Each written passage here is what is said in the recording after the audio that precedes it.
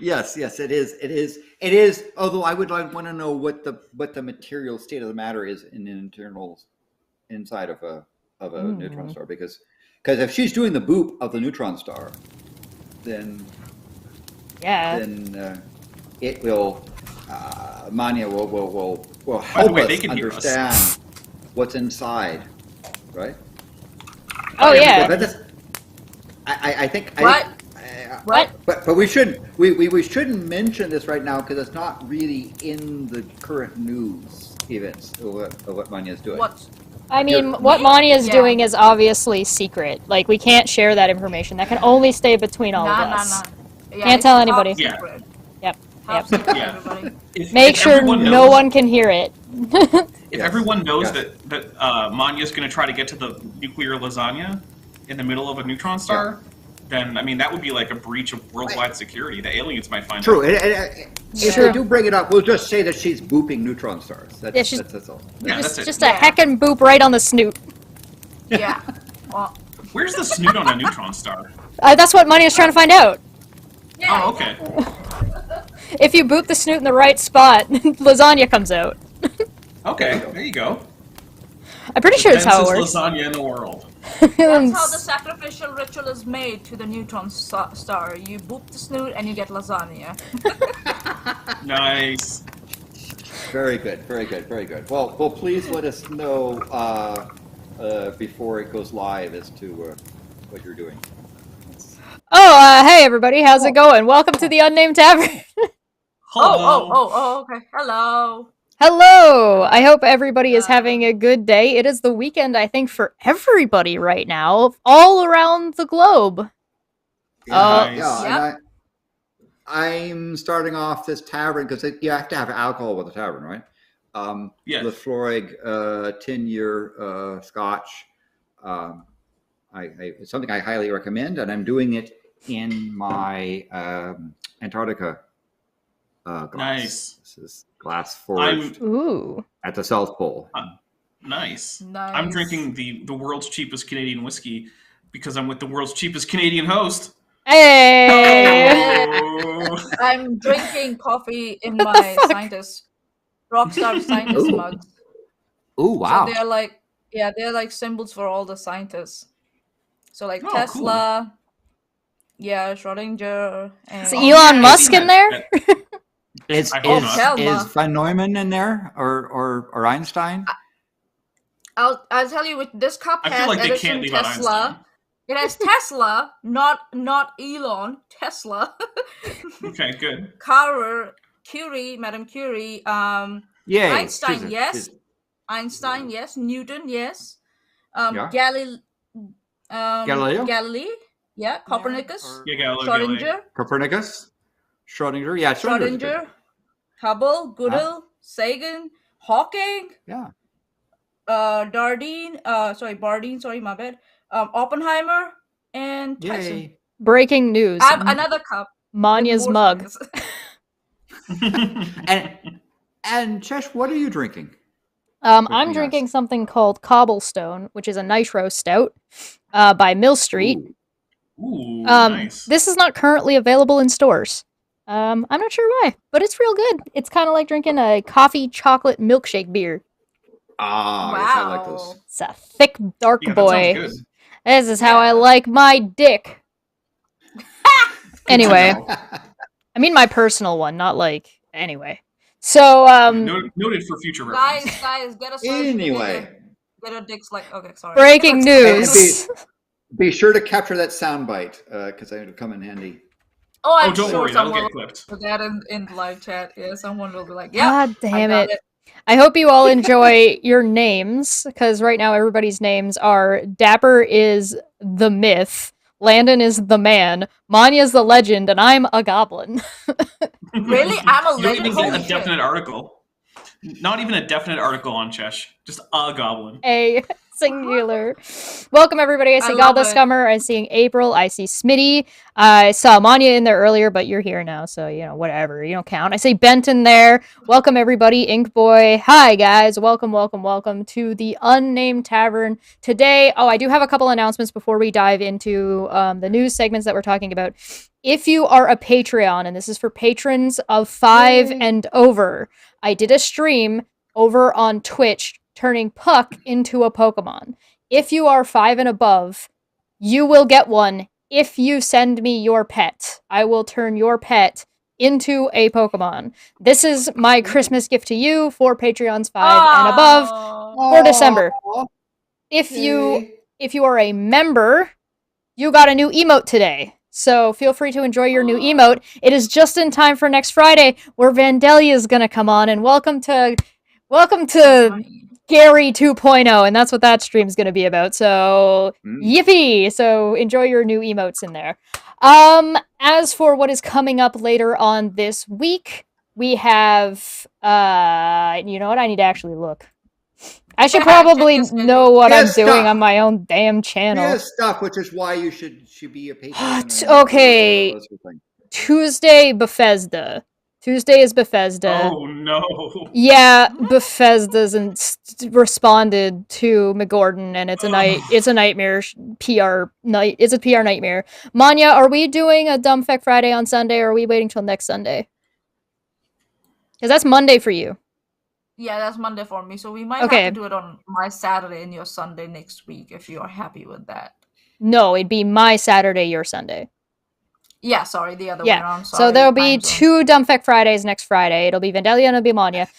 On the following... so on Sunday I'm talking about Bethesda. On Tuesday I'm talking about Brendan Fraser. And nobody's going to stop me, because I get to talk about at least one thing that I actually like on my channel.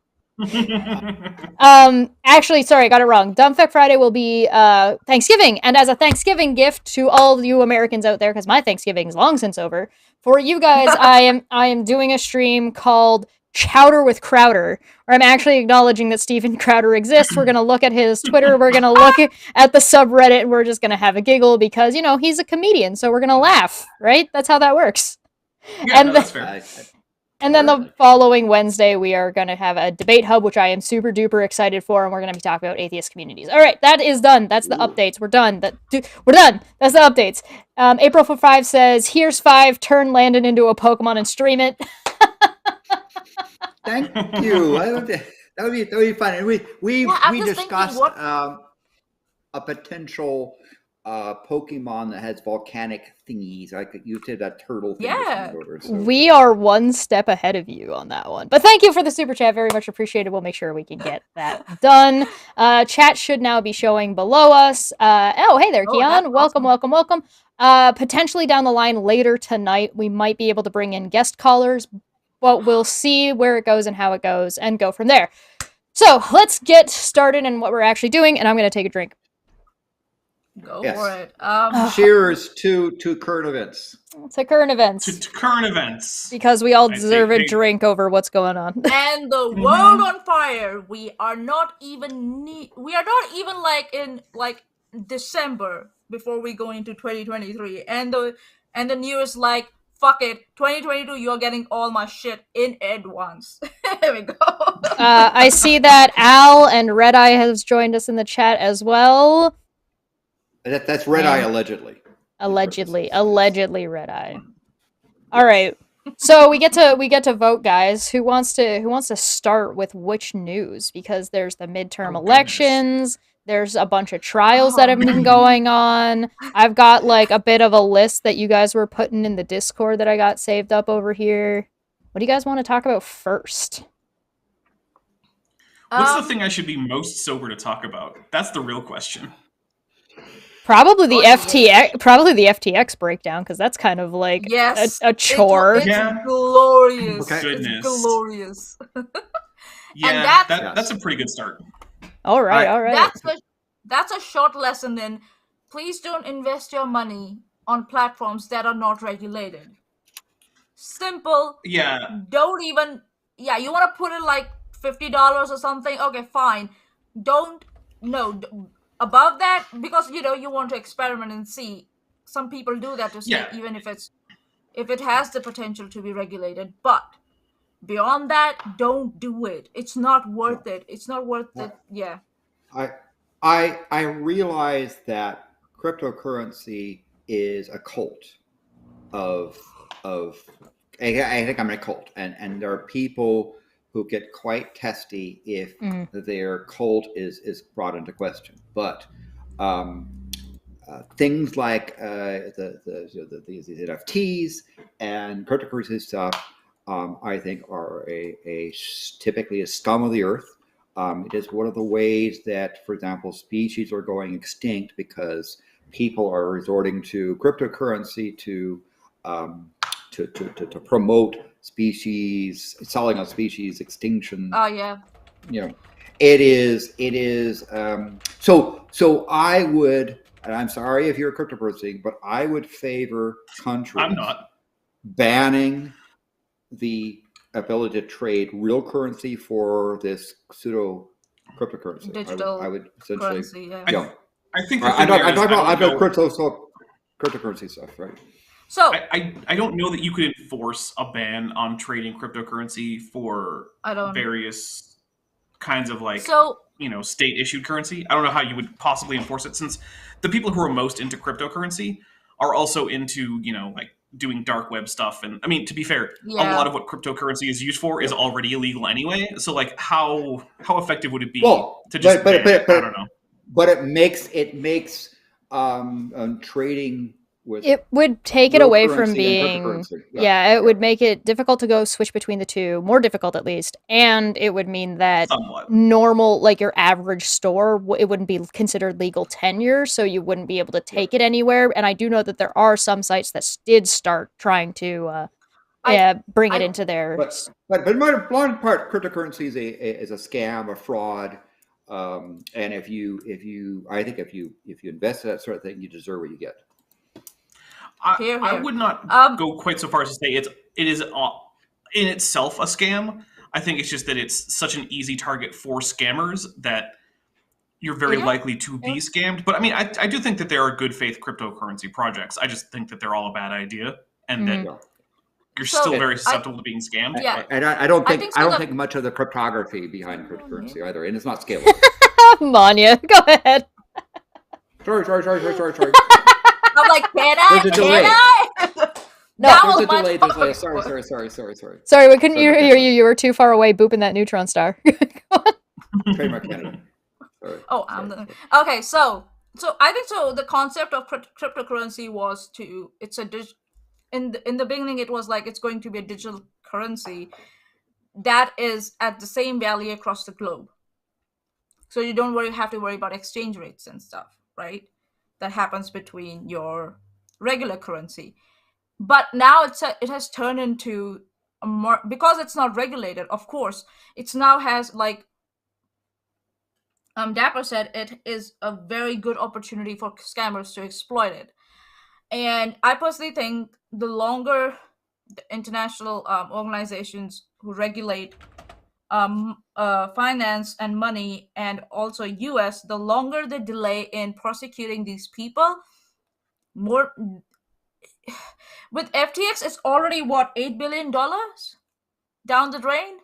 Yeah. What do you need? What exactly happened with FTX specifically? I'll tell you. I know. I'll tell you. So there are two cryptocurrency platforms. One is Binance and one is FTX. And Binance's CEO is Changpeng Zhao, and FTX CEO is Sam Bankman-Fried. And so they're called as SBF and CZ.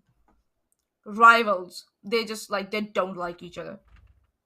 And so Binance tried to approach the regulators and say, we would like you to help us regulate this platform. And SBF, being the shitmonger, he decided to tweet about it and said, "Oh, CZ, are you allowed to go to the DC?" And I think so. What happened was the regulators were like, "Oh, okay, what's going on with you?" So we used had Twitter to tattletale on their rival. Yeah, Wow. and the regulator's like, okay, so there's a institute called Coindex, and they somehow got hold of the balance sheet of FTX, and they released it. They were like, here, take it. And what it showed was that FTX's almost all the FTX's money was locked away in other projects. So it kind of looked like they had assets because it's locked in other projects, so those projects might be assets. But those assets are further like token projects. So they are not liquidable. You can't liquidate them. So it's like, and it also came out that FTX has, or still has, $8 billion liability, out of which $7.4 billion were in loans. Okay. Yikes! And that's a lot. And then that's like Elon Musk levels. Yeah, I think it's 4 times Elon Musk. I don't know. Yeah, 1/5 of Elon Musk levels, because 40 billion, 8 billion. Yeah. But still, I highly recommend you not go anywhere near cryptocurrency. Until it's regulated. It's not scalable. The crypto was ill-conceived, and that it's not a, and if you get into it, you're going to basically deserve what you get. Here, I have something. I have something to share for you guys. So, let's go. Yep. Give me your volume. Oh, there we go. Into cryptocurrency. Hey, you listen here. Oh, hold on. It's really quiet. Let me. Is it who I think this is? This is Brennan. This is Brennan Lee Mulligan. Yes. Master storyteller. He's a D&D. What do you say? And DM. Master DM. Yep. Master storyteller. He captivates his audiences. You should go and watch him. The one he did with the Critical Role one. Thanks to Chesh, I'm addicted to that also now. League of Legends, Calamity. Anime. Yeah, Calamity. And so yeah, this guy did a session with those guys. It was beautiful. Like, this guy creates visuals like with his words. It's like, all right, here we go. All right, let's part of my brain in a Wolverine attack. But I know one thing, and one thing for sure, and that is the blockchain is the future of currency. You think fiat currency, you want state-backed dollars. What could be better than a completely unaccountable system of absolute strangers and con artists assembled together in a bizarre crypto-fascist commune? We already know that these currencies are being used to fund neo-Nazi and far-right organizations. If you're legitimately considering using these things, there's something fucking wrong with you. I'm going to cut you off before this is fucking this is going to become. Where's the whoa. If we were on my channel, we'd have already used up our one F-bomb. Yeah. That's okay. We're on my channel. Uh-oh. It's allowed. But anyway, so again, I'm sorry if cryptocurrency is part of your financial cult, but still, it is. Your cult. Sorry about your cult, bro. but I had the Jehovah's Witnesses come to my door today. I spent a half hour with them speaking of cults. And the person that conceived it didn't understand economics, didn't understand scalability, and chose poor crypto stuff. We have wasted a lot of energy and put in a lot of carbon in the atmosphere chasing this stupid crypto mining stuff. It's bad for the planet. It's bad for the economy. It's bad for You're better off people making money farming resources in World of Warcraft. And yes. So what happened after? Are the Chinese gold farms hiring? Go ahead. So what happened after this was, I think so, FTX SBF was able to find a buyer who was ready to buy FTX, including all the liabilities. And then this guy, the CEO, had to do shit talking again, and the guy was like, all right, I'm out. SBF decided to talk shit behind this guy's back who was going to save him. Word got to the guy, and he was like, I'm out. So panic spread, people started withdrawing money, and then Binance, on the other hand, started liquidating its assets, and everybody was like, what the fuck is going on? Are you trying to, like, show FTX how it's done or something like that? And Binance was like, nah, it's we are just doing our own thing here. So panic spread, people started withdrawing money, and the price of that fucking the whole thing just plummeted. And now we know. And then I think so they were lying to their investors till I think so a few hours before they decided to break the news that they were like way under. And that they have collapsed. They were still lying to the investors. No, we got it under control. And digital pox on their digital houses. So I had a look like. So Changpeng Zhao, he's a Canadian. And his alma mater is McGill University. And he's a co-founder and CEO of Binance. And Sam Bankman-Fried, I don't know why I call him Fried. Everybody says Freed. He's from California. And Stanford, California, not the Stanford University, guys. And he got education from Massachusetts Institute of Technology. So, yay, Massachusetts! That's where I'm from, originally. Hey, yeah. So. And this guy graduated with a degree in physics and a minor in mathematics. Yeah. Bankman. McGill is also as a good university. I know some people who went there. Fine institution. Yeah, it's one of the more well-known universities in Canada. Yeah. So, yeah, McGill is in Montreal, right, Quebec, and sorry. I just lost this. Yeah, so Changpeng, he majored in computer science. And this is the guy who tattled, right? No. It was SPF who was like, he was taunting Changpeng, who was trying to work with the regulators. So Binance was trying to work with the regulators, and see if they could regulate this shit. And SBF had to be, yo, I'm the big boss. I'm the big guy here. I know what I'm doing. And he's like, oh, are you allowed to go to DC? And he just made that fucking remark. And everybody was like, why would you bring attention to yourself like this? And before you know it, their balance sheet was out in the market. And everybody was like, what the fuck? This is I don't get it. Did everyone forget Elizabeth Holmes? Theranos? Yeah, well, this. Did we forget that? Speaking of her, but turns out this Stoinking schmuck was also involved with Fusion Systems, which was a high frequency trading system. And high frequency trading, if you don't know, is another distortion of the market that allows for significant market instabilities. And one of the proposals, I think, has been to require markets to settle on a very long period of time, such as, for example, at the top of every minute, all the trades placed are then resolved. So you no longer have these millisecond type systems that people can't have time to evaluate the market and respond.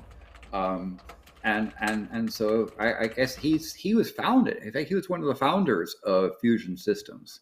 He has been a co-founder of many small subsidies, and what he's been doing is that he has been lending money to these subsidies. And what he's giving in collateral is his own assets again. It's going around in the circle. It's like, have you learned nothing from the collapse of the banking system that collapsed, the whole housing market that collapsed back then? Yeah. Right. Don't go circle jerking with loans. You don't do that. So, out of curiosity, do we on the panel think yay or nay to the concept of a different economic system that doesn't rely on state-backed dollars, or are we totally against the concept, or is it just the way that crypto's going about doing things that we're just like, this is volatile and unstable and too easy to be scammed?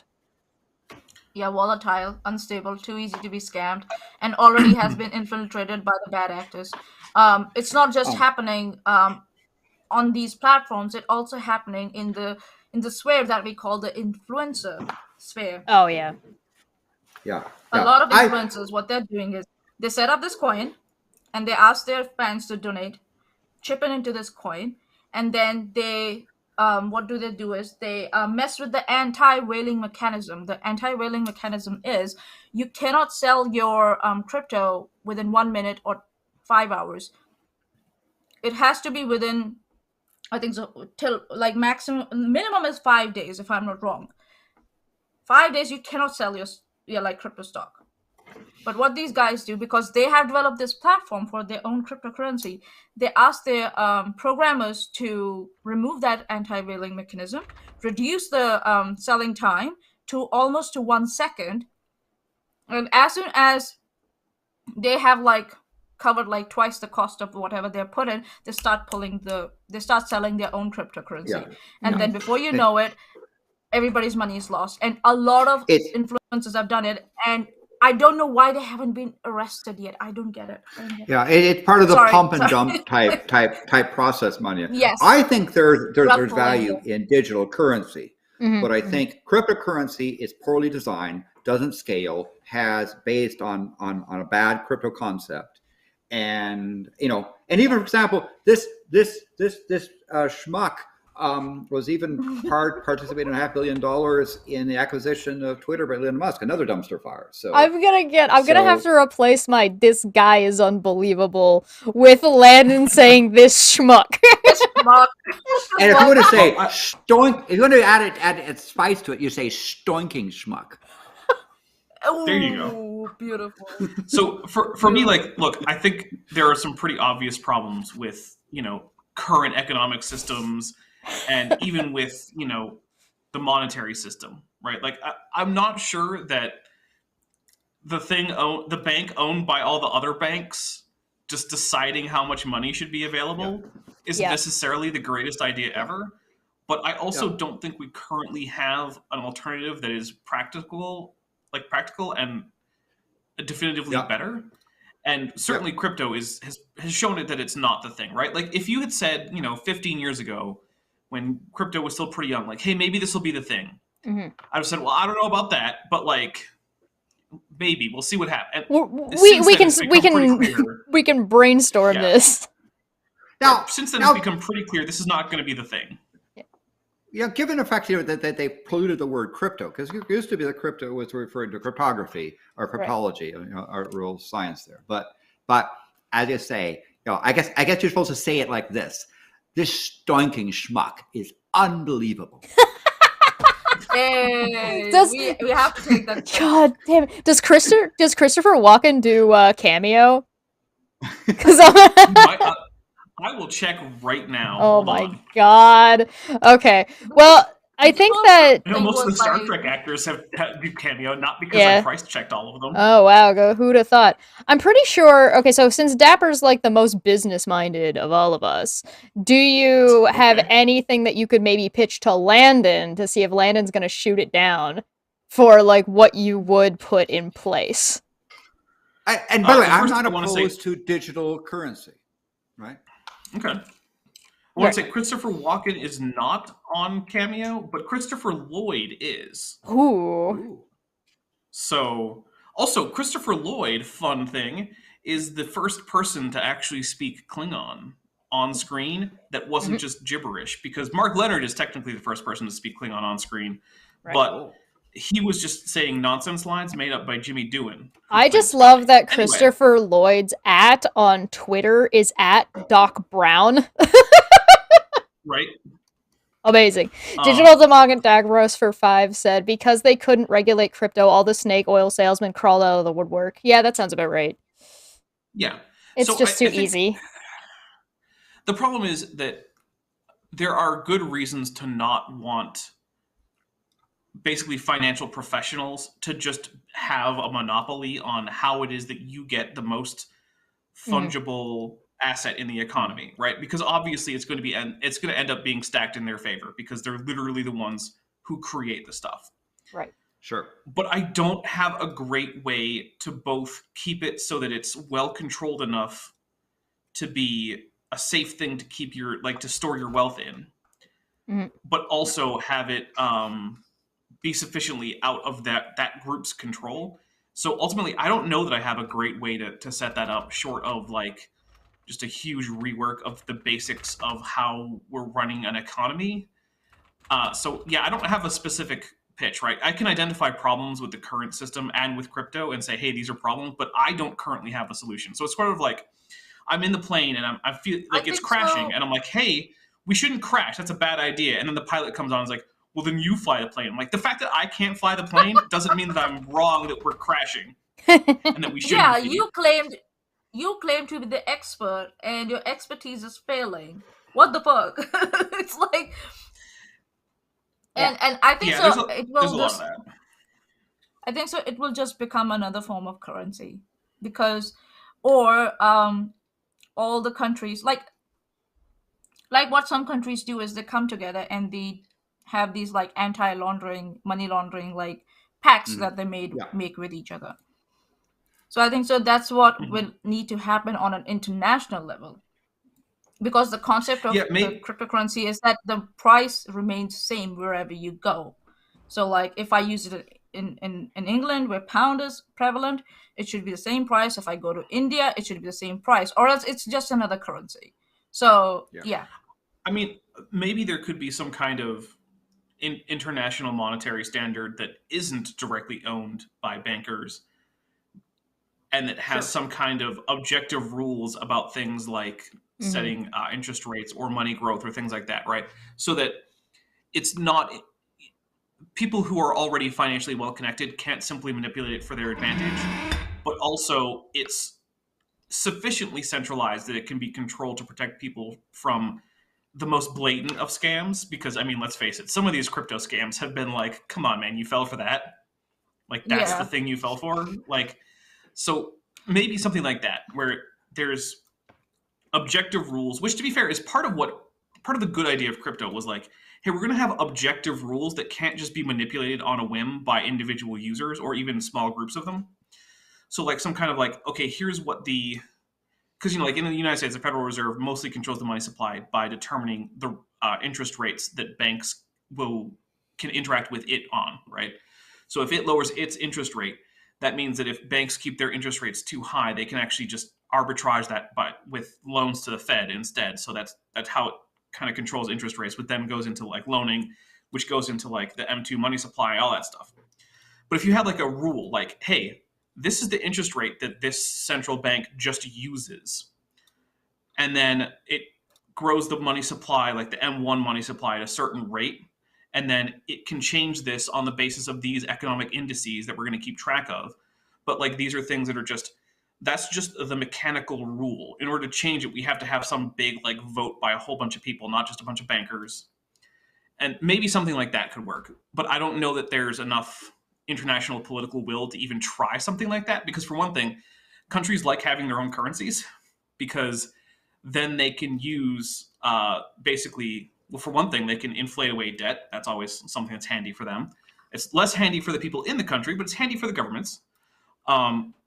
They can also, do things like use trade imbalances to get arbitrage opportunities for both goods and for money. So, I don't know that there's enough political willpower to make something like that, because I do think that the objective rules that are hard to change is a good aspect of crypto. Because, if you set up a good set of rules in the first place, then it's harder for, financially connected people to twist those rules to their benefit. Defango also makes a really good point in the chat and saying nothing stops the banks from reusing the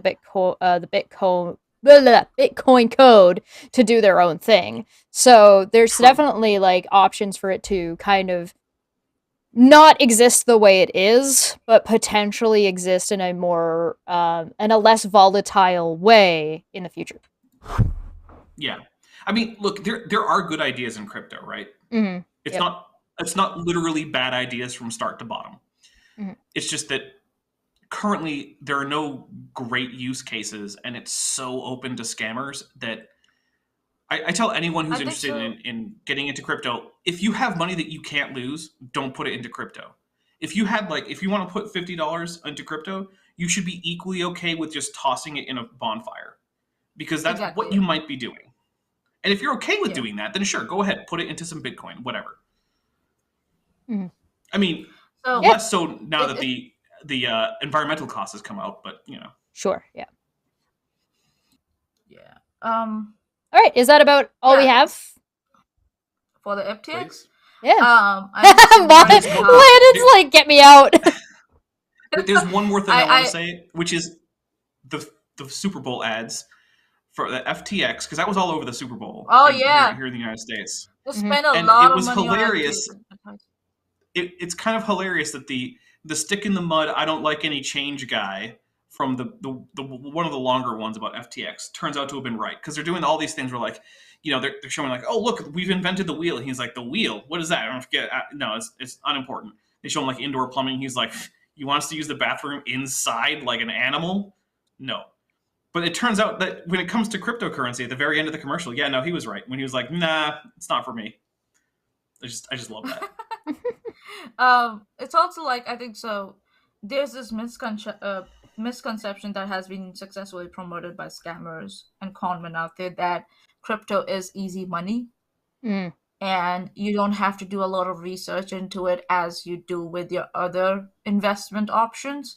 Right. And you don't have to hire and when you go for higher what do you say, costing investment options, you go to the experts, right, who are qualified, certified to do the thing for you, right? And they charge a fee for it. They're like, okay, I'm going to handle your money. I'm going to charge this much this month. Are you okay?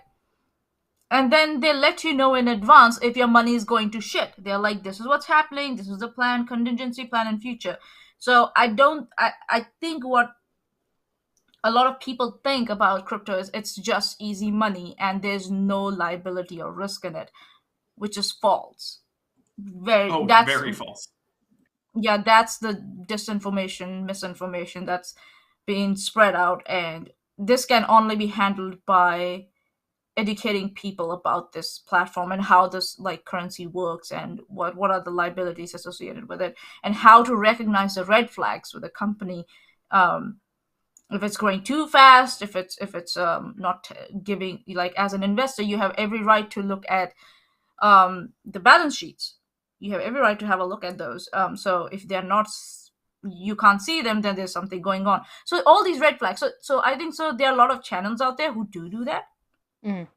For example, like some Digital Demonic said, Cold Fusion did a good breakdown. Upper Echelon did, and also CoffeeZilla.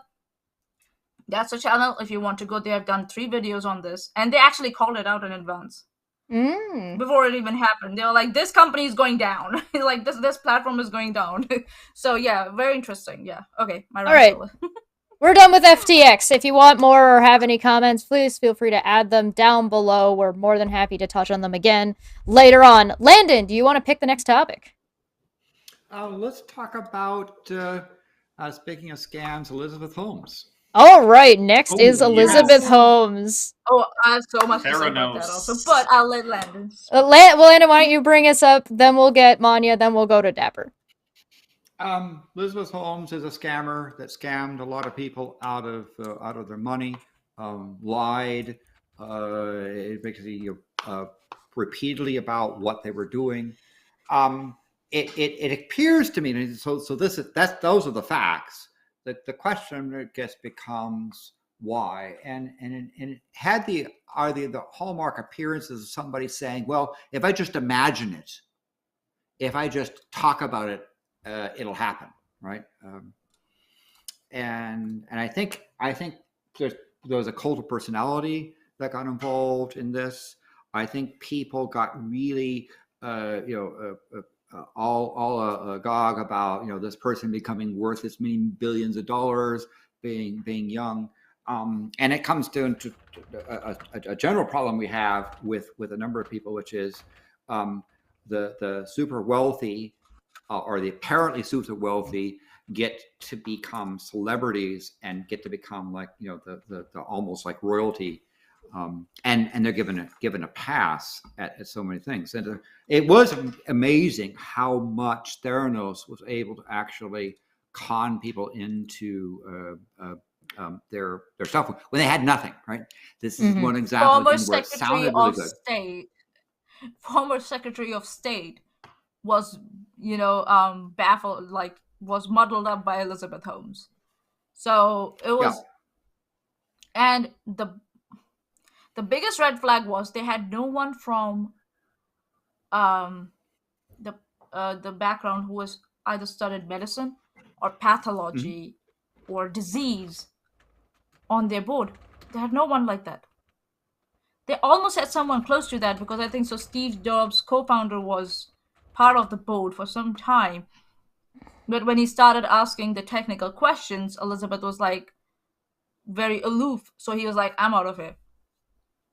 Yeah. So he knew what was going on. But not to raise the questions in the public. That's what my problem is. Why didn't you raise those, questions in the public? If hadn't been, do we know? Pardon? I said, was he under an NDA? Do we know if that might be the case? Because that might be the reason he just didn't want to be sued.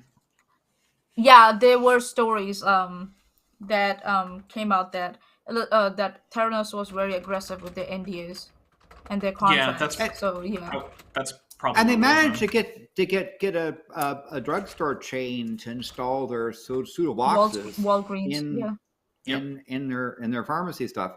And besides the financial con, there were people who had blood tests done where essentially the results were garbage. And I have to say, the appearance is that she knew that this was not what it was said, but she was too brought up in the whole hype thing of saying, wow, you're this old and you're now worth $9 billion type of stuff. Fear of missing out. So all the investors who were, social pressure was there. And Walgreens basically were roped in because they were like, we are going to miss out on an opportunity. That's how they presented this to everyone out there. They were like, we know what we are doing. Do you know what you're doing? Like the biggest gaslight in the history of like financial crisis. Biggest gaslight. So, and also, it's also like because they kept the board structure. Like she had the 99% of the vote. So board was just 1% of the total vote. So nobody could do anything actually. So they were just there as posers. They're like, oh look, these people back us up, so we must be legit. So that's what happened. Yeah. And if people asked questions, they were shut down very quickly. Well, that's what charisma will do for you, though, right? Charisma check everybody. And an absurdly artificially deep voice. Did you hear that? That's not her real voice. Wait, she was always talking like that. Like, come on, man, that's not your real voice. No. It's deeper than most baritones I know. That's fake. This is the worst of PR, right? A PR machine backing up somebody that didn't have anything behind them. Okay, so as much as I talk about PR on this channel, because it's kind of like what I've experienced in, there's something to be said for PR can be used for evil. PR can be used to make somebody who is an absolute piece of shit garbage person look like a goddamn angel if that person actually listens, right? If the person listens to what the PR person says, they don't actually have to do much of anything. They just have to not do specific things. So like Amber Heard is a really good example, right? You could fix Amber Heard's reputation in probably 3 to 5 years. And 3 of those 5 years is making sure she does nothing. Do nothing. Don't do anything. Shut the fuck up. And don't do anything. Don't be on Twitter. Don't do any interviews. Don't do any work at all. Do nothing. Go and live your life and tell people you're trying to recover and just say you realized you had a problem and then pretend you did anything and then come back 3 years later and be like, man, I've really changed.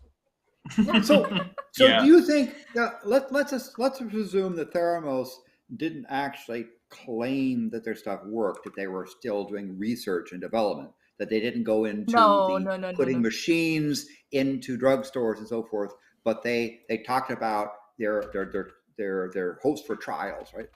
Do you think they could have gone along on a path without stepping into sort of the illegalities?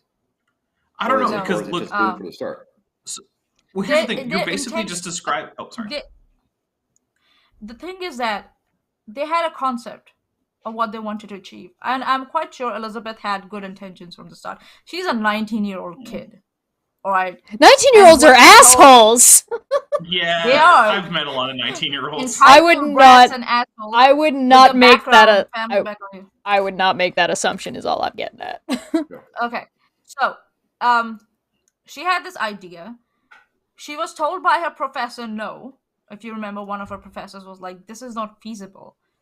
You have to first get your degree, and then there was a phrase like, you have to keep doing when doing is like not even in the question, that you have done everything. And it's not even in the question. So you're going 10 steps ahead. That's where you start getting good info data to like see if something's feasible that you think is feasible or not." And she was like, "Nah, I'm gonna be the next Steve Jobs." Okay. Opted out of Stanford, just like Steve Jobs did. So she thought by copying other people, she could achieve what she wanted to achieve. But because she lacked an education, she had no background in study of disease, pathology, even chemical, like how fluid dynamics, chemicals, nothing. She opted out before she could gain just that the basic laws of thermodynamics, so so forth. Yeah, she opted out. But what about the null hypothesis? But perhaps if they instead had promoted themselves as, we are going to do research to see how we can do tests with better tests with minimal blood, and said, please invest in us because we're doing this research to see what can be achieved, she might have been able to stay on the legal side rather than on the scam side. Maybe. Well, I think something can be legal. Something can be legal and still be a scam. So here's the thing, right? Okay. What that describes is basically literally everything Elon Musk has ever done, which is to say, hey guys, invest in me because I'm going to do this thing that's absolutely batshit insane that I'm never going to do and it's completely impossible. But I'm going to do it anyway, and I'm going to do it in 3 months. Yeah. And then, 3 months go by, and he's like, oh, well, I was overly optimistic, but thanks for all the money. I think there are some things... No one seems to care. I think there are some things that Elon Musk has done right. Particularly when it comes to creating the following that he has. Like, he didn't get that following by accident. No, he's good at memes and presenting himself as a genius. So I think the answer to my question is no. I don't think that Elizabeth Holmes and Theranos could have gone a legitimate route, because legitimate route would have come up with this is unfeasible, and the company would have folded. Right, legitimate, no. Doesn't seem to be in the cards. Yeah, I think she could have done it legally, but not legitimately. But the thing is that even even the initial experiments that came out later, when they started designing everything, their design team was woefully ignorant. They had no fucking idea what they were doing. And I think so right from the start, after just few tests that they did, the models that they built, I think so from the third model, they just gave it up. They were like, we are just going to present it as... They were hoping that they will present to the world that it's working, and in the background, some miracle will happen. Someone will get an idea, and we will figure it out. When nothing like that was going on. They were just like... because when they started pretending that the device is working, they had to provide the services that they claimed that they can provide, and people like, where are the services? So they started venturing in that area, and then regulations come in that area, that they had to deal with. And that's where they just descended into the deep stuff. All their energy, money.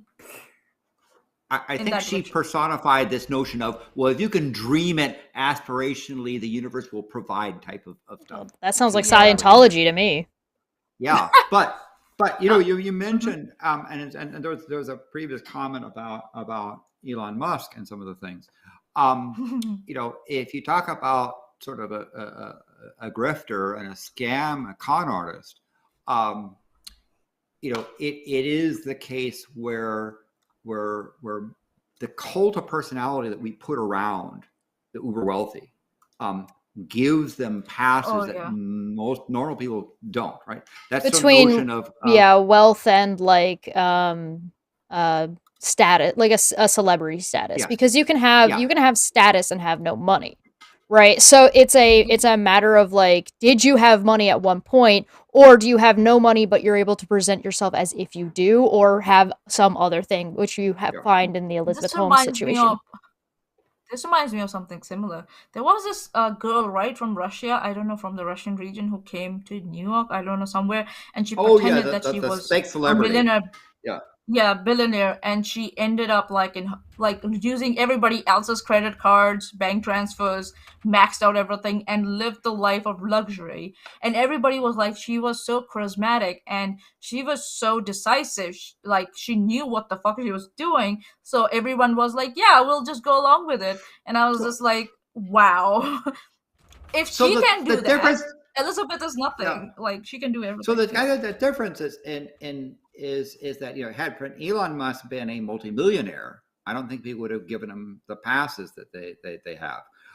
The problem is that Elizabeth Holmes financially burned some very powerful people, and they wanted to get her, right. So in some ways, the scams that Musk has done may not have ventured into. He may have, because he was smart enough to not go into like health records and healthcare stuff. But nonetheless, he did go into brain implants. I'll give you a little pushback on that, Landon. People who invested, they got burned, but it wasn't them who actually started the chain of events of asking questions. It was an anonymous person with a background in pathology, who wrote a blog every day about science and everything, who came across Elizabeth Holmes' claims and was like, bullshit, and went to a reporter and said, this might be good to look into. And it took the efforts of the reporter, despite Elizabeth's lawyers trying to shut it down, his efforts and the whistleblowers who cared that people's lives are being endangered. Yeah. And had she, for example, just dabbled in cryptocurrency or something like that, it might not have gone into, you're right, the healthcare stuff. But I think, and so I agree with you. I retract my previous thing, and I think you're right there, Maanyaa. In the case, you're welcome. But in the case, for example, of Musk, the surprising thing is that nearly everything he's done and everything he says is wrong. Right? Let's hold off on Musk until we get to Twitter, because that's like a whole its own thing. I can kind of empathize with Musk a little bit, but I'll let. I like how I said let's hold off on it, and everybody told me no. Sorry. Holmes, unlike Holmes, I don't think that he's gone into the level of illegality and affecting people's health. He's been probably smart enough not to. There's been a good number of things that we'll come back to Elon Musk later. We have a lot of things, Landon, that we will discuss. It's a very juicy topic. We will discuss it. Let's Elon's got a couple of things that he's been very, very, very smart about in the way he's approached them, and very, very, very clever, although risque or potentially questionable depending on how you look at it and what angle you're coming from. But we'll get to that. Are we wrapped up with Elizabeth Holmes? We do have a question from April for 2 then that was about crypto. And right now I want to say, hey, listen, if you guys have any questions about Elizabeth Holmes, ask them now and make sure you at me while we're answering this question about crypto, and then we can move on to the next topic. Dapper, you're picking the next topic, so you're on deck, so you know. April for 2 asked, why again isn't paper money crypto? So what separates paper money from like a digital version? So the concept of crypto was to get out of the area of exchange rates and stuff. To keep so that's why paper couldn't become crypto. It's kind of already digital. All the money is almost digital. Every transaction that we see nowadays happens over internet. So it's already digital, right? Through the app, through your bank apps and everything. So the paper money is digital, but crypto, the concept of crypto was this thing stays on. It's outside of the government. It's outside the government. Yeah, it's outside the country. Government, outside the country, outside the government, and cannot be regulated. Once you get it, it's yours, and if you go to any other country on this planet, you'll get the same price that you are expecting in another country. So it was like that. Theoretically, I mean, you could make a physical version of a cryptocurrency if you wanted to. There's nothing really stopping you outside of, like, you know, your general logistics. But from like a theoretical standpoint, what it is it would just have to be a physical copy of something that has been produced outside of any government or country. And I think it's important to know that cryptocurrency is not to confuse with virtual currencies, right? Right. Because the thing that the cryptocurrency has in its heart is its medium of exchange is through a computer network. So that's why you wouldn't have physical coins. And it is not reliant on any central authority, like a government or central bank. And it's decentralized system for verifying transactions, right? Is sort of how it it manages. But that's different than a virtual currency. But in setting the prices, right? When a country puts out its currency, other countries evaluate that currency and bid to establish its rate, right? So in some way, for example, the Great British Pound, or Australian dollar, or U.S. dollar, or all those things, are things where because there's allegedly examination in the books of that currency, other people are able to evaluate it. So if a country starts to pump out its currency like mad, other countries can sit there and say, well, now your currency is not worth as much. We're not going to let our currency buy as much of your currency, right? Is how that. So it's kind of a self-regulating system. So in that sense, but there are currencies out there that are suspect, and so a country which doesn't allow you to really understand or look in the books has a currency which is much more suspect and much harder to trade. Yeah. All right, Dapper. Don't forget to like and share and all that good shit. Dapper, what do you want to cover next?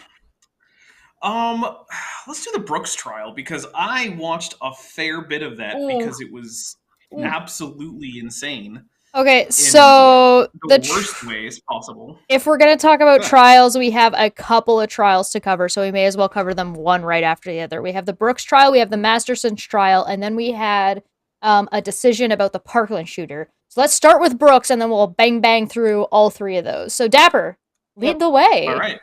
Actually, technically, this is now our second trial, because the Elizabeth Holmes trial also just ended. We didn't talk much about the trial itself, but right. So we're in the trial phase of this. Yeah, I think it was 11 and change, I think.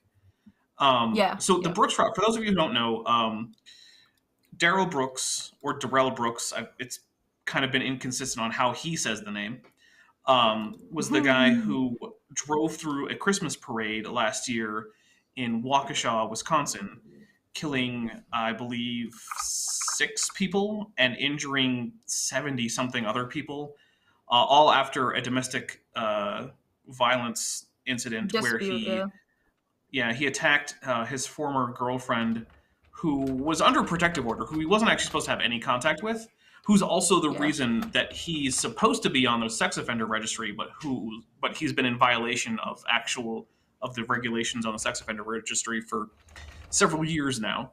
This is him. This is him staring down the judge after basically she shut down what he was trying to do.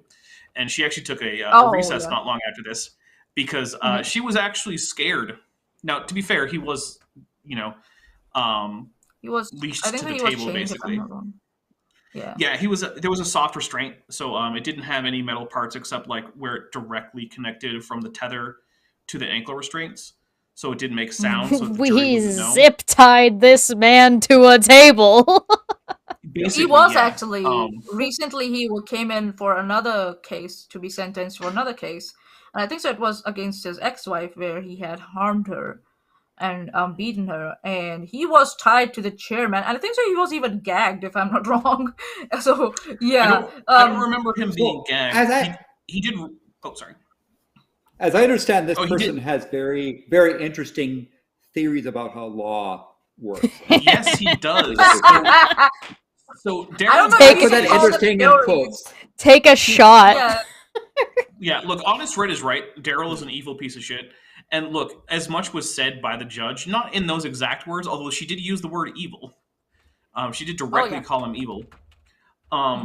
So, yeah, he's a sovereign citizen. And so basically, sovereign citizens have this gigantic set of conspiracy theories. And it's a little complicated because there's a whole bunch of different sovereign citizen gurus who all have like slightly different variations on this theme. But the basic idea is that the United States, and by extension, other Commonwealth countries, so those are basically mostly the British Commonwealth. So, I shouldn't say Commonwealth, common law. So, what the United States legal system has in common with a lot of the British Commonwealth countries like Australia, Canada, New Zealand, Great Britain itself, Ireland, is that a lot of the law is based off what's called English common law. English common law was developed by these traveling judges who went around in England in like the late medieval period on behalf of the king, settling disputes, and not primarily based on laws that were passed by the king or parliament, but based on things like precedent from other judgments, and if there wasn't great precedent, then what they thought was pretty fair, which then established precedent and things like this, right? Yeah. So what sovereign citizens tend to believe is that the only jurisdiction that's valid upon them is the common law. And that for some reason, the United States is actually not a government. It's a corporation that has set itself up using admiralty law, which is not, it's a real thing, but it's not a thing in this context, right?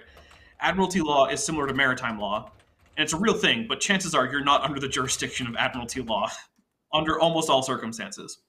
And so they think that by using these various magical phrases and tricky words in legal contexts, that they can get judges and district attorneys and whatnot to admit that they don't actually have jurisdiction over them, and therefore they need to be let go because they haven't violated any common law anything. It's absolute. Oh, okay. Yeah, and so T-shirt. I wore a shirt appropriate for this show. So would one of the things this that person be such a celebrity if he wasn't into the I don't think so. Because I think what happened here was this trial was televised, you can say.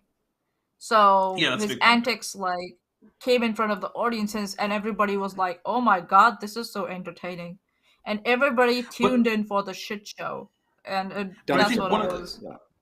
But I think one of the key things, though, is that virtually every aspect of his absurd behavior, and I'll be honest, look, it was entertaining to watch. In fact, I actually forced myself to sit through like the vast majority of the victim statements to remind myself what's actually going on in this trial, and it's not just a clown getting up for my entertainment. The trial is about, what the trial is actually about, So one of the things I don't want to lose sight of is the fact that this man murdered and grievously injured dozens of people, right? Like this is a thing that happened. I think there's something to say about this trial being something that people were interested in because it was literally a car crash happening, right? So like the trial was about somebody running people over like coins in a Mario driving game, and then going into trial and being so absolutely absurd and self-destructive that it was a train wreck to watch, right? I think so. What has happened is, I think what I observed was when people from his side were giving statements in his support, according to them, it's never his fault. It's always something else. Yeah, it's circumstances, mental illness, his mental well-being. It's never his fault, and I think so that that that has become part of his personality. He thinks it's never his fault. It's always someone else's fault. Mm-hmm. So, and when you come in with that attitude, and then you decide to represent yourself, yeah, that's a disaster. And that's a good point. There's a really good point in the chat. There's a really good point in the chat being made from George, and George just said it's going to pop up on the screen in a second. There it is. It's going to be an interesting movie when they make it. Do you guys think this will? You think this will be a movie, or do you think it's too absurd? I mean, look, how many Jeffrey Dahmer movies or TV shows have there been, though? Sure, but wasn't Jeffrey Dahmer interesting as a person? I feel like this guy's not actually that interesting. The thing is, as a person, he's not very interesting. But the trial itself, and people do like courtroom dramas, the trial itself has been insane enough and entertaining enough in terms of just watching it. And look, I'm not saying it's a good thing that it's entertaining, right? Like, I probably shouldn't have been using this as entertainment, but I did anyway. That I do think that there's a fair chance that there will be a movie. To go back to Landon's thing real quick, though, I really don't think that he would be the object of so much discussion if it weren't for the sovereign citizen stuff, because you can tell the reason he wanted to represent himself pro se in this case is because he knew his lawyers would not do any of the sovereign citizen nonsense that he wanted them to do, right? Because everything, every bit of disruptive behavior that he gave, with very few exceptions, was all about the sovereign citizen stuff. He always objected to being called he always objected to being called by his name. That's a sovereign citizen thing, because they think that if you spell their name in all caps, that means it's not you, it's the shell version of you that the United States government has set up to borrow money against. Yeah. Right. And every time he's saying, oh, I accept for value in exchange for value these documents, that's a sovereign citizen thing. Every time he says that I'm appearing here as a third party representative for my client, the accused, that's a sovereign citizen thing. Every time he says, like, he's asking for grounds every single time, even though they've already been stated. All of these are things that you typically see in sovereign citizen cases, but usually those cases are like traffic court, right? Like, hey, we want you to pay this speeding fine. And this guy's going to go represent himself. Someone, But never before has it been in a mass murder case. Yeah. Like, that's not where you normally see sovereign citizen nonsense, because even most sovereign citizens will say, okay, look, this is serious enough. This is messed up, Like, before this, the biggest case with the biggest stakes that I ever heard of anyone using sovereign citizen nonsense was actually Kent Hovind's original case for tax fraud, because he's a sovereign citizen, even though he doesn't like the term. And so that obviously ended with him getting a 10-year sentence, of which he served, I think, just over 9 years. Oh, wow. Yeah, well, he got out a little bit early for good behavior, because I'm not too surprised that he was a reasonably good prisoner while he was in. He doesn't seem like the kind of guy who's going to start fights. But anyway, this is the first time that, one, it's been televised to this extent, and two, the stakes have been this high. Because, I mean, this is a man who ended up with like 1,400 years in prison or something like that. Yeah, 1,700 if I'm not. It's well over 1,000. 1,000, yeah, 1,000, yeah. It's significantly over 1,000. Like, he's not getting out. It's not going to happen. Nah. But yeah, I think it brought to light just how crazy the sovereign citizen movement is to a lot of people who weren't aware of it before, and also, like, I don't know. I'm hoping that what it does is raises some awareness of this thing in the eyes of even some sovereign citizens, to realize that, look. Because here, if I had to give a message to every sovereign citizen out there, it would be this. I'm not going to argue whether or not your interpretation of legal facts is wrong, because I'm not a lawyer. But what I will tell you is, the guys with the guns don't give a shit, and they're going to put you through this court system anyway. And the best you're going to do is piss off the person who gets to decide your fate. So maybe don't. Even if you think you're right. Not a good idea. I feel like there's something to be said about, like, actually being educated in law traditionally. Because, like, I mean, okay, so with young earth creationists, or with even some people who do Scientology, and people who do some of the more not okay practices in those, in like, anti-science type areas, you have professionals that are trained in at least a field. Now, that might not be the field that they're speaking in the majority of the time, particularly if you look at like AIG, who are a bag of dicks. But that's for Dapper. Drink. That's for Dapper. Drink for AIG being a bag of dicks.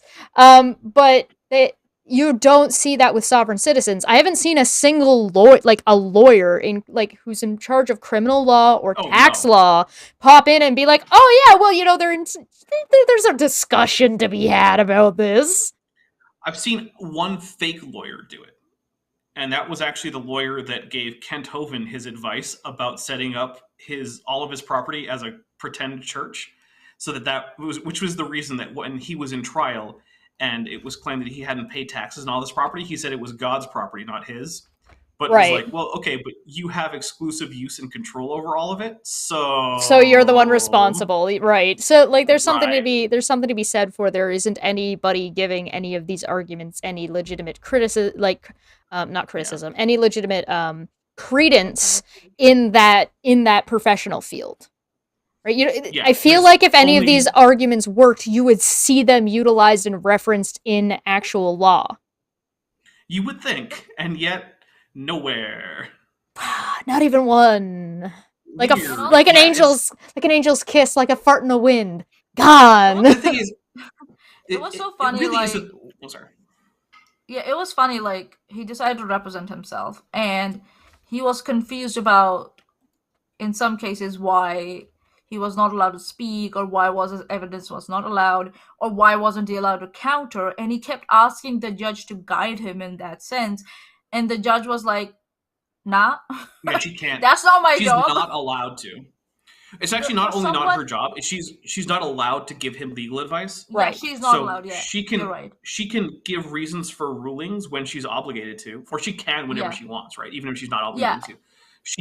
She can say, hey, you haven't done this the right way. There is a right way. You need to do it the right way.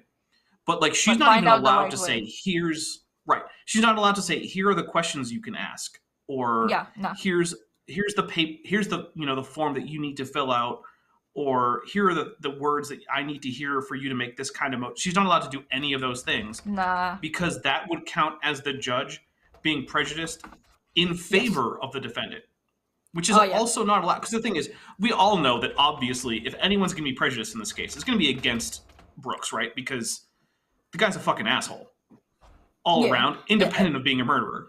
So no one's going to be biased in favor of him, but still, you can't act like you are. Yeah. And also, it also kind of exposed, like, how entitled he is to other people's resources. Oh, yeah. That he expects everyone else to, like, cater to his needs all the time.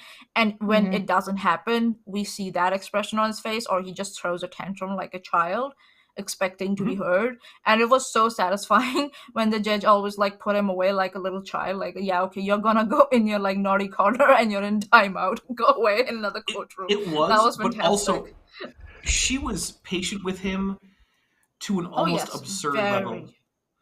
And the thing is, I think angelic. It's because I mean, she actually got fan mail from that. Judges don't normally get fan mail, by the way. That's not a normal thing for a judge to get. Like fan.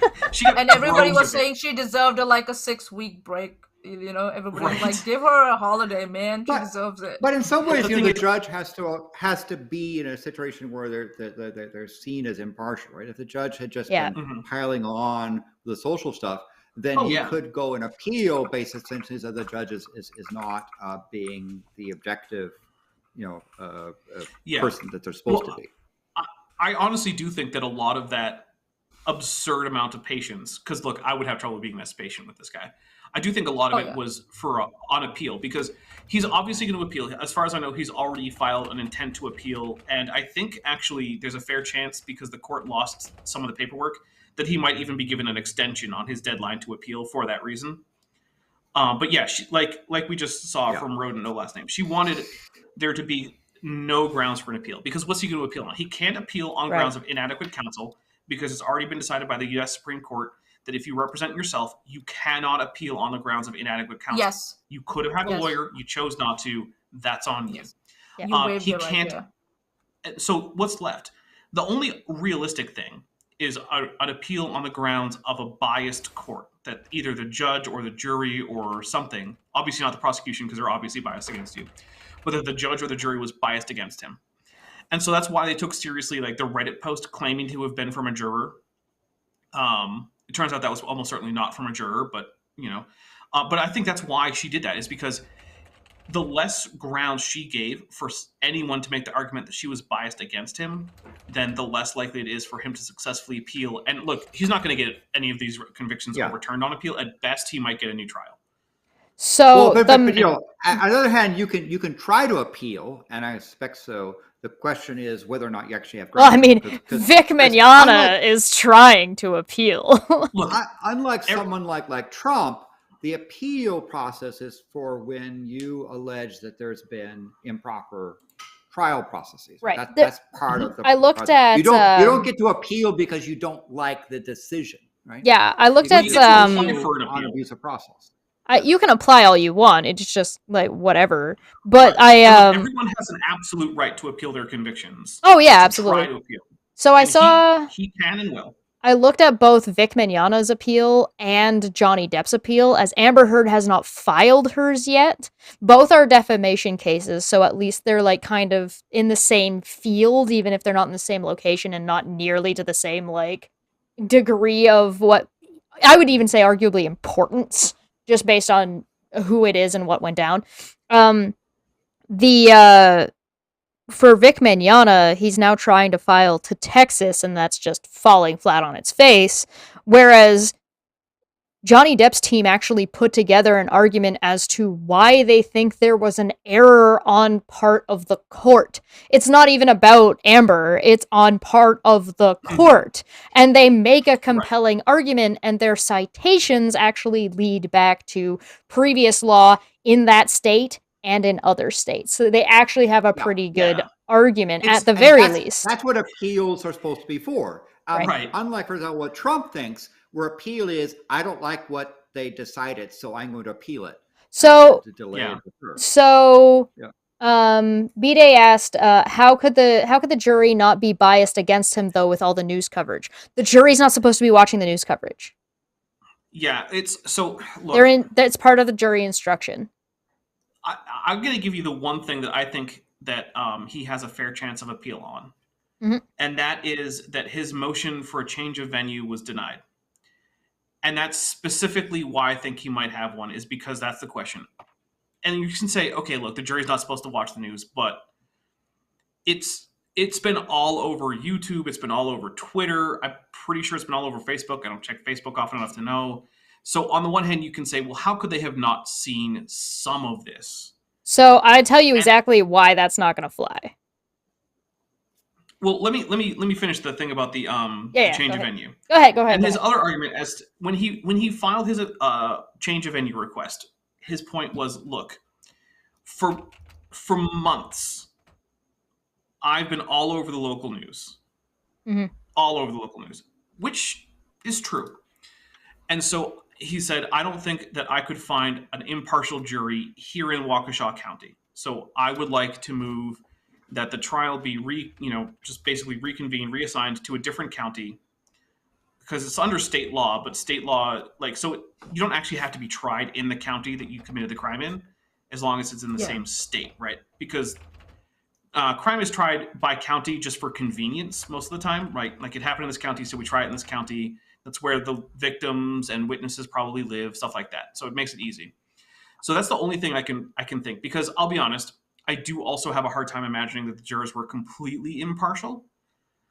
So I do think that if he has a chance, that's his chance, is say that he should have been granted the motion for change of venue. Because honestly, I can see some merit to that request. And now, I'm not a lawyer, I'm not a judge, I don't give legal advice. This is just some random, I'm not even a human, right? I'm just some dinosaur who's looking at the stuff from the outside. So that's the one thing I think he has a leg to stand on, maybe. I think Bede made another good point of that he was everybody saw the event on the news before the trial. Yeah. So that, I think that's actually a very, very good point, is that the jury might have seen coverage on the news before they were even jurors. But the problem is there's no way to remove that from anybody. Well, that's the argument for the change of venue, because if it was far enough away, then maybe they wouldn't have been so saturated with maybe.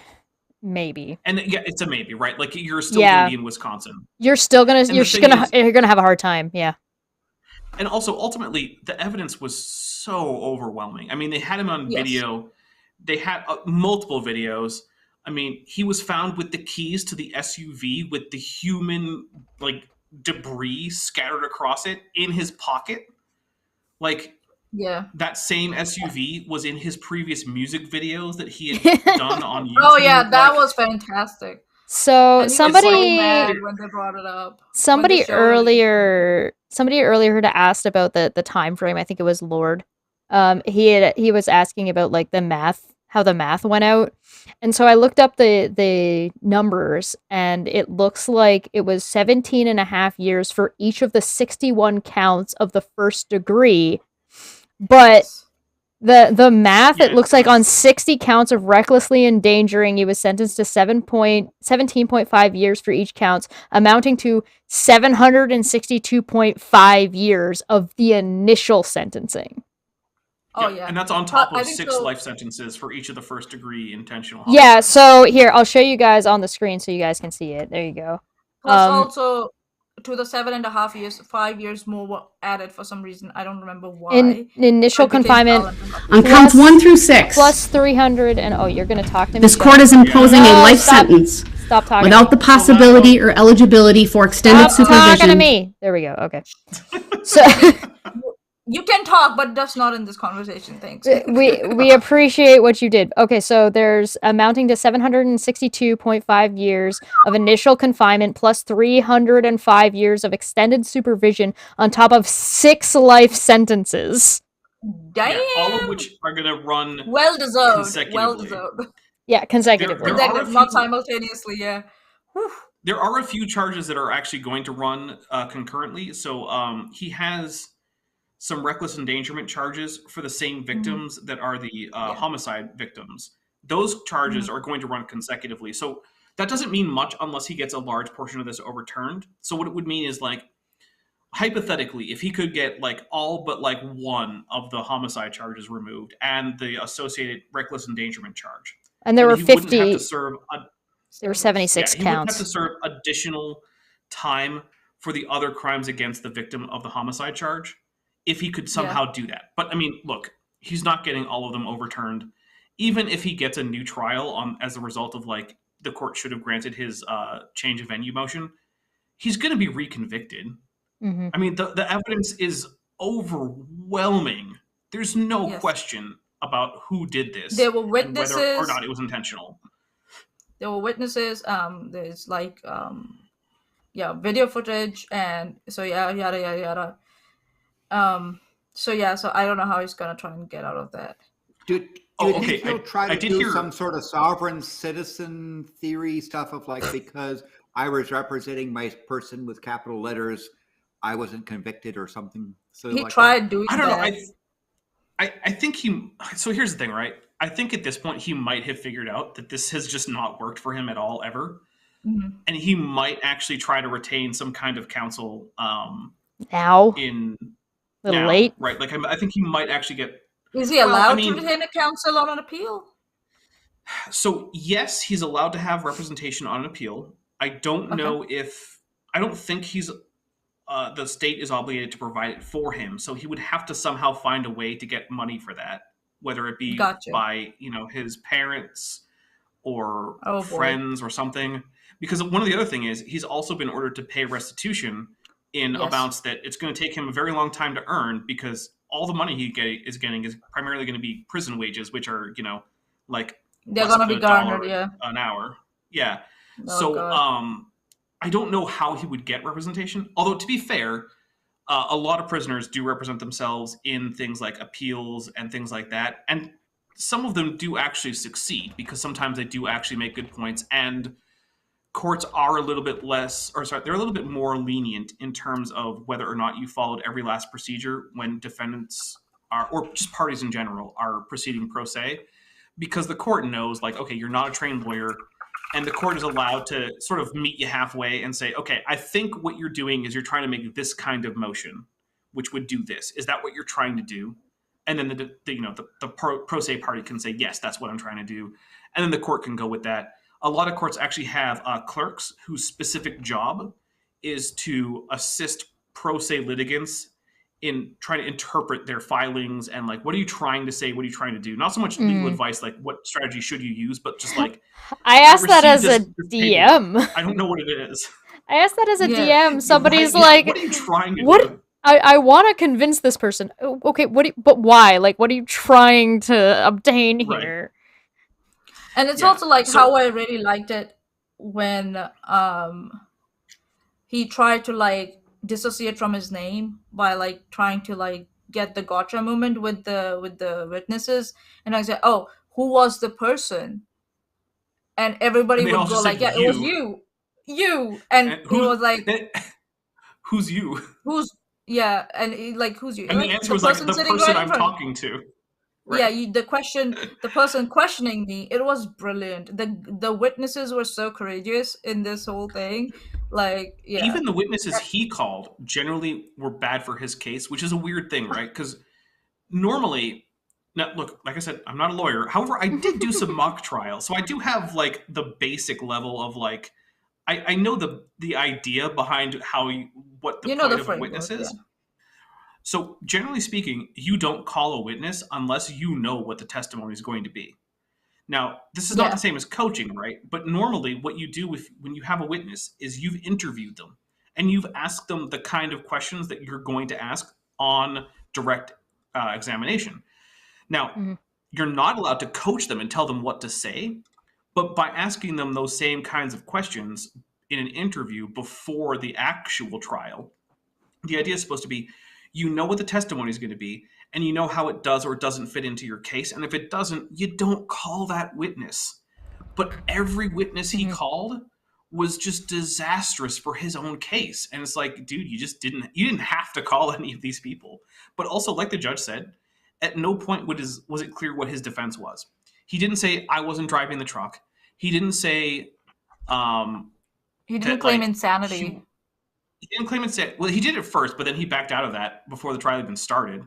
Oh, okay. He did try to claim mental illness as like a reason to be given a lesser sentence in his closing arguments, I think so. Not in his closing argument, in the sentencing remarks, because the closing arguments are supposed to be using the facts presented in evidence to argue why you should be acquitted, right? He didn't even really do that. Instead, he actually argued for jury nullification, which is a thing I do want to touch on real quick, which is, there's a rule in... Jury nullification is based on the fact that juries cannot be punished for reaching the wrong verdict. Right. So if you're on a jury and you make a mistake, or as we're about to talk about, or you intentionally give the wrong answer, you can't actually be punished for it. What that means is that if you decide to find someone not guilty, even though they are guilty, they will go free and you can't be punished for it. So normally what happens in cases where juries intentionally nullify is the jury thinks that what the person did is not worth punishing, or perhaps the law shouldn't even exist. You actually see it a lot nowadays in the US with marijuana cases. It's basically impossible to pull a jury that's going to convict on most marijuana charges. Like, prosecutors have mostly stopped even trying. They're just like, no one's going to vote guilty. They're all going to nullify because no one wants to be the person who sent someone to prison for something they're probably doing themselves.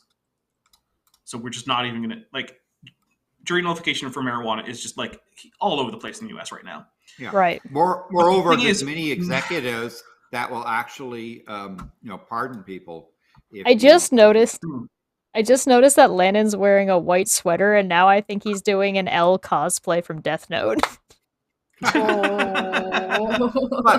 fair enough. Tax is coming up.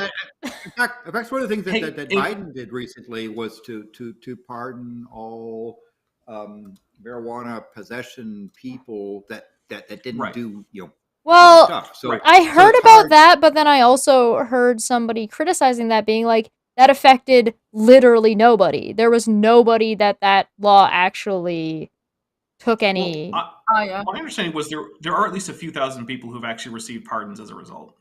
Okay. Yeah.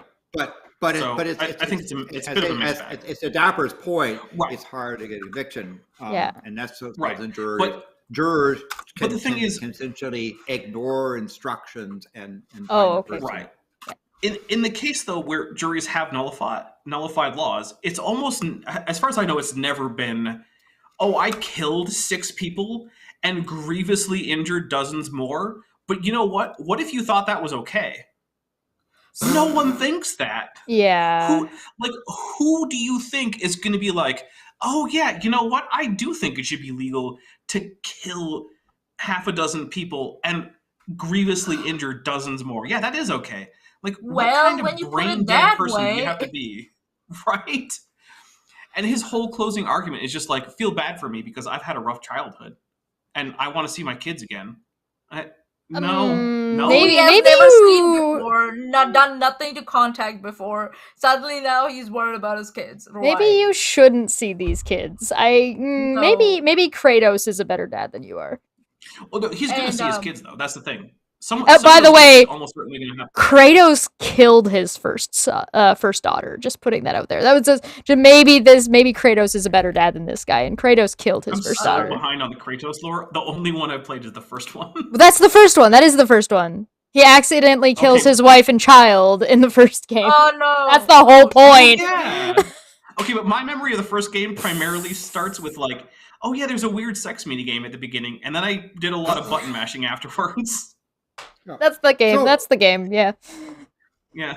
It seems to be a common thing that happens in current events when I guess people get sort of fatigued by current events, and it starts to get slow news days, that they go and find a trial that becomes its own celebrity, right?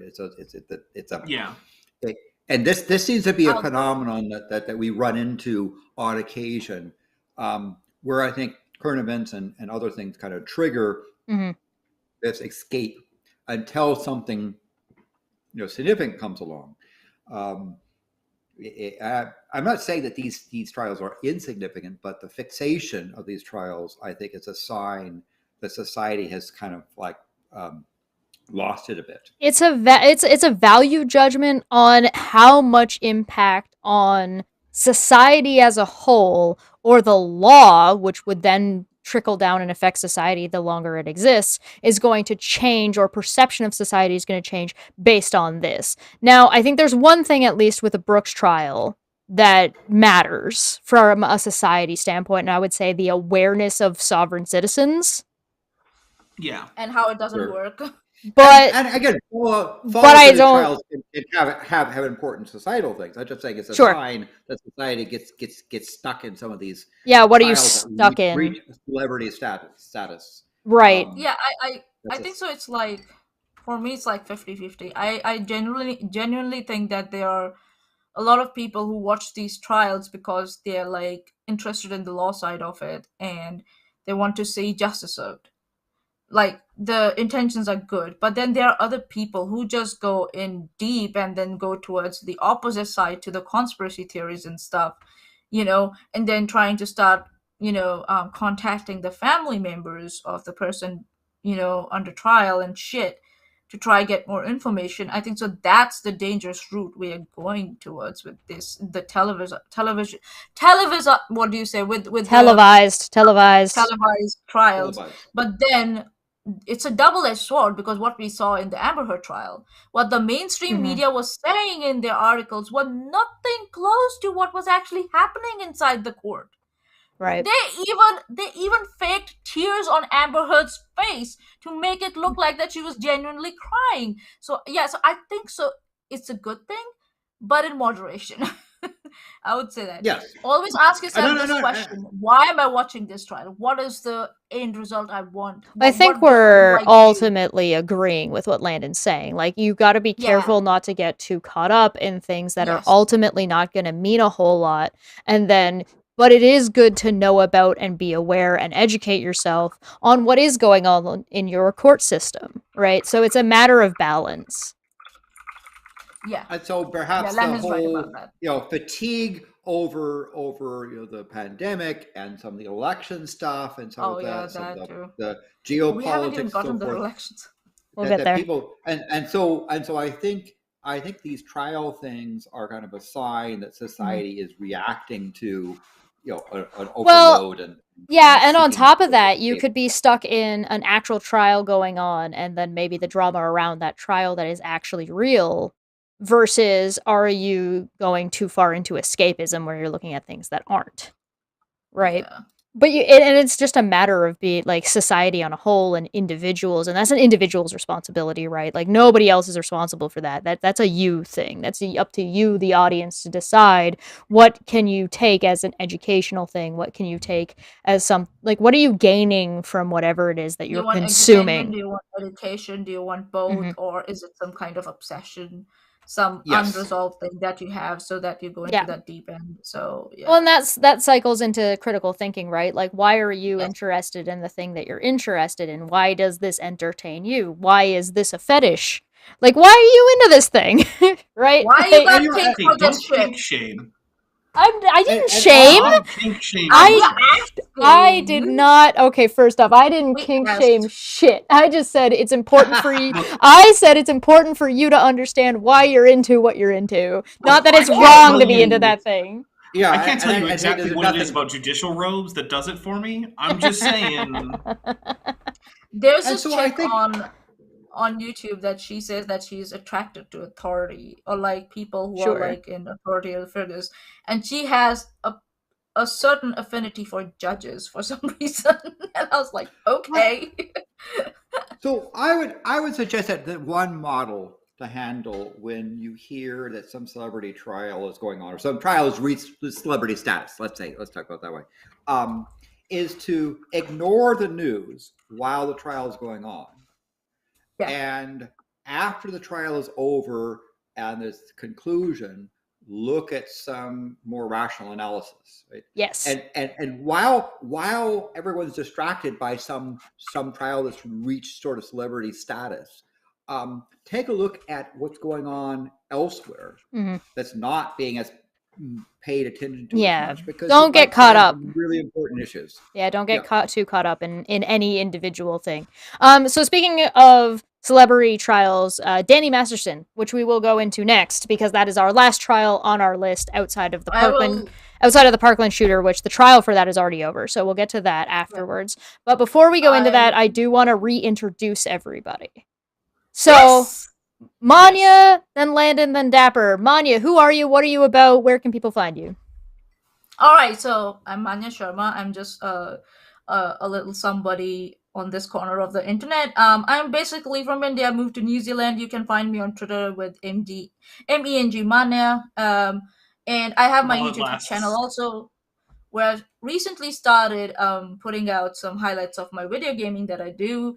And mostly you can find me here somewhere on Cheshire's channel, lurking somewhere, or in her Discord. That's my permanent home, actually. So yeah, and then I do a catch up almost every month with Landon and Chesh around the volcanoes in Hawaii, which is fantastic. I geek out every time when I listen to that. So yeah, that's a little introduction about me. Yeah, there we go. Landon. Landon, did you mute yourself? Sorry. I thought you were doing it on purpose for a second. I'm not. You had me. I thought he was just being like. That would have been fantastic. Oh my God! No, I'm seriously. I'm not. So good morning, good afternoon, good evening, depending on time and latitude. I'm a astronomer that specializes in planetary sciences. So how planets get formed, exploring them, including this planet. I do a wonderful sort of once a month thing of looking at the Kilauea volcano in Hawaii eruption with Maanyaa and Chesh. I do a lot of Patreon supporters stuff. So like people like Dapper and Maanyaa and Chesh, I support because they do good things, right? I am working on my own Our Favorite Universe show, which is currently in development, and looking forward to when that thing starts going. Me too. I've heard some stuff about that in the background. It is hype.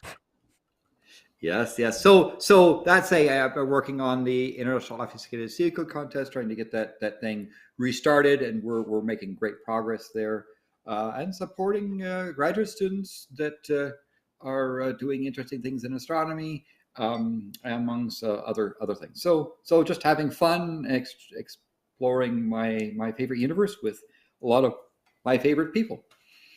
Yeah. Dapper, what you got going on? So I'm Dapper Dinosaur. I run a channel by the name Dapper Dinosaur. I'm linked in the description here, as well as my Twitter handle for while Twitter lasts, dinosaur_Dapper.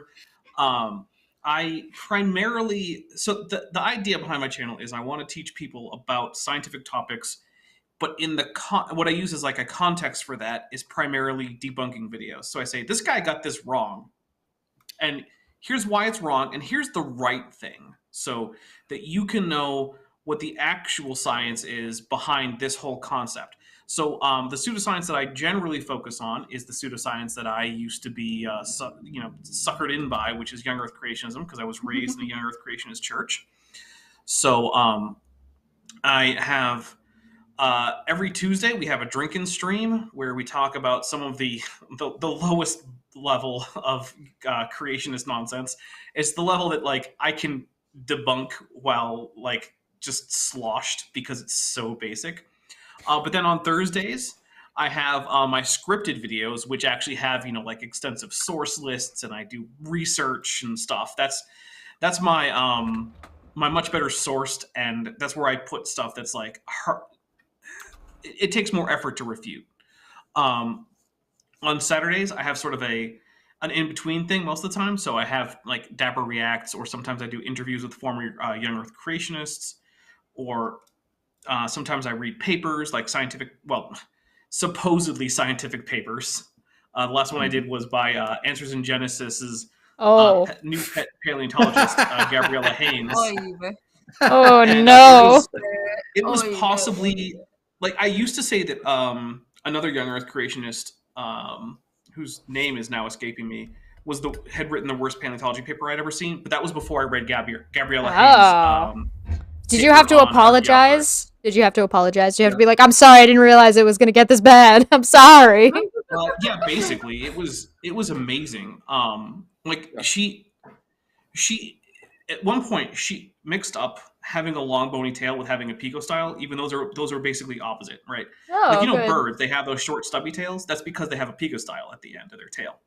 The long bony tail, like Velociraptor, is like literally the opposite. This is it. She just counts them as the same thing. This right here, what you just heard, that's his whole channel.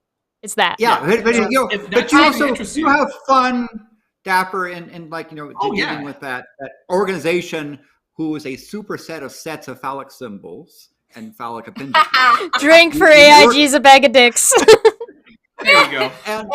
But folks, the thing about Dapper's thing is that he may be debunking it, but he also explains. He brings sources and explains what actually is happening. So if you may not believe in let's say the creationist stuff, visual biology, but he'll show you what actually biology is saying regarding evolution. Yeah, the really cool thing about really just saying, laughing at them. Right? Yeah, the really cool thing about Dapper's channel is that it is absolutely non-denominational. The only non-denomination that goes anywhere on Dapper's channel is young Earth creationism. So you can be a Christian. There's no question about your theology or what you believe in. There is just this science is factually wrong, and here's the factual answer to that science.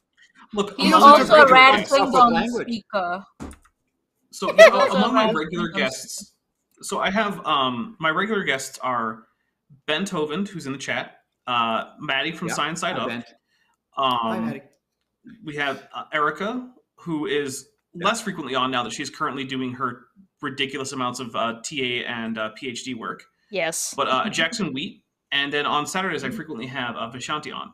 Among those 5, the majority aren't atheists. So we have 2 Christians in there and a Jew, and then 1 agnostic and 1 atheist. So this is not a channel that's like, oh, you're not welcome here if you're a theist or something. Yeah, Like, I no, think you're not bashing down on people. I think no, he's bashing on people. He's just bashing on very specific people. Right. Yeah, like if your religion doesn't lead you to deny science, I don't care. Have fun with it. Yeah. If but you're ready to have that conversation first, isn't it? You're always ready to have that conversation. And so, you know, I'm not a biologist, but I can learn some biology stuff from watching your channel, as well as the humor of laughing at stuff that seems absurd. So by the way, also the thing that Dapper is involved in is languages. He's really a I do like languages. One of the ongoing like gags on my channel is the use of the Klingon language. It's in most of my thumbnails. It comes up. It's in this video here. So can you put that up again? I want to make sure I get the actual reading correct. Yeah, I can see it. Yeah. It says so that beneath citation needed. It actually says "kaharko," which actually means I won't believe you in Klingon. Oh, nice. So that's a gag, but also like when I do like when creationists bring up some kind of Bible verse, like I'm frequently like, okay, well let's check with the Greek or Hebrew because I know enough to do that. Or even like when Kent Hovind was once like, you know, in Beowulf, Grendel is described like a T-Rex. I'm like, hey, you know what? I got an A in college, Old English. Let's check. Can I? So I pull up the text of Beowulf in Old English. Oh my god. I'm gonna go. Citation in this. I'm gonna go pee real quick. Please continue to gush about Dapper's channel while I'm gone. But by the way, one of the things I've been it's like friends of mine were very involved in various independence movements of the former United Kingdom, and a friend of mine is in what part of the Welsh Separatist Party was telling me that the Welsh word now for microwave is it's probably not pronounced it correctly, but it's popty ping is the sort of the phrase that Welsh use to describe when they say microwave oven, which I think is like I hear the microwave popcorn in the microwave as sort of popty ping thing, but you know it's fun to look at how Welsh takes English words and comes up with a Welsh style language. Welsh is a very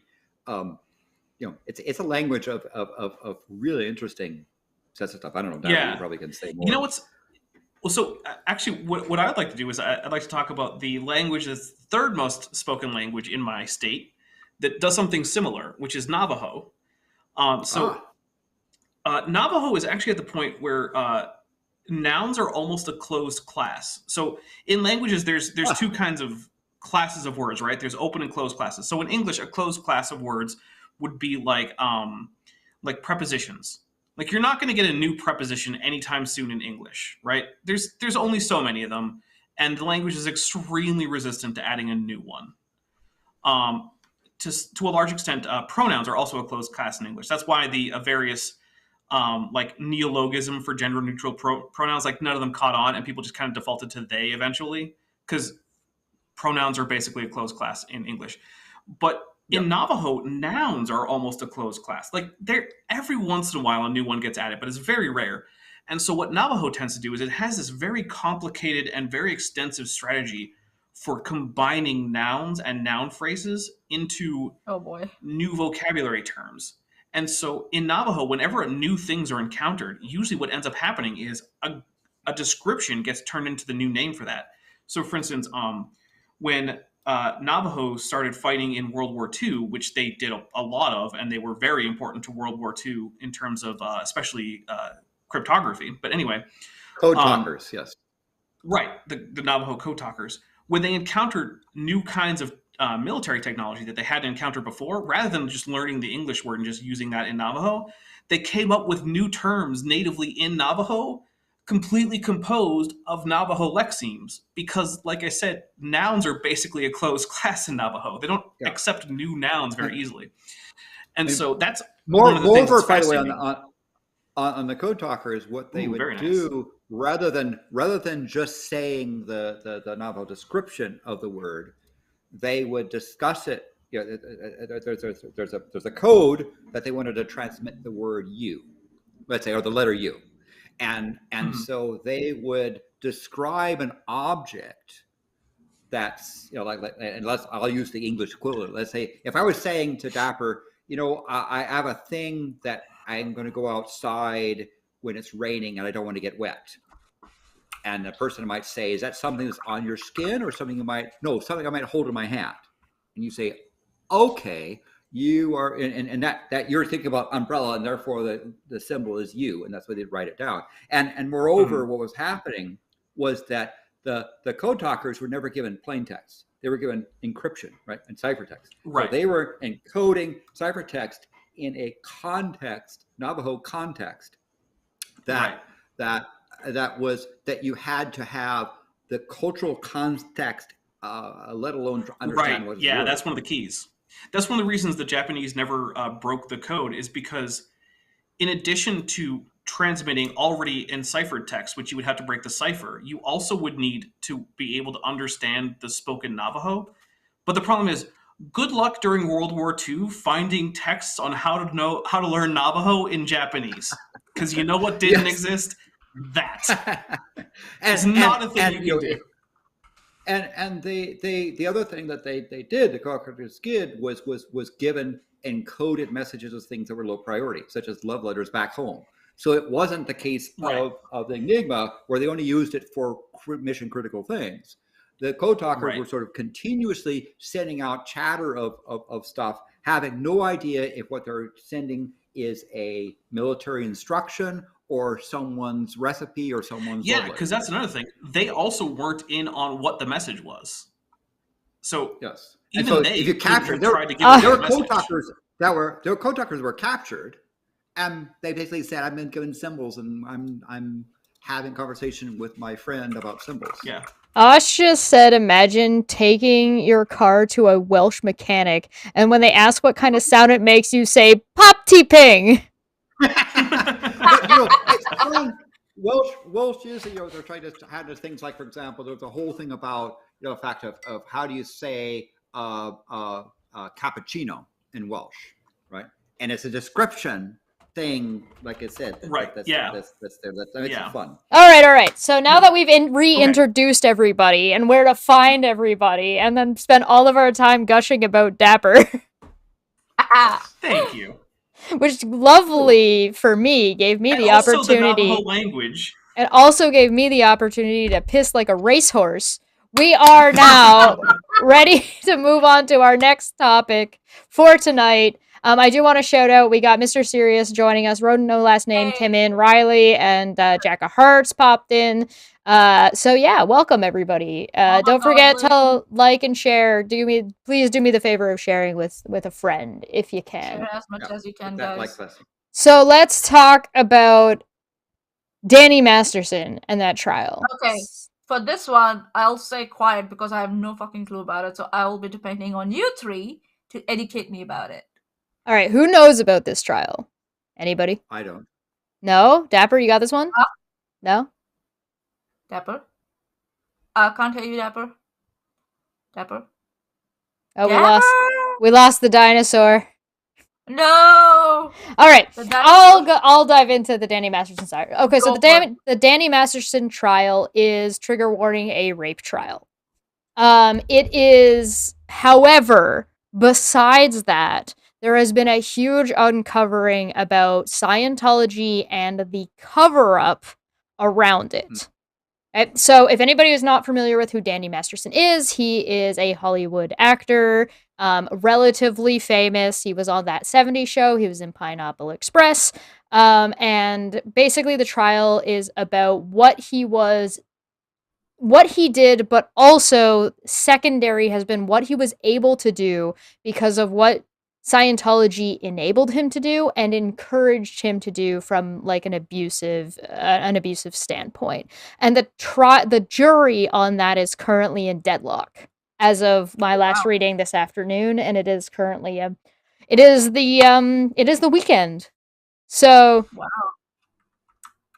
yeah. Holy shit, deadlock.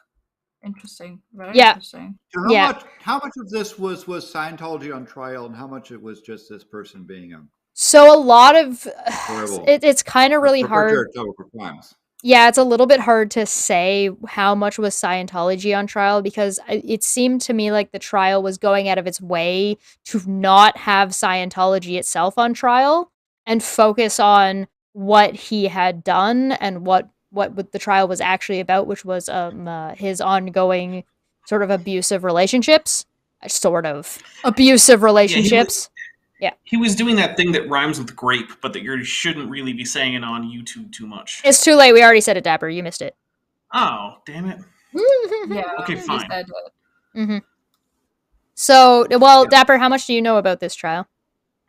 So my understanding, which is to be honest, not complete or anything, is so Danny Masterson, most famous for his time on That 70s Show, is a Scientologist.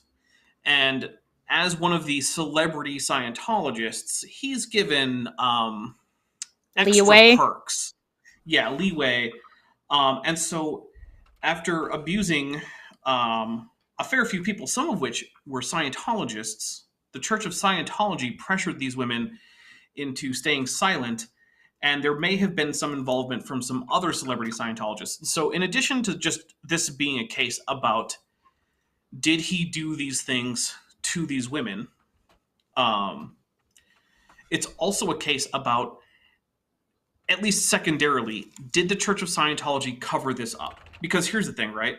There's not really a question that the Church of Scientology is a cult that has covered up in the past illegal activities. I mean, look, a bunch of them went to prison for infiltrating actual government law enforcement agencies and stealing files out of government offices. Yeah. What? Like that's a thing that happened. L. Ron Hubbard, the founder's wife, went to prison for infiltrating the U.S. government. Holy shit. Yeah. This is not an organization. Yeah, this is not an organization with a stellar reputation. And here's the thing. I'm now much more confident about saying things about the Church of Scientology because they don't sue people anymore. They haven't really filed any major lawsuits in like a decade. And the reason is, I was disappointed they didn't sue South Park, because South Park did a really good spoof on. Yeah, they did. So here's the thing, right? That was the Tom Cruise is in the closet, right? That was that one. Yep. Yeah, so Scientology has a reputation for being extremely litigious, and in the past, that was fair because like they sued like dozens of IRS agents personally, not just the IRS. They sued the individual agents who had to then go defend themselves in court and deal with all this. They've sued critics. They've framed critics for crimes. There was a woman who almost went to prison because they framed her for firebombing someplace, which she didn't do. It was them. But the thing is, they haven't been doing much of that because they're petrified that they'll have relative higher ups in the church subpoenaed. Like, no one wants to get David Miscavige, the head of Scientology, in a witness stand who's in Scientology. He doesn't want to be there. There's actually a few lawsuits right now, at least one, that actually is naming him as a defendant. And so we're not sure, like, no one's sure exactly what the status of that subpoena is. But, like, it's in progress. And so the Church of Scientology has been largely barred by their own needs from suing people. So I think so. One of those needs would be that with so much surveillance now present in our society, which can go through your bank accounts, to your internet connections, to your even like how you use your power supply and shit, and what your garbage even can tell about you. Yeah, I think so. That era where they could easily like forensics, threaten people, stay under the cover, stay out of the radar. It's over. It's over. So it's about something that's about to just like. I hope so. So here's the thing. To some degree, I think the larger issue in this trial ultimately is Scientology, because as much as it's important for these victims, and look, I think it's more likely than not that they're telling the truth. The trial isn't concluded, so I'm not going to say he definitely did it. I mean, in part because, I'm not the one in charge of fact-finding here. I don't have all the facts. But from what I've heard, it does seem pretty likely that he did it. But I think that to some extent, even the wider thing is even more important, because while these women certainly had horrible things happen to them and that they need their justice, lots of other people have had horrible things happen to them for whom there has been no justice, right? Like, Scientology imprisons people. There have been people who have been held captive on their properties against their will for years, right? Like, even on their ship, the Free Winds, which, by the way, is full of asbestos, which is something they deny, but it is. They've held former crew members in cabins with buckets to poop in for years. Well, not years held in the cabins, but like for 6-7 months in a cabin, given food irregularly and given a bucket to poop in. Like, that's a thing that the Church of Scientology has done. Their upper executives are routinely beaten by David Miscavige. He physically beats them. There have been women who have been forced to get abortions because you're not allowed to raise a child in the Sea Org. There's like this, because they do what are they? I can't remember what they're called, but they're basically like the confessionals for Scientology, where it's you. Session. Thank you, auditing. There's you and the other guy, and the other guy's in front of the door, and they get to decide when you leave. It doesn't matter. It doesn't matter if you're hungry. It doesn't matter if you're sleep deprived. It doesn't matter if you have to piss. They will make you stay in that room until they are satisfied. Yep. It's their decision on when you. And leave. Danny Masterson was part of all of this, right? Yeah. So there's a lot during this trial that has come out during. Like, about Scientology during this trial. Go ahead. Session where you're not allowed to leave until they say you are, is you're also paying for that time. Right. It's on your dime. Right. Wow. And you're paying a lot, because the way Scientology usually works is, rather than paying for these sessions after the fact, what you do is you pay up front for like a future block of hours. So you'll say, I'm going to like put down a payment on my next 100 hours of auditing. So, and then when your time is starting to run low, that's when they start pressuring you. They don't wait till your time is up, right? There's never going to be a point where they're like, oh, our time is up. Because dozens of hours before that, they're going to be like, oh, hey, why don't you put down a payment on your next block of auditing? Right. Because, you're going to use it, obviously. Well. Oh, my God.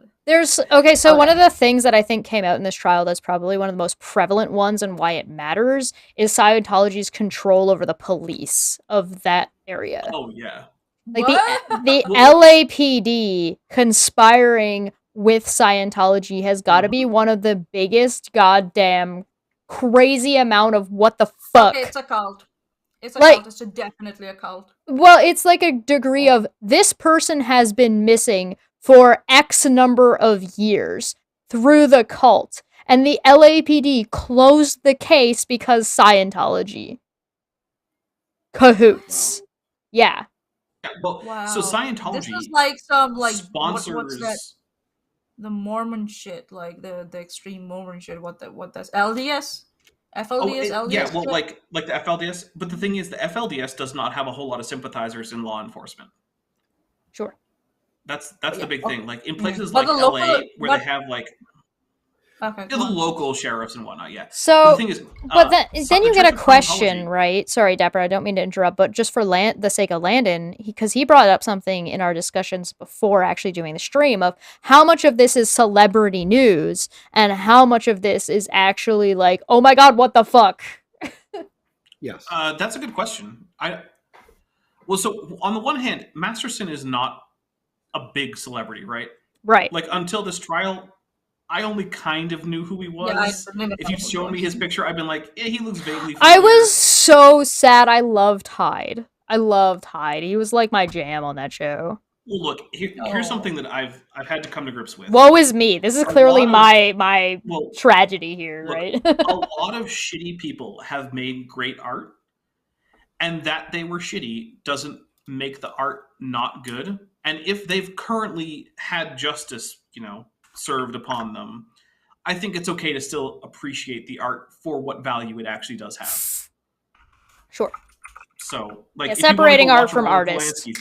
Yeah, they're not the same. Now, do you give that shitty artist new opportunities if if that's up to you? Well, maybe not. I don't think, like, for instance, if you want to go watch a Roman Polanski film, fine, go ahead. I'm not going to say that you're wrong to do it.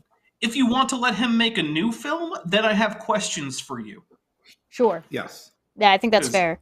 That's a whole other topic of discussion, like separating art from artist, and I think we should probably make a note of it and come back. In fact, I'm going to write it down. Yeah. Because art versus artist is such like a complicated and difficult thing where you're trying to like untie nuance, right? And it is untying nuance and injecting compartmentalization. But you don't and the thing is that you don't have to do it under normal circumstances. Like under normal circumstances, you don't need to separate an art from an artist, so it's only in extreme circumstances that you even have to even attempt to apply this, let alone practice it. Interesting. So, sorry. So I was going to ask this. Okay. So where do we go from here with all these trials? What's the conclusion? The conclusion is, do you think the Parkland shooter should have gotten the death penalty? So like the Parkland shooter thing went down, and Alex Jones got in trouble, but we don't care about that because whatever, he lost. He's a loser. What the fuck ever. But the Parkland shooter, the last trial thing we have to cover is the Parkland shooter, and we get to cover whether the question was that he was already served, he already lost the trial. The question is whether or not he was going to get jail time or the death penalty, and he got jail time. He got like life. He's not coming out. And so the question now becomes whether or not, like, does anybody on this panel agree with a death penalty? I'll start off by saying I'm Canadian. We don't have that here. Yeah. So, by the way, I do want to say real quick, thank you to Dr. Tapioca Weasel for joining the channel membership here on Chesh. Yes, thank you. Thank you so much. Goblin. Enjoy your emotes. Puck's in the chat. Hey. Tapioca Weasel, fun name. That's a fantastic name. Yeah, it's a fun. Yeah. So I don't like the death penalty. So I would not have, if I was on a jury, I would not have voted for the death penalty.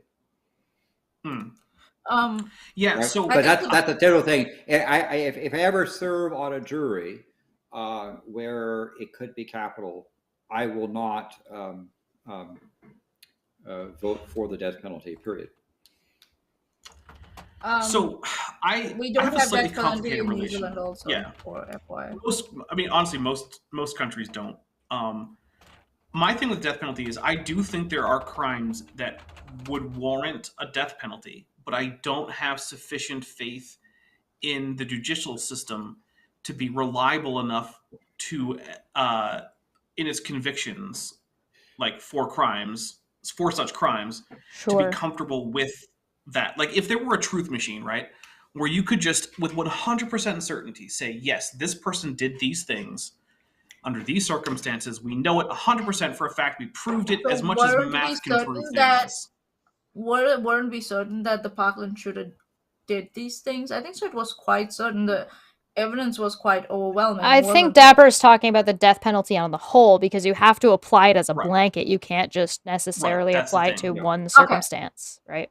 Yeah. I make it as an exception. Go on, sorry. Well, so look, there have been many people executed, both recently in the United States and also throughout history, who were later exonerated. And here's the thing. When it comes to prison time, you can let someone out. In fact, not that long ago, I think there was someone who was like in his 70s who was exonerated by new DNA evidence. Mm-hmm. And he's out now. He's out of prison. He never should have been in prison. He didn't commit the crime he was accused of. Now, can you make up for the fact that he spent like 30-something years in prison? Ultimately, no. But what the hell are you going to do if you killed the guy? Yeah. And the fact that does ever happen, I'm just not okay with the administration of the death penalty by a system that ever makes those mistakes. I'll give you a pushback on that. Okay. I'll give you all a pushback on that. Go on. But I think I say, and to clarify, if it was on a jury with instructions, I would certainly evaluate the instructions. But I can't conceive of a case where I could be given instructions for which, as reasons like that Dapper said, where I could, in all due conscience, vote for a death penalty. So it's like yes, I can follow instructions. Yes. So are we saying that we think that the death penalty versus life imprisonment is better? Overall, in some cases, according to me. I'm just saying, it's like, complicated. It's complicated, because in this age of, again, I'll say, in this age of surveillance, and how far the DNA technology has come forward, and how decisive to the point we can be in matching someone's, DNA, right? Okay, but I do have pushback on that too. Hold on, let me finish my point. And in trials like these, where we have overwhelming evidence against the person, the Darrell Brooks trial, right?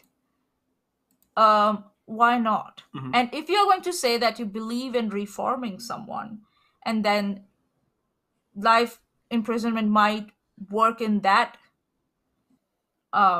regard, then you have to really see whether I personally think that if a person has not expressed remorse, I don't know if I will have faith for their reformation for crimes like. Well, you would have to have Brooks did and Parkland shooter did. You would have to have a reformation process that exists in the first place, which America doesn't really have. America doesn't really have I'm going to reform the criminal. But also, I want to give some pushback on even the DNA thing, and here's the reason, right? I said earlier in the stream, like, oh, hey, Massachusetts, that's where I'm from originally. So yeah, that's where I grew up. And for that reason, I do keep up a little bit with the news there. I still have family there. I still have a bunch of friends there. And not that long ago, there was a woman who ended up going to prison because she worked for the DA's office, and she was basically in charge of all the DNA testing for a certain subset of crimes. And basically everyone that was convicted from a result of her tests ended up being freed, because it turns out that she was basically just making up the test results because she didn't want to do the work. Oh, okay. Now, here's the thing. I don't think that's normally the case in most cases, right? I think most of the time when you have test results coming back from a lab, from like the DA, I think it's usually accurate. But how do you know? How do you know that the person who did this DNA test or this drug test or whatever wasn't another one of her? Okay. And I don't can see know. That. Yeah. And so even if you say, oh, look, we found... There's a human factor. We can say, like, we found this person's DNA on the site, and this is a horrific crime. And then it's like, okay, that's enough to convict. And it's enough to put this person in prison forever until we learn more. But once you kill someone, if something like that had been the problem, that's it. It's final. There's no way to bring that person back from that, no matter how big a mistake you made. Well, now you're asking, because of things like that. There's an additional question of, like, can you bring somebody back from 20, 30, 40 years in prison? No, but you can do something. Like, there's some minor ability to do something for that person. Usually they have wrongful imprisonment settlement. Sure. Well, we have had cases where people that have come out after such a long time, they have actually sued the county or the courts, and they've got compensation and restitution. So, as well they should. Yeah, in some contexts, yes, they can get some sort of closure. Is it going to actually make up for losing years of your life? No. But it's better than having been executed, and now there's nothing we can do for you. Okay, can I point out, though, that I'm not a fan of the current death penalty follow-through? Like, the way they go about killing people when they do it? Like, if you're gonna... So right now it's like a lethal injection, but if you read testimony about the lethal injection and how it works and what it does, it's fucking horrifying. Like, it is not... You don't get a peaceful death. You don't get a swift death. You get, like, sleep paralysis and then you suffocate and die. Like, that's basically what you get. So... I'm a fan of, if you're gonna do it, bring back the guillotine. It's quick, it's easy, it's low maintenance. All the above. That to me is like arranging deck chairs on the Titanic. I don't care. I will absolutely arrange deck chairs on the Titanic. Hey, fair enough. If you're gonna do it right. As I say, from a country that doesn't have the option. Right, yeah. So for me, it's like, I'm opposed to the death penalty, not because I never think it's appropriate to punish certain crimes with death, but because I don't think we can be... Like, I would need absolute 100% mathematical certainty in order to feel comfortable administering a death penalty, and I'm never going to get there. Human interference, I guess.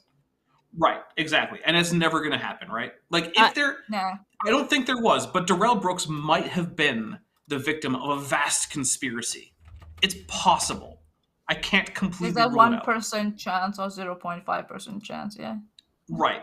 Probability. So even if there's the thing is like if you're gonna isolate somebody for the entirety of like multiple death sentences, like multiple life sentences, and you're removing from it like them entirely from society, but now you've got to spend all the money feeding and clothing and whatever the hell they're doing, and you have to take up they're taking up space, and they're never gonna do anything else except to be in this space, and it's just like, what? Maybe you could just be like, go away. They can make license plates. That's a common prison occupation. Is that still a common prison? Is that a thing? I think so. I think so. All right, so we don't have an answer on the death penalty. Maanyaa and Dapper are like, no. I'm like, bring out the guillotine, and Landon's like, get me the fuck out of this conversation. Hold on. With what Dapper, the new perspective that Dapper has given me, I might be like, maybe yeah. But yeah, I'll still like. See, I'll be I'm like persuasive. Yeah, because I work in risk management, right? And in that, we are always reminded that human error is bound to happen. That will happen. Mm-hmm. We accidentally, but we accidentally kill people all the time.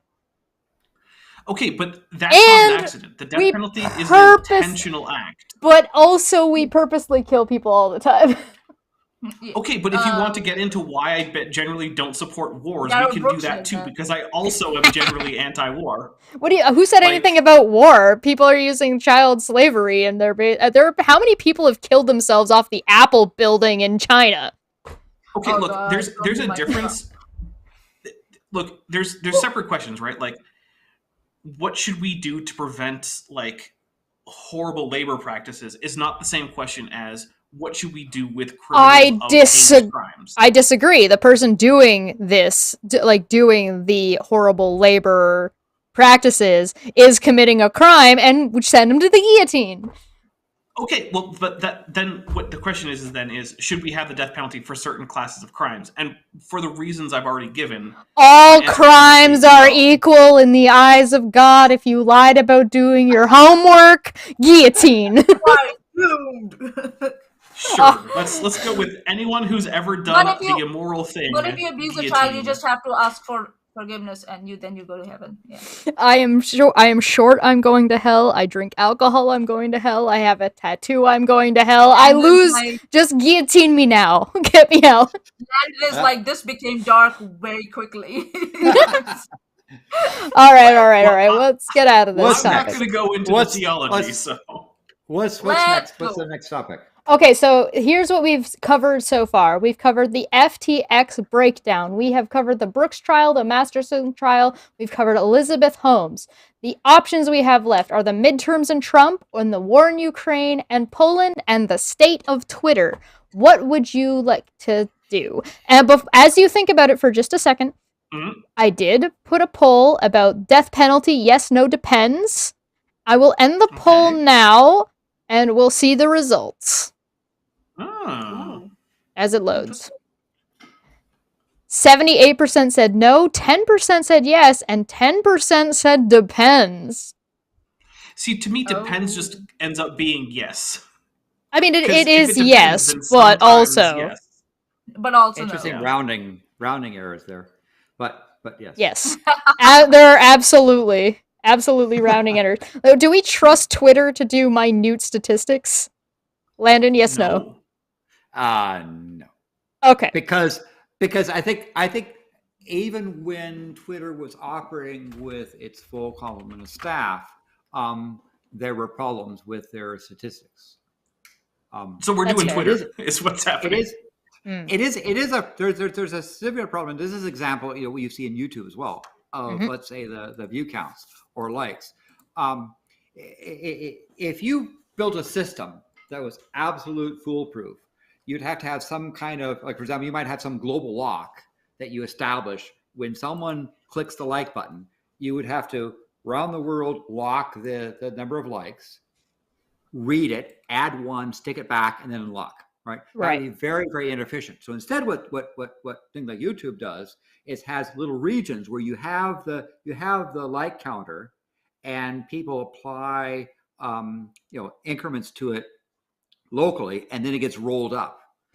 So you'll end up with things where your number of viewers, the number of likes, the number of subscribers, so forth, is approximate until it rolls up. But this is not uncommon. For example, many ways how, let's say, a bank and its branches work is that all the transactions occur regionally within some limit, and locally, and then it gets rolled up when you finish the books, right? I'm going to tell you right now, I have no idea how many people have liked the stream. So yeah, make sure you go and like the stream, because I am an irresponsible streamer and I'm not paying attention. Make me feel better after this stream. I'm going to need it. Smack that like button like Uncle Roger smacks a bag of... But only if you agree with the guillotine.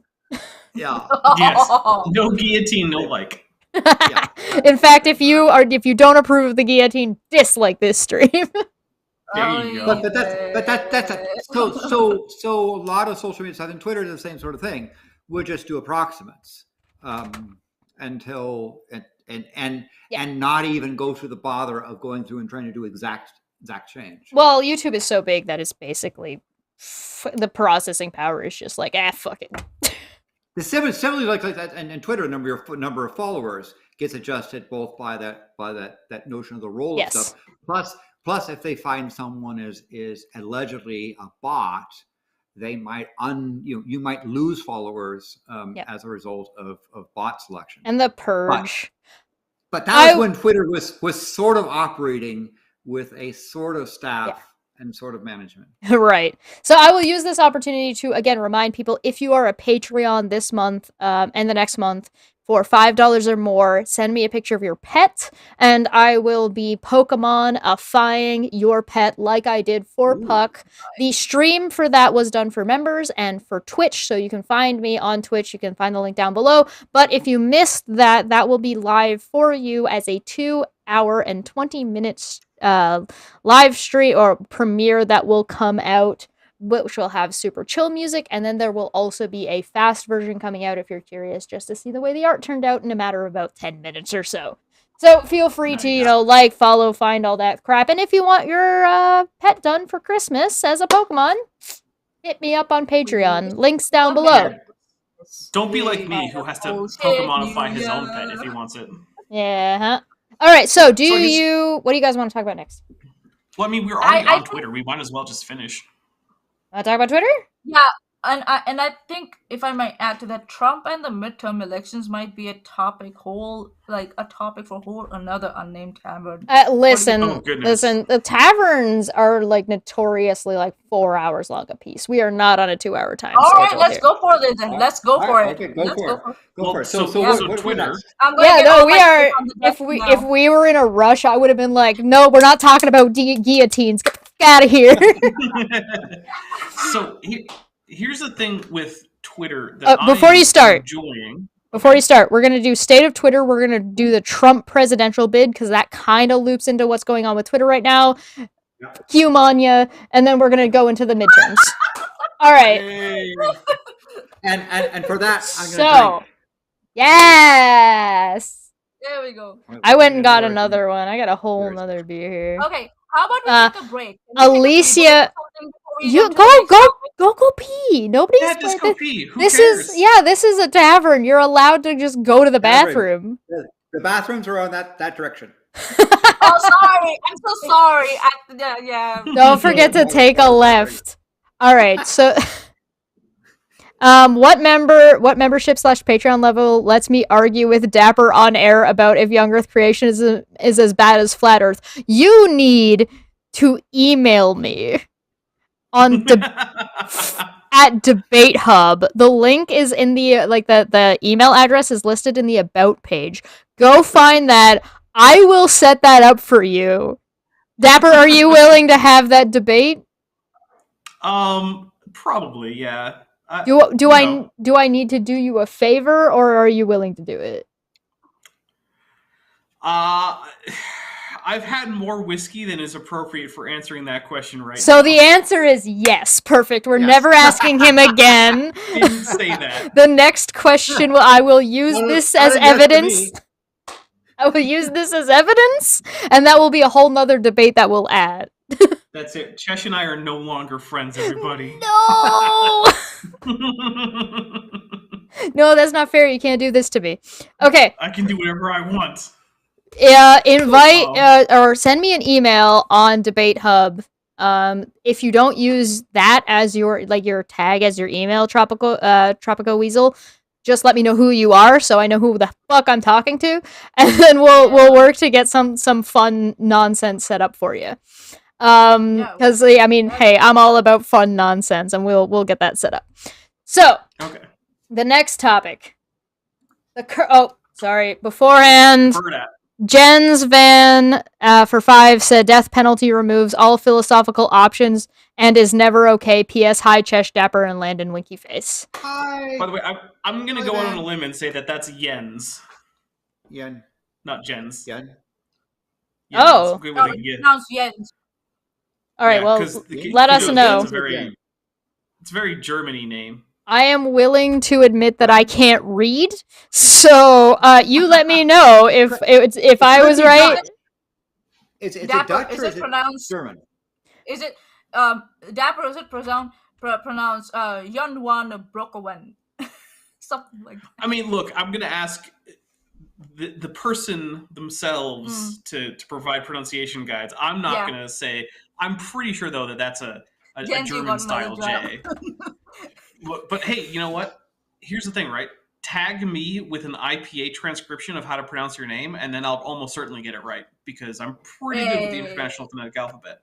But Twitter, though, I gotta say, my favorite thing about the whole Twitter debacle is that finally other people are figuring out that I was right about Elon Musk the whole damn time, because I've been saying he's a shady grifter for like a decade, and everyone's like, no, he's a genius. He's going to get us to Mars. He's Space Jesus.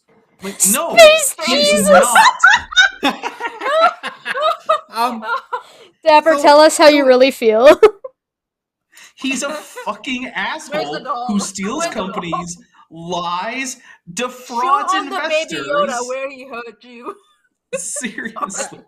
And the thing is, everyone's like willing to like bow down in front of him, because for some reason, him lying about technology means that he's going to save the human race by bringing everybody to Mars. Yeah. Mars. Yeah. As if it's not going to be first come first, like money basis, like who has the most money to buy the most expensive ticket. Like it's not. Yeah, and they're all going to die, by the way.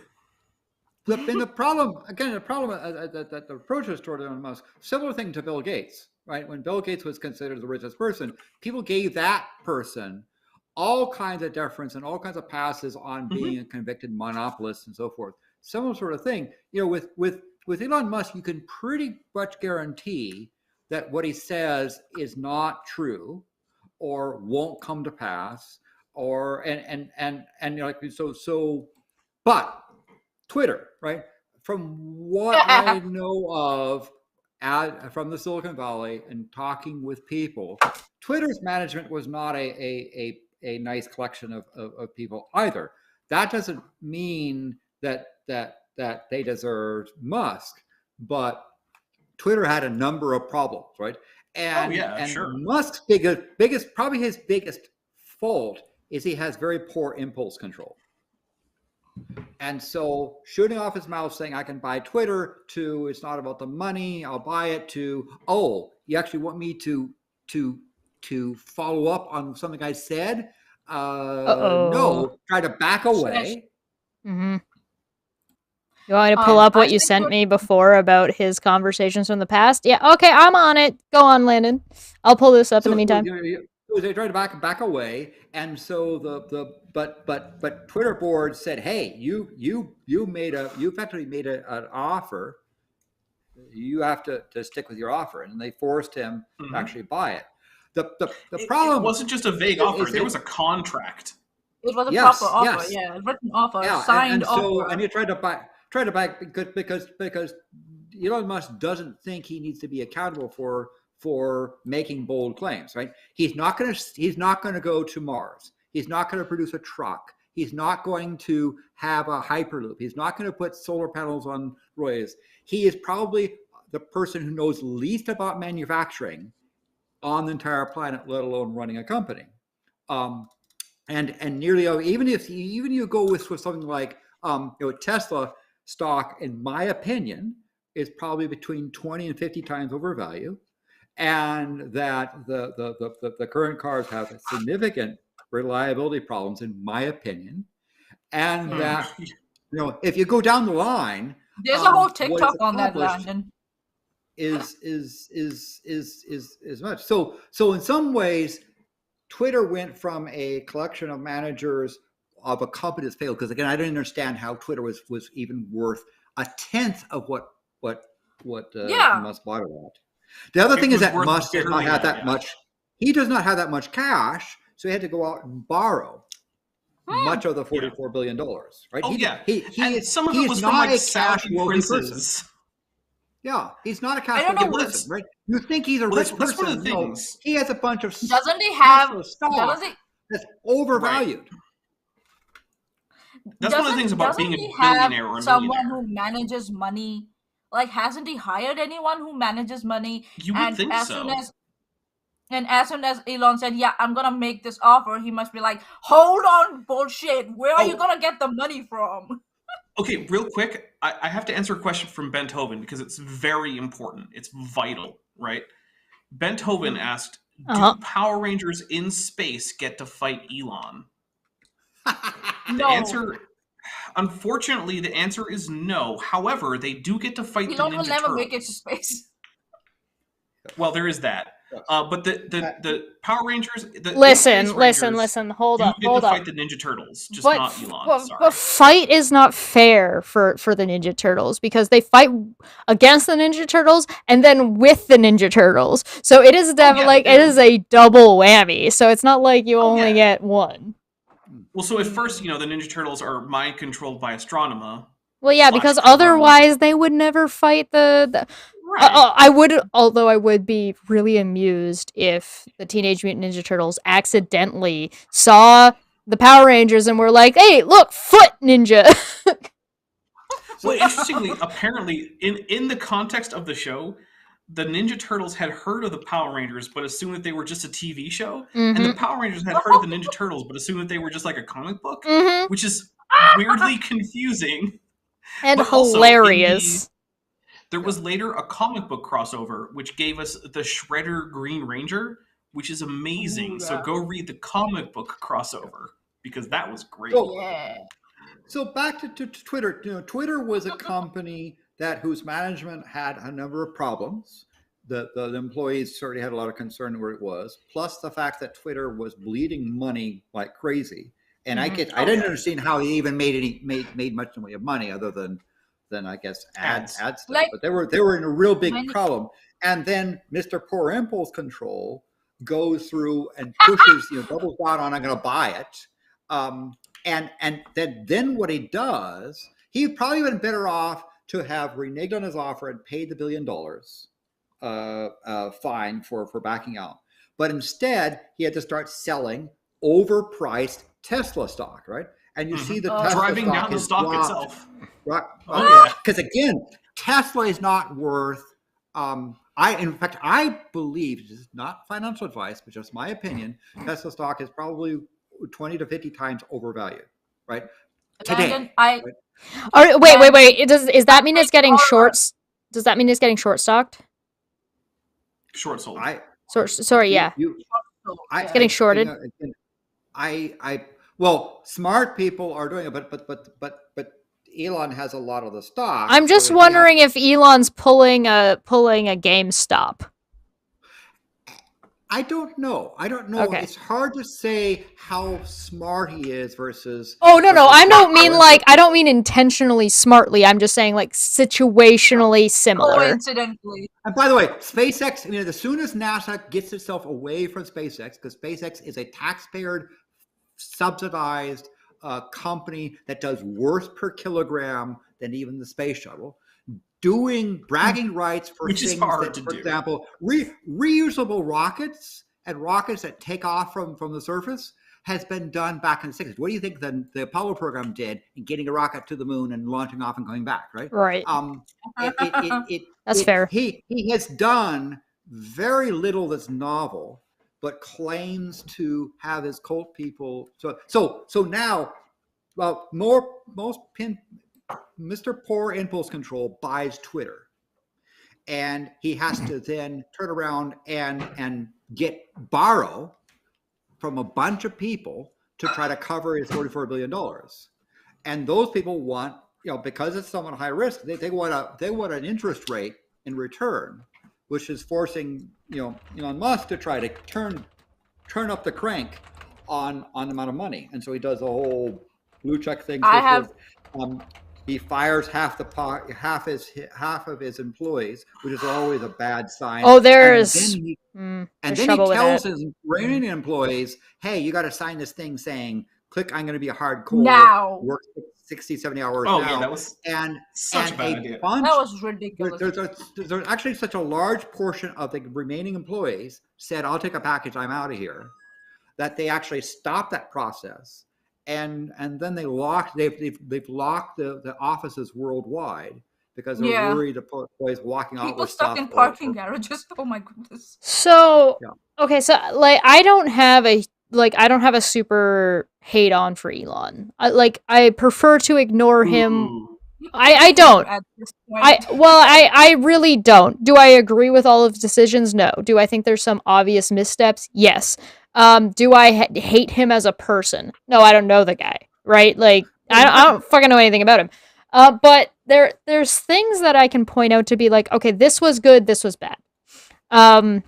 Like objectively, because you can see the numbers. Like you can look at the numbers and say, hey, listen, this is what he was bad at, this is what he's good at. I'm gonna play a little bit of devil's advocate here. So I'm gonna play a little bit, maybe further on Elon's side than I might personally be. So if I'm supporting Elon Musk and I have 2 brain cells, which most Elon Musk supporters don't seem to have, buying Twitter was a bad deal. Twitter wasn't worth 4 billion, let alone 44 billion. So that was a bad move, period. Right? Chesh, in that regard, I have a question. Someone suggested this idea to him. I'd like to know how much commission they got after that transaction was made. Like from the guy who owns Twitter that got the money? Who got the money? Yeah, who got the money? Dude, tell us. Who helped you get ultimately, the people who got the money are the former Twitter shareholders. That's who ultimately got rich off. Maanya's talking about this, though, in particular. Go ahead, Landon. No, you go. And just to clarify, I don't hate Elon. What I am unhappy that Elon has interjected himself into, for example, space. I'm the only one who hates this and space race, and and he distorted the electric car market, right? So one of the reasons why I put off buying an electric car for several years, because the Tesla distortion field is there, and then of course he has mucked up space exploration and other things there for that. So there's a number of things that he's damaged that I'm disappointed in, and it is a fairly sure bet that if Elon Musk says it's probably wrong. If he promises it probably won't be delivered, and if he claims it's probably demonstrably false. That's a pretty good safe bet. That being said, the Twitter former management to current management is sort of like choosing between the flu and I don't know, measles. They're both. To be clear, I don't know though, because Twitter wasn't within days of completely collapsing until recently. To be clear, though, there's nothing wrong with disliking Elon Musk. You can dislike his. There's plenty about his behavior, and there's plenty about his decision making. There are things that he's done that I am not a fan of. However, since there are 3 people here that are going to be more so opposed, I'm playing devil's advocate. Absolutely. All right. And so I don't. It's what he does and what he says is what I have trouble with. As a person, I don't know. I've never dealt with him as a person. Right. So Jens or Jens, because I didn't see if they corrected the pronunciation yet. For 5 said it's normal for narcissists like Musk to fall after that stupidity too much. Yes. Well, good point. So how long do you think Twitter is going to be around? Are we taking bets? I give it 2 months. The cabbage versus what? 2 months. I give it Here's 1. the thing. Is that cabbage in the fridge? Are they there's actually a fair chance. I actually think there's a fair chance that Musk might be able to offload Twitter, or if not offload it, find someone who can actually run it in a way that, if not profitable, is at least breaking even, somewhere around breaking even. So there's because currently, like, there's an advertising freeze from basically everyone on Twitter. His $8 Twitter Blue has been an absolute disaster because almost everyone who got it just did it to troll people, and they're probably all going to charge that credit card charge back. Can we point, first off, we need to put in a stipulation. If he offloads it to either somebody who knows better or a different company, like sells it off entirely for like way less than he paid for it, that doesn't count. Yeah. So I think that Twitter is going to be around, another 10 years or so. I think it's going to probably be as relevant as AOL. That doesn't count either. but I think you'll go. You just want to date. I mean, but part of the thing is that big company take a while to crash, right? It takes a while for them to, they're flying at such a high altitude. It takes a while for them to go under, right? And it's possible, I think, you're correct that he can offload Twitter for pennies on the dollar. Yep. And it'll get snatched up and become some subsidiary of something, right? Mm-hmm. But its relevancy, I think, is going to be less and less not likely. There's something to be said, like how long did it take MySpace to die? Well, technically, MySpace still exists. It's just mostly used for music sharing. So if it still exists, still there, right? If it still exists, is it dead? So you have to decide, everybody needs to decide on a line where we say, okay, Twitter counts as non-existent or no longer what it is or was. So where is that line, I think, is the question. Unless you're of the opinion that you think that it's actually going to implode on like a server level. Like the servers are actually going to fail or the programming is going to fail. I think that's the thing I'm worried about most. The servers are going to implode. And people's private data might get released out, and then more problems will come from there. That's what I'm worried about. Certainly, there's some regulatory problems. I understand with European commissions and the privacy laws and everything. On the federal government consent decree that could line them in a world of hurt. To the point where they might. Oh, no. Okay. So I would suspect that. So there's a problem with Twitter, and it has to do with that Elon is the sole owner now. He is 100% alone responsible for everything that goes on with that. And that includes debt incurred or any kind of like suing or recompense that happens when it comes to labor laws. And we're looking at labor laws in California, And that's like directly the state of California. And then you'll probably see a class action lawsuit with the individuals. And then you'll see individual lawsuits with probably some of the higher ups. So you're looking at minimum 3 lawsuits with at least 1 count apiece. Then you go ahead and you turn around and look at Ireland and Dublin. Now you've got a whole other problem where you're going to be dealing with UK labor laws and then a class action lawsuit with those employees and lawsuits with those individuals. And then you got to jump to Mexico and look at the Mexico employees. And understand, the federal government came into a consent decree with Twitter regarding some privacy stuff, regarding sharing information, bunch of things like that. And part of that consent decree, Twitter agreed that there'd be fines in the many billions of dollars if they didn't do something. Well, the problem is that more than 7 out of 8 original employees are gone. But wait, there's more. Because again, like hold my beer. Well, like I said, this falls directly on Elon. It is on Mr. Musk to deal with it because he has nobody or no one and no place to offload any of this off on. So if he loses these lawsuits, which he's likely to lose the majority of whatever the count number is, you're now dealing with a situation where he as the individual incurs all of this debt on top of whatever he had to take out as loans to get Twitter in the first place. And then what happens? Where does that debt fold onto? It folds onto Tesla. And Taxpayers. then it folds not tax. No. This is an individual. Yeah. This isn't. Why would it fold? Why? Oh, it's not a company, you're saying. It's not on a company. So no, gotcha. It's not on a company. It's onto Elon. So it goes into how much stock of Tesla does Elon own?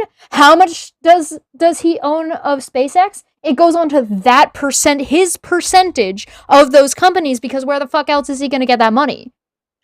Because it's going to be hard for him to file for bankruptcy having all those other assets there. Now, the thing that can happen is that as let's say Elon's credibility continues to drop and people suddenly realize that Tesla stock is like order of magnitude more overvalued, in my opinion. Again, this is not financial advice, it's just my opinion. That you might find all of a sudden that instead of Elon being the richest person in the world, he's got debts that rival Alex Jones. Oh, yeah. Or more. Yeah, and not just debts to random like parents of dead kids in America. Debts to Saudi princes, the kind of people who like to assassinate people. Just saying. I don't think, I hope nothing bad happens to Elon, because I don't want to have him become a martyr on the saint. I like him to be lived for a long time to serve as an example of how not to behave. We got a super chat. Apartheid-era baron from South Africa, from an literally, not figuratively, literally incestuous maybe family, those people who's possibly in the U.S. illegally. Fuck them. I don't care. Chat. So we got a super chat from Jack real quick, and it said he said that he couldn't. It was blocked, so he DM'd it to me, and he said Elon is an entitled, self-serving, short-sighted, badly dressed, egomaniacal, narcissist bag of AIGs. Drink for AIGs, a bag of dicks. Yes. Change my mind. He won't be able to offload it without taking a major loss. Capitals, LOL exclamation mark. I will not change your mind on that, because I agree 100%. My thing is that when whoever this person was convincing him about Twitter and shit. Real quick, I'm also gonna correct myself. Dublin and Ireland are not part of the EU. They're part of the UK, I think. Let me double check. No, Dublin is not part of the UK. What do I got? Ireland is not Dublin. Sorry, Ireland is not part of the UK. It's part of the UK. UK is no longer part of the EU due to Brexit. Okay, thank you. Hold on. Thank you for the correction. Yeah, so Northern Ireland is part of the former United Kingdom. Republic of Ireland, which owns most of the island of Ireland, is an EU member. Right. Yeah. I did not get that right. I apologize. Thank you for the correction. That reminds me to go in the middle is some Heisenberg border that is in the logic of Tories and Brexit.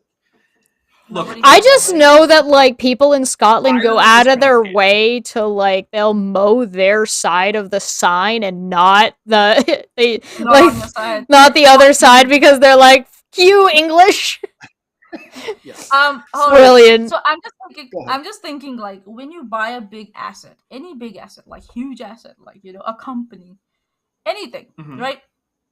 You would say anything more than $100,000. Yeah, you start looking into the pros and cons of it, right? And then how you're going to offset the costs, right? Especially if you have to make profits and you have to pay employees. Does Elon not know economics 101? I don't know.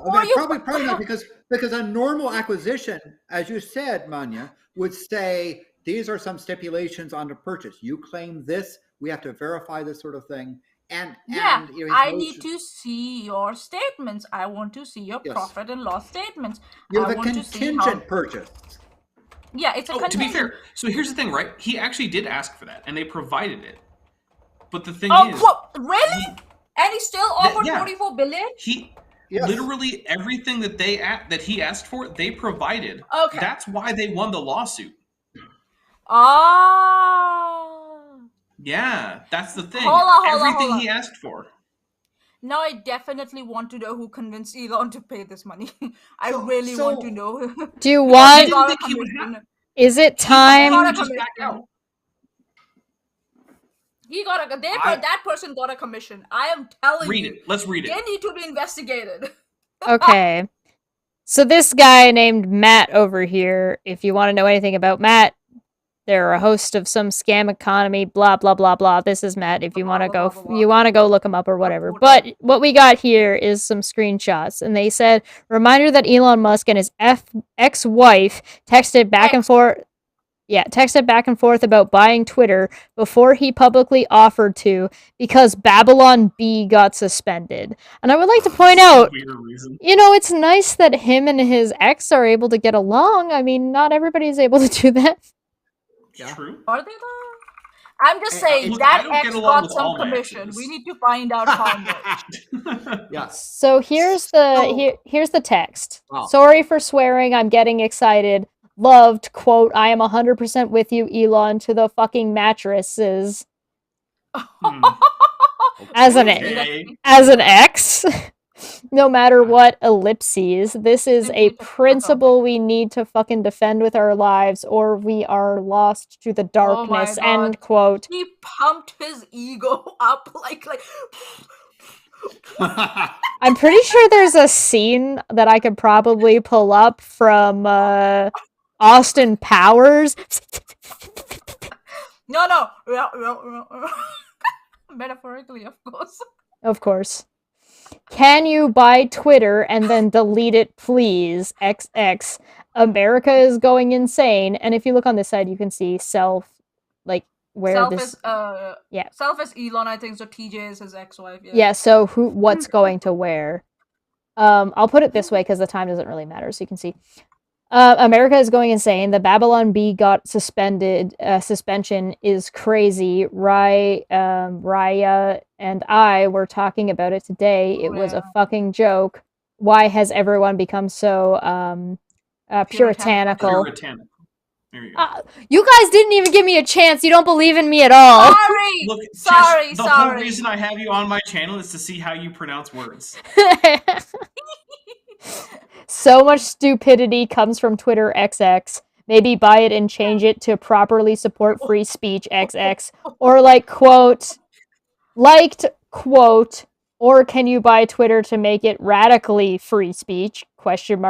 End quote. Honestly, I think social media is the scourge of modern life. And the worst of all is Twitter because it's also a news stream as well as a social platform. And so has more real-world standing than TikTok, etc.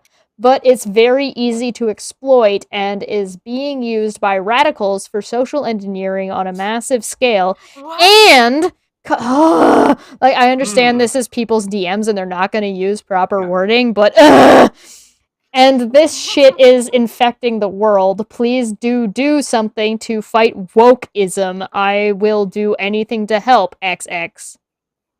Wow. She got commission. Somebody check her bank statements. Yep. She got paid in some way, either in shares or some bullshit. This is not like, why would someone tell him to buy Twitter? Why? So Even because as a joke, why? Because trolling. I mean, She so right trolled him now hard. Twitter has some significant problems in terms of server maintenance. That stuff requires a staff that understands it. From what Elon has posted, pictures of whiteboards of people discussing, and basically it looks like some architects are trying to tell the rest of the few hundred employees that are still around through virtual chats how Twitter works and how they want to try to transform it. Meanwhile, regulatory commissions in the United States and the EU are looking at stuff. He's looking at potentially many billions of dollars of fines. So I think Twitter. I mean, I'm not serious. Just alone, the previous management of Twitter agreed with the federal government on a consent decree regarding privacy issues and tracking stuff, and they agreed to multi-billion-dollar fines if they fail to do things like that. So that particular diagram there, that's essentially somebody trying to explain how Twitter works to staff that hasn't, it doesn't have the notion of what's happening and what they're trying to do. So how do you know if Twitter is gone? Well, I think if you start seeing where people ask about social media, and they stop asking what's your Twitter handle, right? That becomes less and less of a thing. That's when you know that Twitter's gone the way of AOL and Ask Jeeves and CompuServe, right? Wait, let's ask Jeeves, is Twitter gone? I'm going to ask Jeeves right now. Ask.com. Yes. What's your question? Okay, I'm on ask.com. Is Twitter gone? Question mark. See what happens. I got to actually click. Nope, I clicked this. It's not doing anything. Is Ask Jeeves dead? Jeeves.exe stopped working. Yeah, and so that's basically something trying to say, here's how Twitter works and who's going to do on what. Remember, because again, more than 7 out of 8 former employees are gone. Oh my god. Now there will be, I think there will be a Twitter, but they might get hammered into oblivion and hammered into bankruptcy through regulatory problems and server malfunctions. I get the understanding that people didn't like Twitter enough to begin with. Right? And when the first response to Twitter or to Elon saying the bird is free when he bought it was, "Oh, are we allowed to say it now?" referencing the N-word, I feel like maybe dumpster fire is ensuing. So when it becomes not fashionable, my previous account hasn't been restored yet. What the fuck? Right? Maybe you should try tag Elon and ask him can my Twitter account be please reinstated? We are talking about you here. We're praising you here. No. No. Okay. No. I guess it's a matter of principle for shit. So I think the thing is that when it becomes no longer fashionable on your social media stuff to have your Twitter handle there, when it becomes no longer something where a Twitter handle or a Twitter hashtag becomes a news item, when it becomes, Twitter will become irrelevant. I don't think it'll die in that sense. I think it'll become irrelevant and off to a corner where it'll be talked about. That being said, Elon Musk has a big problem that it's going to be harder for him to try to spin this as some brilliant strategy of his. Yeah. I mean, the problem is he can. All right, so again, he has things that he's good at. One of them is spinning. One of them is building a following. One of them is appearing confident or appearing like he belongs in a space that he doesn't. He is very good at these things. I don't think he is that charismatic, but he has managed to reach a degree of audience that suits him, right? I mean, isn't that what charisma is, though? And Yeah. There's a degree of discernment that you need. So it doesn't mean that he doesn't have any charisma. I don't think he's very charismatic, but I think that there's a level of discernment to know how to appeal to a group, like a niche group of people. So did he like specialize in persuasion, but his charisma is his dumb stat anyway? He specialized in persuasion with a specific group. It's like that if any DM is having like a paladin or a cleric giving a speech, they should get additional bonuses if they're talking to like their own group of people. If you're preaching to a choir, you should get bonuses. This sounds like my Young Earth Creationist paladin subclass I made way back in the day. Yeah, it should. It's the same kind of thing. And so he does some things and he does some things right. He appeals to a specific group of people. Now, it's another discussion to talk about that group of people and who he actually does and why he appeals to that group of people, but not the point. The point is that they're going to buy whatever spin he puts. However, this is where my criticism comes in, because my criticism isn't really about his approach. I don't particularly care about his PR way of doing things, besides from, like, I vaguely find it interesting. But if he's going to try to spin that, it's only so far as those people, like, how deep are those people's pockets, right? If they're going to support him from a financial standpoint, from a standpoint of corporate, right? Because Twitter is solely the responsibility of Elon. Yes. There's and if he gets in trouble from like a labor law issue around the world, that's going to leak, and it will. That's going to leak into SpaceX. That's going to leak into like his assets, and those assets are these other companies he owns. Now there's also another problem on top of that, and it is reputationally with advertisers. What we're looking at on the screen right now is reinstating Trump. There's advertisers and then there's legal. Because legal is the other option in this. It's a threefold issue, right? Legal is going to be that people, whether you like it or not, whether it's a private company or not, that private company is required to make sure that there is a degree of safety for the public for your product. Tesla already has problems with this. Yes. Specifically, they have 144 fires and 44 people dead and have not done a single recall. You find that with Ford, you get a failure. Ford, Honda, pick one. You get a failure. You get a failure of brakes one time. That entire set of cars gets recalled and double checked. Yeah. And also, there's a reason. There's a reason why these companies compete amongst themselves to bring out the best product in the market. There's a reason why racing cars is a championship. Well, besides that, this is why this is a problem. Like, I don't have it doesn't matter whether you like Elon Musk, you hate Elon Musk, you're a fan of Elon Musk, if he appeals to you. It's not even negligence. It's not even negligence. That's a whole nother thing, because that's subjective. The numbers on space, period. The amount of money he's going to owe, the number of lawsuits that are going to come out, the numbers that he spent $44 billion on a company that wasn't worth $4. Mm-hmm. Yes. He spent 10 times, 100 times the amount of money that company was worth on it. And he took out loans for it. And what he's going, well, I don't know how much was Twitter worth. If it was losing money. More than 400,000. Can I add to that point? I think that you've made. Oh, we lost Landon. Oh, sorry, Landon. Wait, Landon. Come back. Landon, catching up. We got Landon. Landon's speed died. Landon's gone to. Oh no. He's gone to be with Twitter. He's gone to Plaid. He probably left and is gonna come back in. No worries. The point is like the X amount of dollars that he spent is not going to be nearly the amount he's gonna get back, and we're gonna go to 100 times by the time you see those lawsuits come out, right?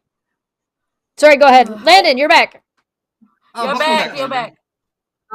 So, Chesh, you've made some really good points regarding, Elon Musk being the sole person and the liability things that can cascade.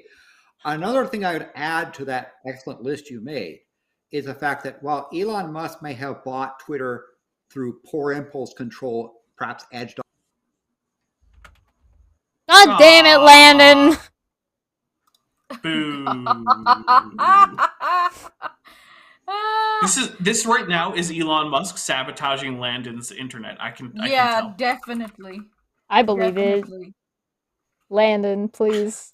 Landon's gonna turn it off and turn it back on again.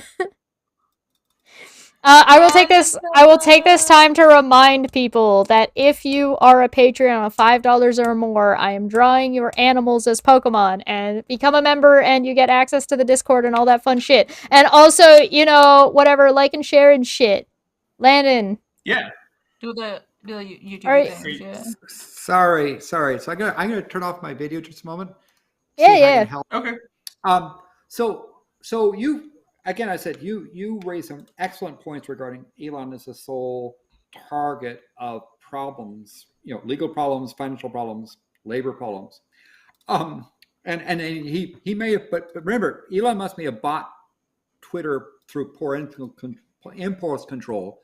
Sure. Perhaps accentuated with his ex-wife urging him on. But the people that loaned Elon the money, I'm almost certain didn't do it on a whim. They probably have contracts. Right. I'm sure that those contracts have very stipulations, and Elon Musk might have put up a bunch of stuff for collateral. So Musk has going to have to satisfy the people that loaned him the money, because again, Elon Musk does not have that much cash. And so what would probably do people like the Saudi group, Prince Group, have required him to do to as far as contract stuff? There's some very significant things. It's one thing to run afoul of regulatory laws. Another thing to run afoul of people who might be cranky for not performing on their contract. I have a question. So here's the thing. I don't think that the check mark on Twitter isn't and paying for it is inherently a bad thing. I think the rollout for it was a problem. Because it was absurd. It blew it into absurdity. But if you were like, hey, listen, pay us $8 and we're going to look through your account, we're going to look at your documentation, and we're going to verify you one way or another. So that way, therefore, it's like, here's a clear criteria and a dollar amount that goes along with it. I think that would have been a great idea if that's the way they rolled it out. Yeah. They could have had a green check mark. Sure. They could have done maybe it was a green. thing where you put up a bunch of money. Well, it was like $8, right? Yeah. And they already had Twitter Blue, so it was basically the same as Twitter Blue.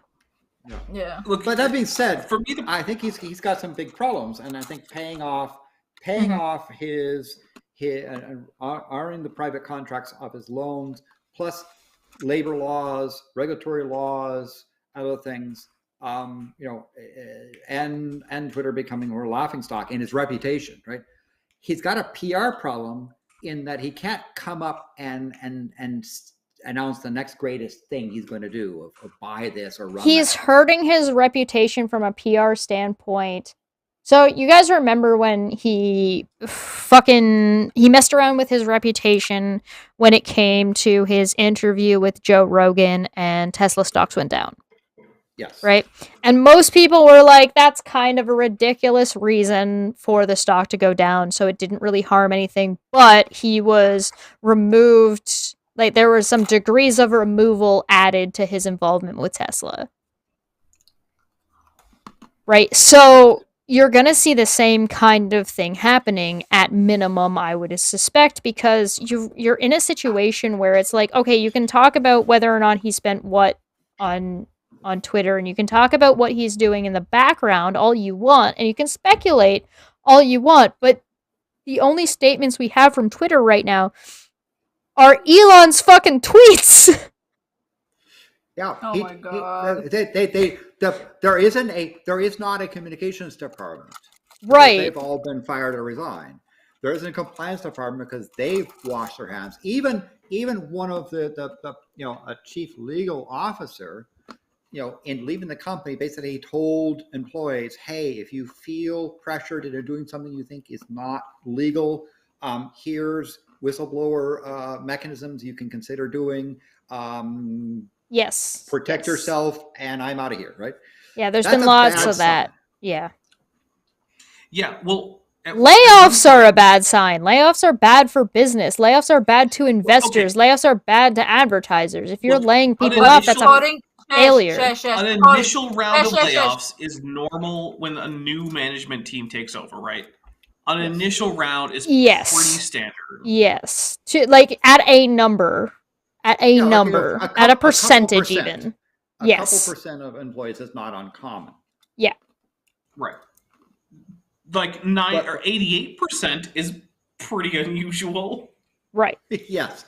And so Twitter's a complex set of servers who, if you're not properly maintained, is going to run into problems. And he went through this notion of show me how much code you've written and give me a pure thing, otherwise you're out of here. People who maintain the infrastructure, if they didn't leave are have exited, right? It's a definition of putting the cart before the horse. You have to know what the horse does before you remove it from the equation, right? So if you're gonna say, "Hey, how much code do you make?" and you're like, "I'm the janitor," what the fuck do you mean? Yes, and so but you know what makes a bad building? A building that doesn't have a janitor. Yeah. Now the problem with people in the Silicon Valley is if Twitter is going to try to hire some other people to come along, having Twitter on your resume as a place you went to may not be the best thing to show. Right? Not at this point. No, essentially all the people that are taking jobs, the people that are taking jobs at Twitter now are going to appear to the outside and to the business world as scabs. Yeah, to some extent. Or they couldn't get hired someplace else. That's unfair to them. Sure. But maybe. That's a reputation problem. And so, in the Maanyaa group, which is basically a sort of a group of system administrators and so forth, one of the things I kept hearing was people who said, I'm going to take the package and take some time to go and shop for a better company because I don't want to be tainted with the collapse. I don't want to be part of the team that was responsible for.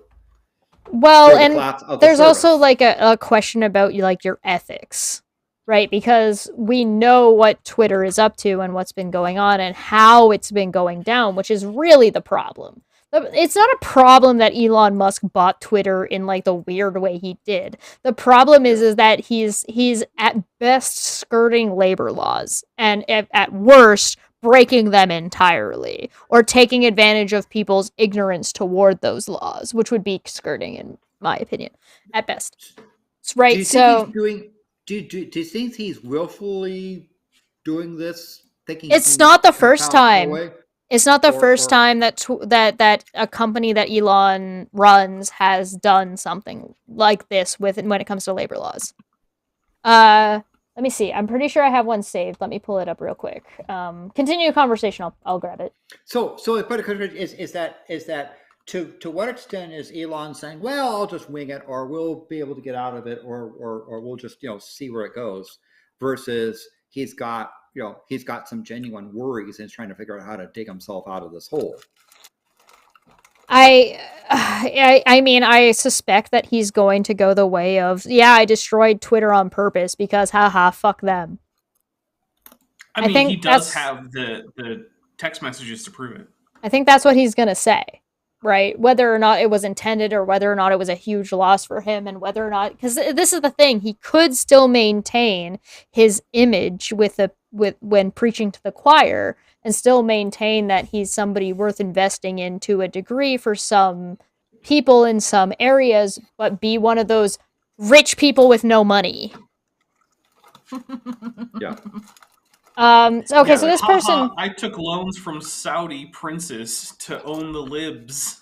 Right, Do you know what the interest rate is? Do you know what the interest rate is? It's per day. So... in response to Lisa Bloom talking about, hey, if you're getting laid off tomorrow, here's the rules in California. Somebody had said Elon tried to lay off everyone in the Las Vegas office of Tesla Solar last year without 60 days of notice. The company just kept telling us layoffs were coming, but never made an official announcement of layoffs. As each deadline approached, it was pushed back. Where's their follow-up? Hold on. They have more than this. Oh, there it is. The tweet is now unavailable. What do you mean? Boo. Did you get the screenshots? No. Oh shit. Listen, wait, maybe I did. Hold on. So I think that's your default mode. I think I might have. I did.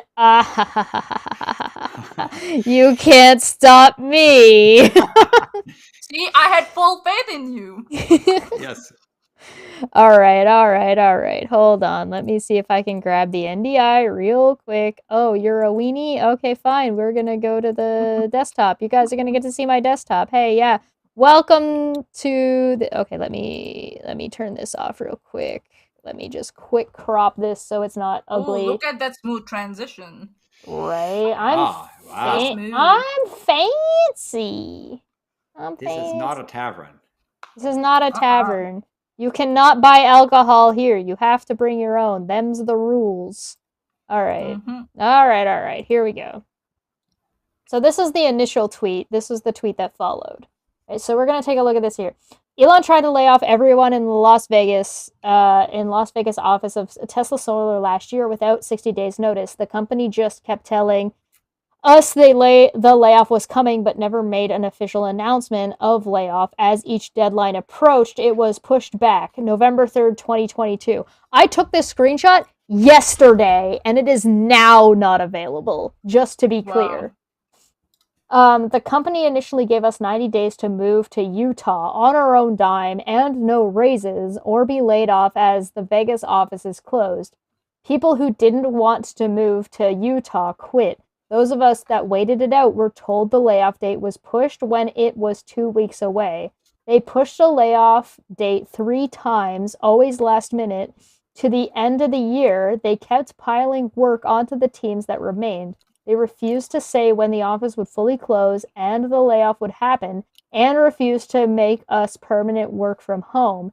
Elon and Tesla kept stringing us along, holding a layoff over our heads, waiting for us to just quit.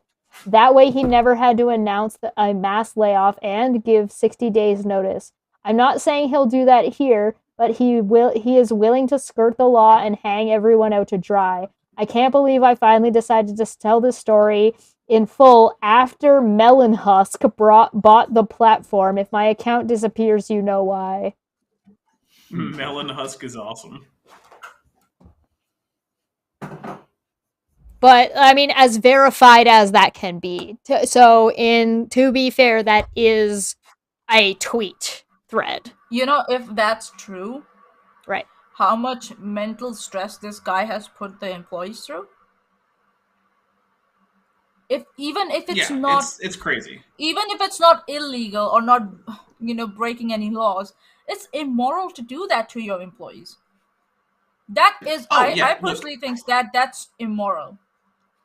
To string along your employees, put them under such pressure and stress, forcing them to quit. If I'm not wrong, in some countries that's a crime, or some sort of it's a violation of some sort of regulations, labor law regulations. Yes. So and again, you can get fined. I think that Musk is going to find himself in some financial hot water, particularly from the people that probably have contracts of loaning him money. I think he's going to also be running up against regulations. He might turn around, for example, and say, regarding Twitter, that, the mean federal government or the mean EU regulations are forcing us to reduce services, right? But I think, again, the company itself is probably going to limp along, but become less relevant, and that people who's talking about the social media stuff. You won't see your someone's having a electronic business card with a Twitter handle filled in, or you won't see something where people will try to, as part of their marketing stuff, announce things on Twitter. That they become less relevant if he keeps going along as he does. So here's the thing. The other thing, though, I don't think that currently, if a major technical glitch happens, that they have the staff to fix it.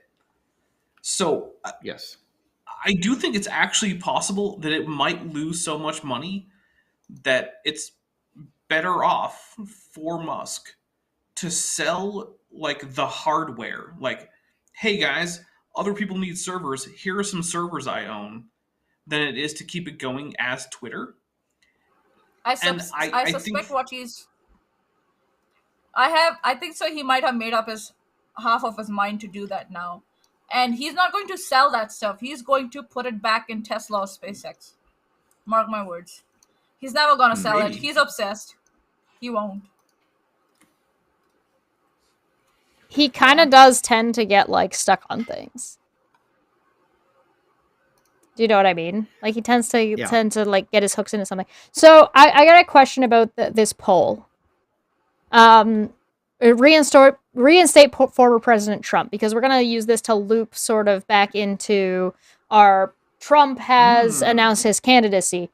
So, do you think he should or should not? So, just so everybody's aware, yes was 51.8%, no was 48.2%. Do you think he should reinstate President Trump? Yes, no, why or why not? Yes, why or why not? No, why or why not? Maybe, why or why not? Do you want to put it as a poll or here in the chat? Or yeah, I'll add it as a poll for the chat, for sure. I mean, to me, the answer is a pretty obvious no. For many reasons. One, because he spouts misinformation. Yeah, the constant misinformation. We have the same thing. Incitement to insurrection, that's a thing, you know. Oh, yeah. I mean, but ultimately, the constant misinformation is on its own a violation of terms of service. But still active. Yeah, but it's his terms of service now. But he, as far as I know, hasn't changed them. And Trump absolutely violated the current terms of service. This is legal that I was talking about. So I would say no, because of Twitter's terms of service. If Twitter were to change its terms of service to allow anything goes, they've got other problems. But given the way Twitter is set up and the terms of service, and Musk has stated that he hasn't changed it, trying to keep the advertiser on. He said, I haven't changed the terms of service. So he claims. Given that Trump, I believe, was banned for terms of service things, let alone, ignore the fact that other people are doing worse and are not banned. It's not the question of consistency. It was a question that I think applying Twitter's terms of services to what Trump was doing, his ban was proper, whether you agree with the terms of service or not. If they were to change the terms of service to allow that kind of stuff on, then I think that you'd have another problem of advertisers even being less likely to want to have anything to do with the platform. And it's also like, if they're not going to be consistent in how they implement their terms of service, right? That kind of advertisers don't like that kind of uncertainty. Human rights organizations don't like that type of uncertainty, right?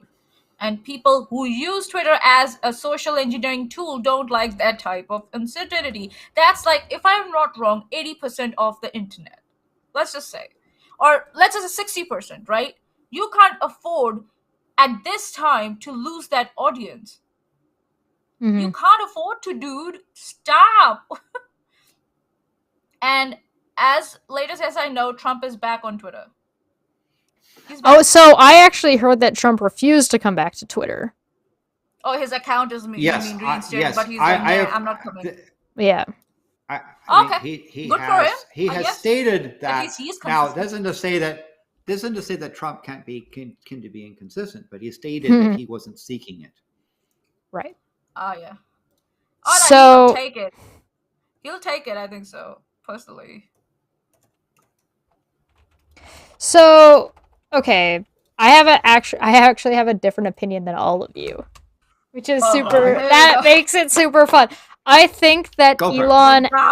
I think that Elon absolutely should reinstate Trump on Twitter, specifically because that is the whole fucking thing that he's did this on. That was the whole thing.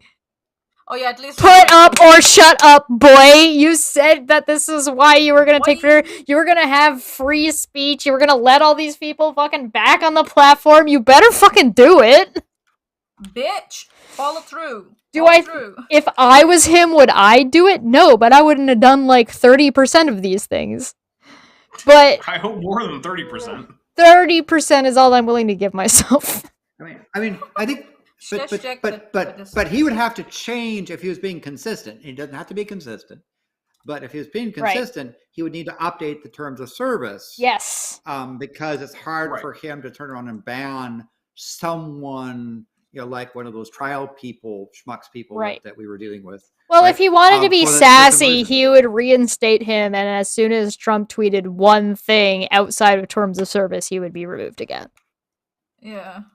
Right, but I don't think he's smart enough to do that. I don't think he's going to do that.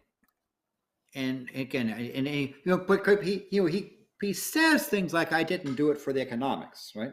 And he doubles down and triples down on that sort of thing. But it's hard to say when he says something, does he mean it, or is it just merely poor impulse control? I think he should reinstate Trump on the principle that that's what he bought the company for. The whole reason why people believe in him, the whole reason why he has the following that he has to a degree, is that he said that he was for free speech and that he would do this. So I think he should follow through. Now, do I think that morally or ethically it's a good idea to do this? No, that's a different question in my humble opinion.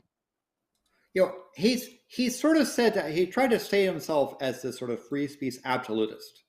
As if he has the it is as if Elon Musk has a libertarian political malady, right? Well, what is free speech, right? We should probably, before we go into the nuance of this, Landon, do you want to give us a briefing on what free speech actually is?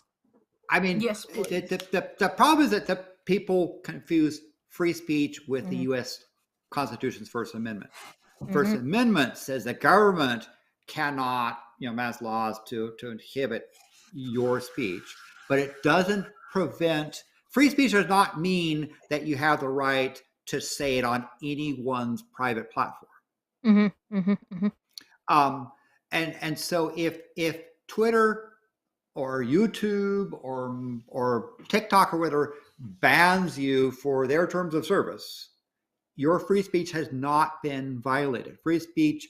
So the problem is that the term free speech is so misused that it's sometimes hard to actually define what it really is. Remember again that your freedom to say something in a private area can be regulated by the person. For example, if you're in a restaurant, you do not have the absolute right to say anything and behave any way. They can ask you to leave. They can refuse service to anyone. Similar sort of thing. So your free speech has not been violated if you're acting like a jerk and people say, "Hey, get the hell out of here. I don't want you in my home." Free speech does not also mean that people have the right to hear what you have to say. Right. And it's not the First Amendment, especially if you're not in or are required to listen. Right. You can go in an empty theater and give your speech. Nobody will give a damn. And nobody should have to give a damn. I am amused by people when I am up in Canada talking about their First Amendment rights. Don't listen. Do not get me started on America leaking into Canada. I don't want to talk about it. It's upsetting. I will state that those people were from a certain province of Canada, but we won't mention that. You mean the Texas? It's Texas of Canada. If you know, you know. If you don't know, well, figure it out. It won't take long. Anyway, so the notion of your freedom to say something is guaranteed in the U.S. Constitution to not be inhibited by the government. The government cannot pass a law stating that Lan and Noel can't talk about technology, right? That would be the government. That's a First Amendment protection for U.S. people in the U.S. But it does not give me absolute right to state that I can, state anything on a platform. Now there are court cases where they've said that when a corporation builds a corporate town and runs it as if they're the government, that they fall under that First Amendment thing. But you can't say, well, Twitter is somehow the town square and therefore it can't prevent you from speaking. That you do not have a First Amendment U.S. protection to use Twitter.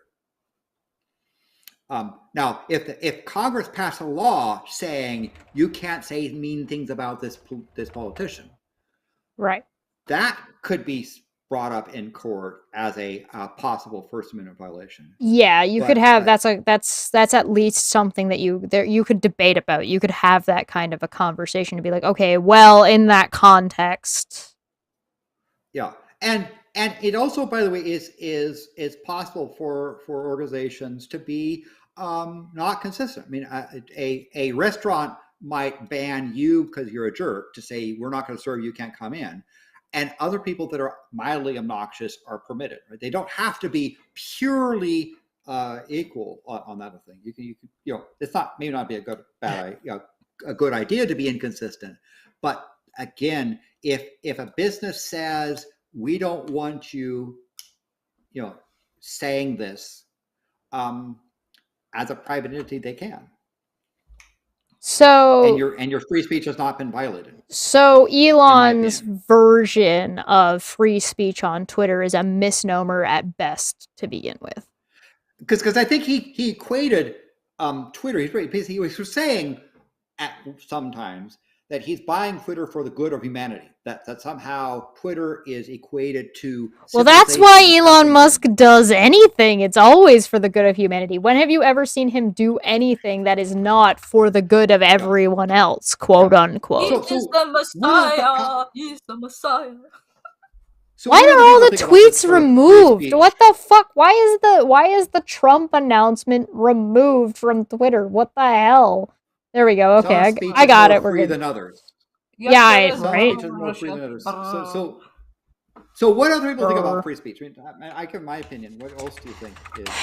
I'm Canadian. Our free speech up here is entirely different. For our free speech, there are additional articles to it. So, like, hate speech isn't protected, and hate speech connotates this, and this. This is why I have such a problem with Jordan Peterson. Jordan Peterson's entire goddamn career, or like popularized career, is based on a bullshit lie he sold to Americans about Canadian law.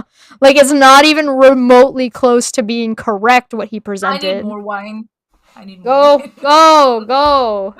It's there's this the whole thing was it was like section C-16, I think it was called, and all it did was it added trans people into protected rights under harassment law and hate speech. So the thing is it's the same application of you're allowed to swing your fist until it makes contact with my face.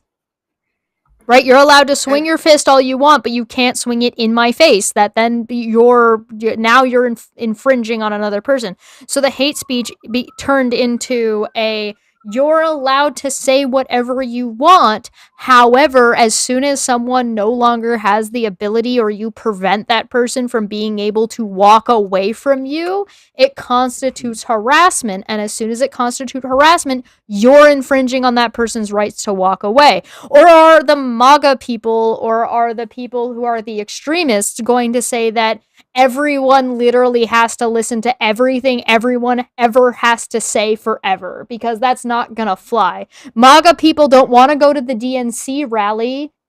Are they required to go due to freedom of speech? No, of course not. So people should be allowed to walk away from you. And Twitter being an international platform has to deal with all kinds of different, so-called speech laws. I mean, in the country of Australia, they have really awful laws regarding slander and libel. And in fact, those laws tend to favor politicians who can sue you if they feel butthurt that you, for example, claim that they eat spaghetti and act like Mario. Something example, right? special about Landon using the word butthurt.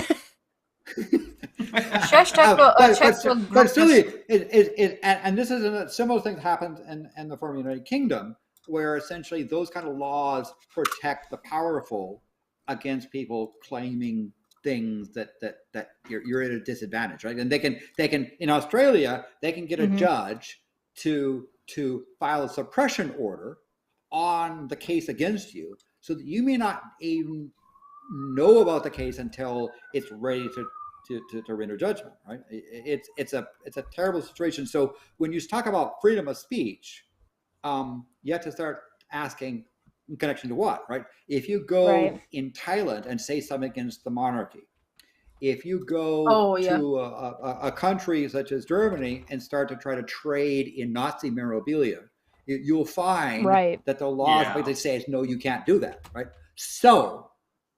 So-called freedom of speech, unfortunately, in an international context, becomes just completely problematic. Yeah, it's everything. Freedom of speech is a very contextual thing. Even when it comes to even different usage of words is very different depending on your dialect and also depending on your region. So there's like just so many different subsets of each of those things that you end up with you can't. And that was probably one of the problems with Twitter for so long, is everybody would just assume everybody was American. Well, that's just American internet as a rule. Right, so, but it was not just American internet. I, as a Canadian, would assume Maanyaa, as a New Zealander, was both of us would assume the other one was American. Fair. So my thing with the free speech absolutism in Twitter and whatnot is like, okay, hey, Elon. Free speech absolutism is like the libertarian ideal. Okay, great. You make a free speech absolutist libertarian platform. You know what else is the libertarian ideal? It's freedom of association. And if none of your advertisers want to associate with you because of the things you allow on your platform, then guess what? Somebody's not making any money. So that is Elon. There you go. So you don't get to be pro free speech absolutism and then also whine that advertisers don't want to advertise with you. Like pick a lane, my dude. Either take the libertarian ideal, in which case anyone can say whatever and also no one has to give you money, or maybe moderate your platform so that people want to give you money. So the Trump announcement, right? So we're switching right onto that. Yeah, we're going from advertisers and free speech right on to Trump. Trump, motherfuckers. Magaga. Because it's not MAGA anymore. It's Magaga. Oh no. Can I say sorry, Trademark Canada? I gotta get like a graphic for that. Yes. Sorry, Trademark Canada. Yeah, it is unfortunate that when I was traveling in Eastern Europe, and people could tell I'm a Yank, one of the common questions asked early on is what about Trump? Mm-hmm. Sorry, that's rough. I don't feel bad for Americans. You have to answer for that. I'm sorry. In other countries. Sorry, Trademark Canada. It's like you have to have that conversation. Depending on who I was talking to, I could equate them with people in their own country that are perhaps similarly obnoxious. But it is a sad thing that America's reputation. But on the other hand, he has the right to announce he's running for president. All right. Yeah. Oh, yeah. He definitely does. But does he have the right on Twitter? I mean, he does now. No, because he doesn't have a right to Twitter. Twitter has at various times given him the opportunity or not to be on the platform. Because the thing is, you're on Twitter at Twitter's whim. Right. Yeah. Twitter Same is with allowed to YouTube. keep you. Same with YouTube and Right. and Twitch. Any place that you exist on the internet. There was a guy on 4chan who got back in my day. There was a guy on 4chan who got kicked off of 4chan because he said he didn't like chocolate milk. Hey, there you go, man. So the Trump candidacy has a lot of issues and complexities, right? One of the questions really is that will, for example, let's say the Rupert Murdoch media endorse Trump, or will they say, based upon Trump being now a 3-time loser, we want somebody else? And this is a thing to watch for, right?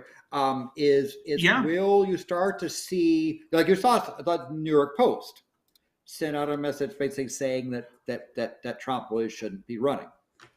Will you start to see places like Fox News begin to fact check Trump?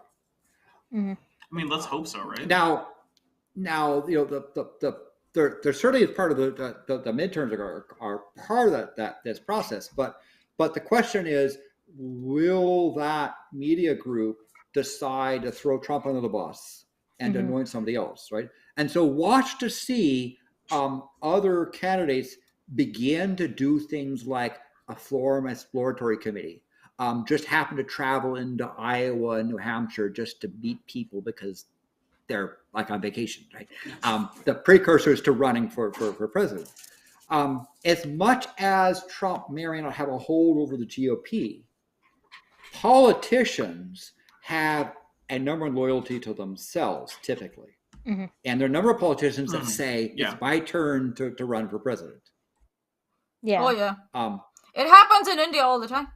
The parties decide, like, they decide on a circular cycle whose candidate is gonna be the president. That happens all the time. There's also, like, in Canada, there was a deal made between the NDP and the Liberal Party, and the NDP were like, if you put these bills forward and push these bills, we will vote along your party lines. Yes. And that's without a two-party system. And that was a public deal. That was in the news. This wasn't behind closed doors. Yeah, that sort of parliament coalition you get. Yeah. So Trump has a number of various legal problems, speaking of trials. And those legal problems are moving forward. Now, people have been upset that Merrick Garland is going slow, but he has a reputation of methodical by the book. And he's now appointed a special prosecutor to look into the Trump thing. And even though some people say, well, why didn't you just charge in the first place? That's not Merrick Garland's style. Now, it doesn't mean that for the next 8 years, this special prosecutor will be doing things.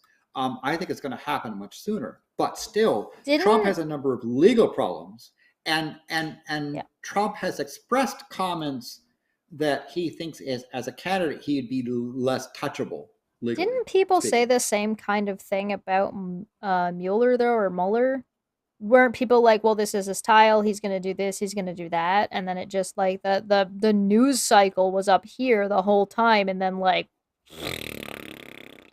Well, in some sense, with Robert Mueller, the question, people didn't like the conclusion, right? To me, and this is a very courageous thing, I am not saying Trump should go to jail. I'm saying that there are charges that Trump should be indicted on and be brought to trial.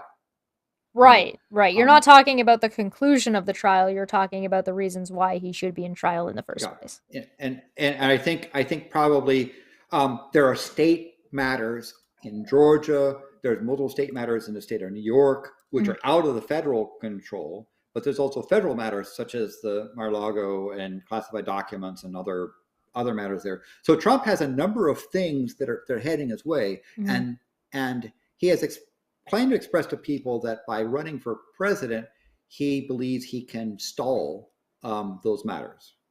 Oh, that's an interesting theory. Like he's running for president so that he doesn't have to do other stuff. Look, people have run for office from prison. People have won offices from prison. But, it doesn't hurt him to sort of use as one of his excuses. I can't show up Alex Jones style to a hearing because I'm out campaigning. Right? George makes a point that says somebody said, quote, people with drug felonies can't vote, yet Trump is allowed to run for president after starting a government coup. But politicians Trump is not always a convicted felon. find a way. He hasn't politicians are always. He hasn't been found guilty of committing that coup yet. Never will be. So to be fair, if he is, then actually, like if he's found guilty on some of these charges between now and the actual election, then people can actually sue to have him removed from the ballots, because some of those crimes do actually preclude you from seeking federal office. Yeah. So it is actually possible that despite running and perhaps even getting the nomination, he could be legally barred by lawsuit from even being on the ballot, in which case what would probably happen is it would be a, who do you want as president, Joe Biden or whoever the crap the libertarian candidate is going to be? Please not Biden again. Oh my God. Different question, different stream. And so the thing about with this Trump is that will the Republican Party continue to back him fully, or will other politicians say no, it's my turn, and so watch the next several months because normally to be the season beginning because the people start building these committees 2 years prior to the general election. Yeah. And so watch in the next 6 months or so as this thing happens. Watch what news organizations, which are normally might have been favorable to Trump, if they are covering his rallies or might even be saying things disrespectful. So what happens? Yeah. What happens if Trump does get the nomination? I think it'll end up being Trump versus Biden, and right now I think so? There's a fair chance Biden will win. Yeah. Well, so look, Biden at first was all like, "Oh, maybe I won't seek re-election," but let's be honest, everyone seeks re-election. That's what everyone does. Yeah. And he's probably going to get the nomination. And here's the thing: I would say right now, based on the midterms, which maybe we can get into in a bit, and based on the ridiculously high voter turnout among like young people, and also the fact that, I mean, Trump has been losing support even in the GOP. I think if it becomes like a Biden-Trump to electric boogaloo, I predict a similar outcome. Right? I think Biden will win again. Trump will say, "Oh, it's rigged. It's all fake." Oh God! And then back to parlor he goes. I have a feeling that Republicans, if I don't know that if Trump will get a nomination, number one, because I think the Republicans are trying to, like the majority of the Republicans are now trying to distance themselves from Trump. So either somewhere mid-debate somewhere he will get knocked off by someone else. There are candidates from the Republican Party who are there to stand against him. Yes. And also, I don't think so. Yes. If Trump does get nominated, let's just say, he will do so by a very narrow margin. It will be just like cut to cut, Nick, because the Republicans are just fighting. They're like, this guy is stupid. I'm going to be the next president. So they're fighting amongst themselves. Who's going to that candidate be? So maybe based on that, he might get nominated. And I would welcome. But what will happen if he does get defeated, if Joe Biden does win again, and Trump tries to go for, oh, it's rigged, blah, blah, blah, Republicans are just going to be like, fuck off. They are done with that shit, because they have seen now with all the investigations that are happening and yada, yada, yada, how close they came to looking like bonkers on January 6th. There are, in this age where recordings are happening, phone calls are happening, if who's the guy who went to the National Guard and Washington D.C. police and got the stuff, and who's the guy from Republican side? DeSantis. Yeah, we're talking about the Pence, the Florida guy. Yeah, Pence. Florida man Mike Pence. Yeah, if he hadn't acted on that day strictly to what he is supposed to do, according to his office, you know how much stupid he would have looked. I would have. So What did you think? Saved by actors like him on that Mike day. Pence Mike Pence on January 6th just walks out of the office away from all the protection and willingly gets lynched in front of the White House. Like what? So there's a number of potential. Go ahead. I think so. Mike Pence knew what was happening. He didn't want to get into a barricade of security officers with him and go to another location. Because I think he knew that some of the security and the FBI also were with Trump. That it's been so radicalized to that side that there were people in FBI who were supporting Trump and were ready to act if given the go. Let's just say. So I think so. Mike Pence knew what he was doing. He knew exactly what he was doing that day. He saved his arse. He was saving his arse, but he in turn saved the Republicans' arse. Let's just say. I think that if you want a proper Republican, Mitt Romney's your man. So I think there'll be a number of GOP people that will look to explore committees, and it's probably too early to pick who are going to be the strong candidates. Oftentimes, some of the people first out of the gate fail fast as well.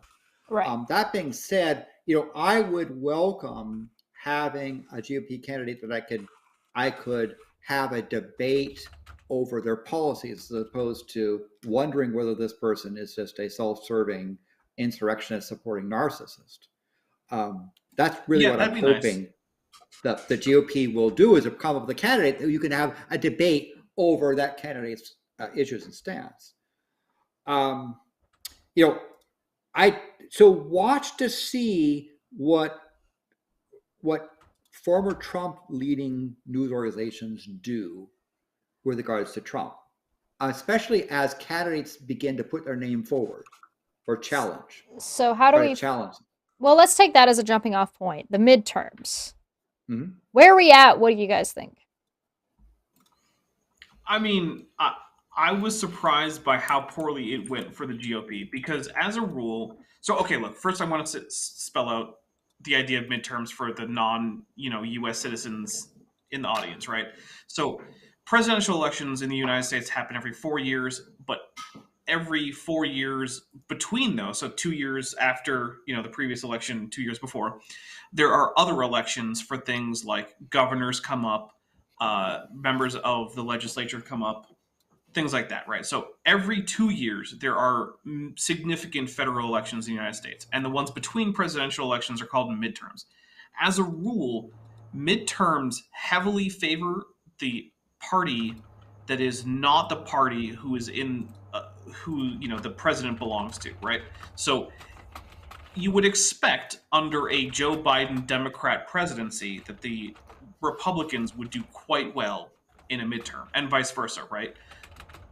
The fact that that did not happen, that the Republicans did significantly worse than the pollsters were expecting, as well as significantly worse than basically every GOP pundit was predicting. And to be fair to GOP pundits, they do predict losses for the GOP when it's not looking great. Right. That's the case is a pretty big problem. And the thing is that repeatedly, GOP-backed ideas and especially Trump-backed candidates underperformed or were defeated. Like every place where there was some kind of protection for abortion rights on the ballot, it won. A number of gubernatorial races went in favor of the Democrats that were not expected, including in this state, Arizona. In Arizona, the new governor is going to be a Democrat in a hotly contested, very close race. It just did not go well for the Republicans compared to how it likely would have if you base it on just all the previous. So it's not boding well, I think, for the next election, because the thing is, people who would otherwise vote GOP are currently annoyed at the GOP for a number of reasons, including the insurrection. In fact, pretty much all of the that's an exaggeration. A large portion, maybe 40-ish%, I don't know, of the commercials that I saw here in Arizona for Democrat candidates were actually, the spokespeople were Republicans who were like, look, I'm a Republican, but this year But I'm not voting for the Republican because of all these crazy things. So imagine look, the Republican Trump not being the bar. Something else. It's in the election results, as Dapper said, have been pretty much a disaster for the GOP in terms of expectations. The Democrats hold the Senate for this next 2 years. The Republicans have gained control of the House, but they have such a narrow margin that's going to be easy for a couple of GOP Congress members to defect. Right. There's even questions of whether or not that McCarthy will be able to be elected speaker, because if he doesn't cater to nearly everyone in his constituency, you could have somebody show up and say, "I want to be speaker instead," get the Democrats to vote for them and a couple of their colleagues, and become speaker. Remember, when you vote for speaker, the entire House votes, not just the party. And now that's unlikely to happen, but their thin margins going to be there. But also the other thing is that the Democrats gained at the state legislature as well. They gained 2 gubernatorial seats. They gained control over a number of state levels. Trump's attempts to try and get secretaries of state, which manage the voting process for states, failed spectacularly. So it would have been a complete sweep of the Democrats had they gained control of the House. They didn't. But the margin that the Republicans might have, maybe only 1 or 2 seats or 3 seats, could be as high as 5.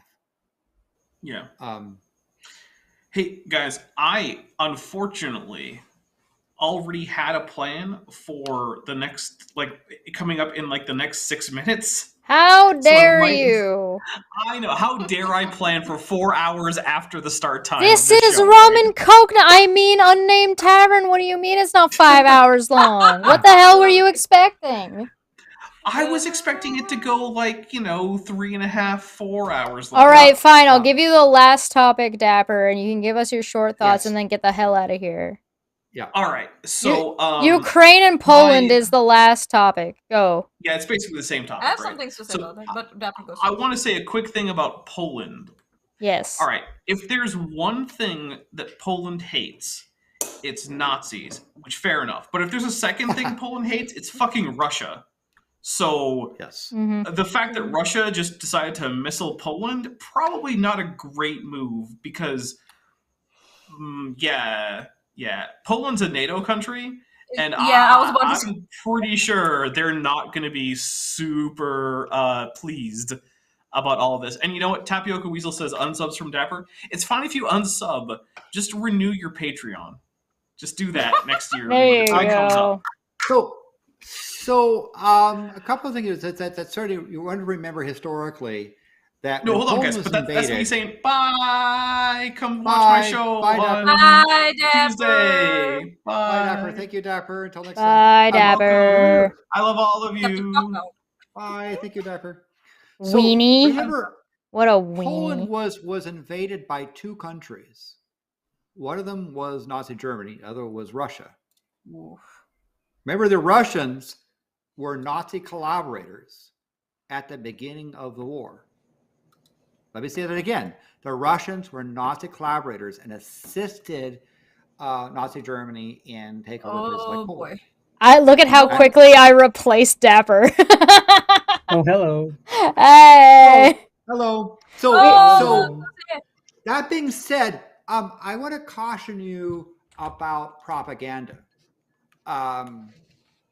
Propaganda happens particularly in wars from all sides, and there is Ukrainian propaganda and Russian propaganda, NATO propaganda, and American propaganda. It's all part of this stuff.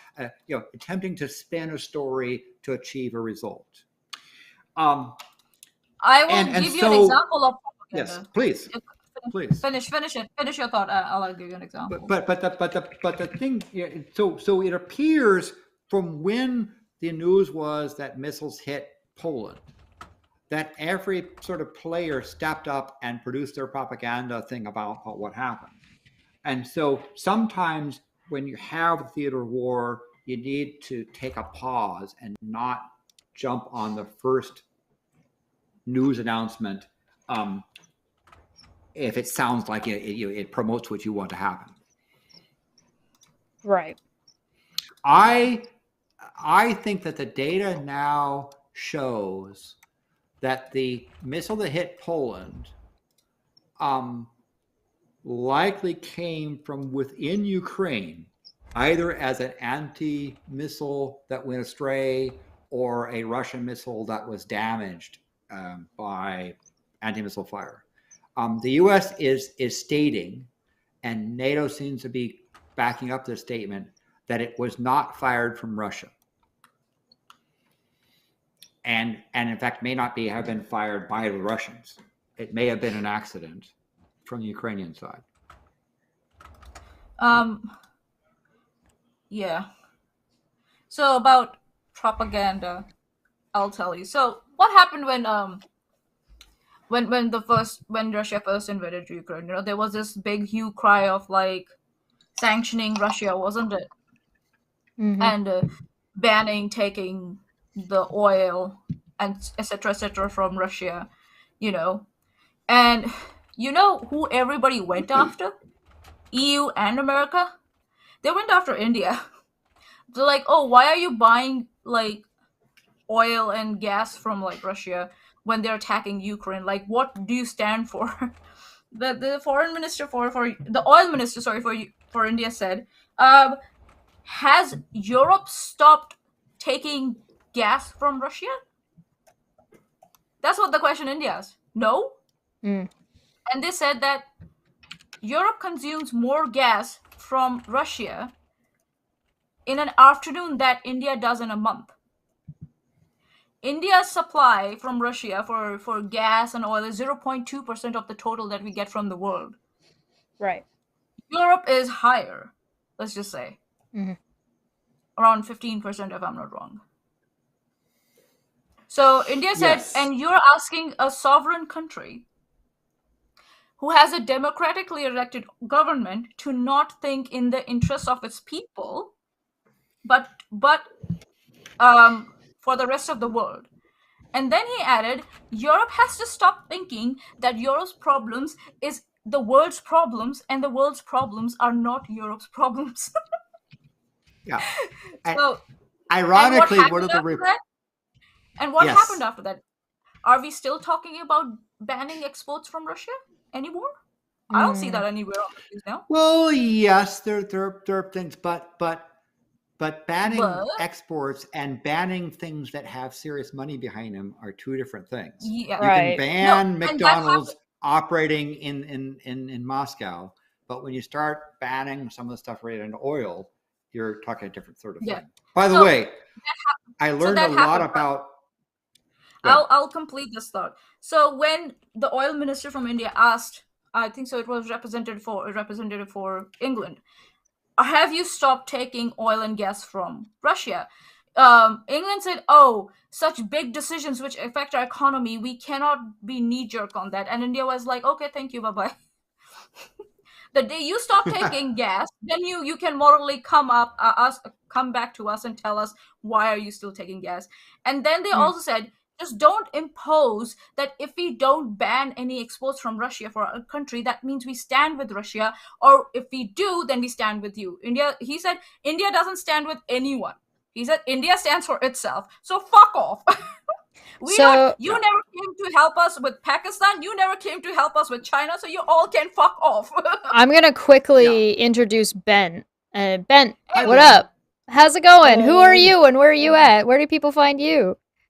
You can find me on the internet. I'm usually on Dapper's channel, Kent with Bent. I think we're at 96 now, so we're coming up on 100. We're going to try to do something special for episode I am 100. super excited for your 100th episode. Congratulations! Today, and of course, okay. Is there any relation? There is no relation. I'm completely unrelated to Uncle Kent. Oh, I gotta say, I don't like love. that guy anymore. I said this the other Saturday when I was on with you, and I'm gonna say it again now. That is a fucking awesome sweater. Oh, thank you. I have this great mug here. Hey! Oh, nice. Link in the description. Link in the description. Excellent. Don't be dumbass. I do, by the way, I do enjoy your streams with Dapper on stuff. I think you do a good job of exposing that other person. Crazy. Well, you know, no relation. I was a fan of his, I think, until like I was 35 years old or something like that. So that's only 6 years ago. So like, it still feels weird to me that I'm doing a show bashing Kent Hovind, but I love it. So there you I'm go. glad it came to the good side. Oh. Landon, as you were saying about Poland and Ukraine and Russia. And just a comment on Maanyaa, I noticed in the news reports about India is in bed with Russia buying its oil, that I traced the sources and found that a country called Pakistan seemed to be supplying news text to various news agencies. If you looked at the text and you go back to where the talking points. So this is an example of propaganda. Whether it's true or not, question the news. There have been interviews also. So it's not like it's fake news. There have been actual like interviews where like, and you know, when countries come and meet together for their pacts and shit, interviews have happened there. So yeah, it's not like it's but Pakistan, obviously they will try to tag India as always, our very, very friendly brothers and sisters. It is why we like Canada so much in the United States, because they're just a very nice, friendly hat. Right? Listen, you guys are just happy that we're not as aggressive as you guys are, because if we were, it would just be an absolute shit show. Imagine supporting a country, America supporting a country that by principle of its military policy finances terrorist cells in its neighbor's country. Yes. Yeah, US, fuck off.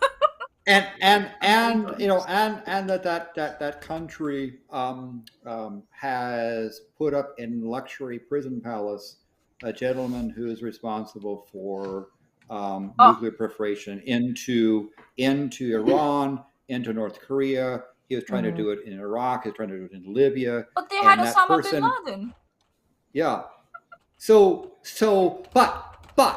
But be careful, because India has its own propaganda on Pakistan, right? So all I'm saying is, whenever you see these international things, look to the source of what's coming from and evaluate it. It doesn't say that's false. It doesn't say that it's false. Yeah. You just have to understand the context. India has its propaganda, but it kind of shows the hypocrisy that the West has and the Europe has towards third world countries. Yeah. Right. That being said, they are coming after a third world country that has a population of 1.2 billion people and telling them to stop their fuel import. We depend on like India depends on fuel. Are you giving India any subsidies to buy from other sources? No. Are you lowering prices? Are you asking OPEC to lower prices for India so they stop importing from Russia? Nah. Why? Oh, that's Jack's waiting in the back, and I noticed it on my side thing.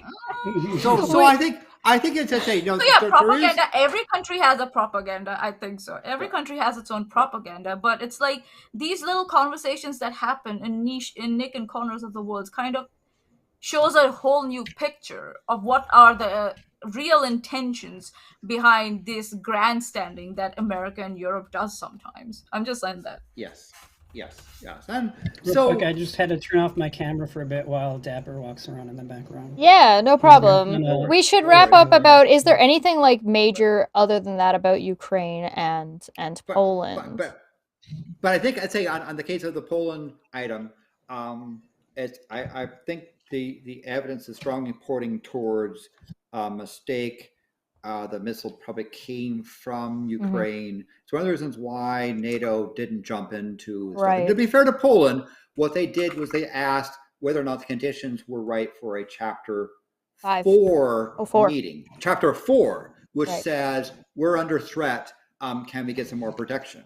In fact, the discussions are that Poland may be asking, can we get some anti-missile batteries along our border to prevent this from happening again? Which is, I think, a completely reasonable thing to do. Yeah, that being said, what do you think about the war in Ukraine? Where do you think it's going to head? What's happening? I think it's a dumpster fire as is. Russia's embarrassed itself. I think Vladimir Putin's probably going to get assassinated by the end of it. My big issue is the damage to infrastructure there has already happened. It could have been avoided,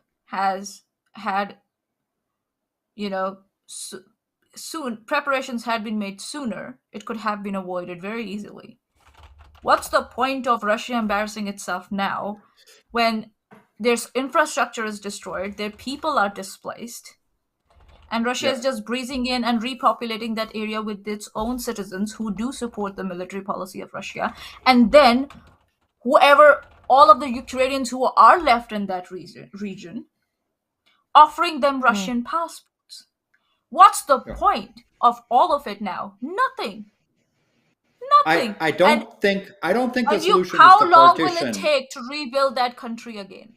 Just imagine. I don't think the solution is to partition Ukraine. I don't think that Russia should be allowed to have that territory claimed, even Crimea.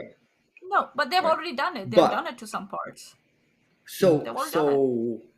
The other problem is that in Russia you have security services, you have the military, you have the private military, you have the oligarchs, and you have the Politburo, right? And all these factions are dancing with each other. I think if let's say Putin to get ill and have to retire or gets removed, I don't think that the war immediately changes. You might have the next leader blaming the problems on the previous leader.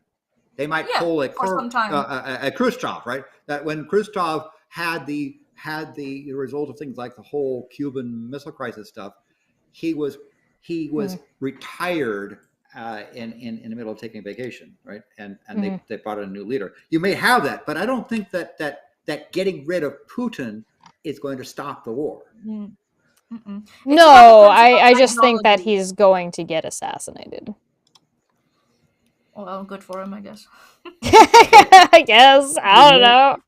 Merry Christmas, everybody. That's a good question. Yeah, at what point does he get assassinated? I don't know. I just think that I think that he will, and I think it will be used as justification to end it when it does. I don't know why it hasn't happened already or something. Like, this is just taking too long. This whole invasion should never have happened. It shouldn't be happening. Yeah, it bothers me that it's happening. It has significantly damaged. Yeah, because it significantly damaged Russia's military standing.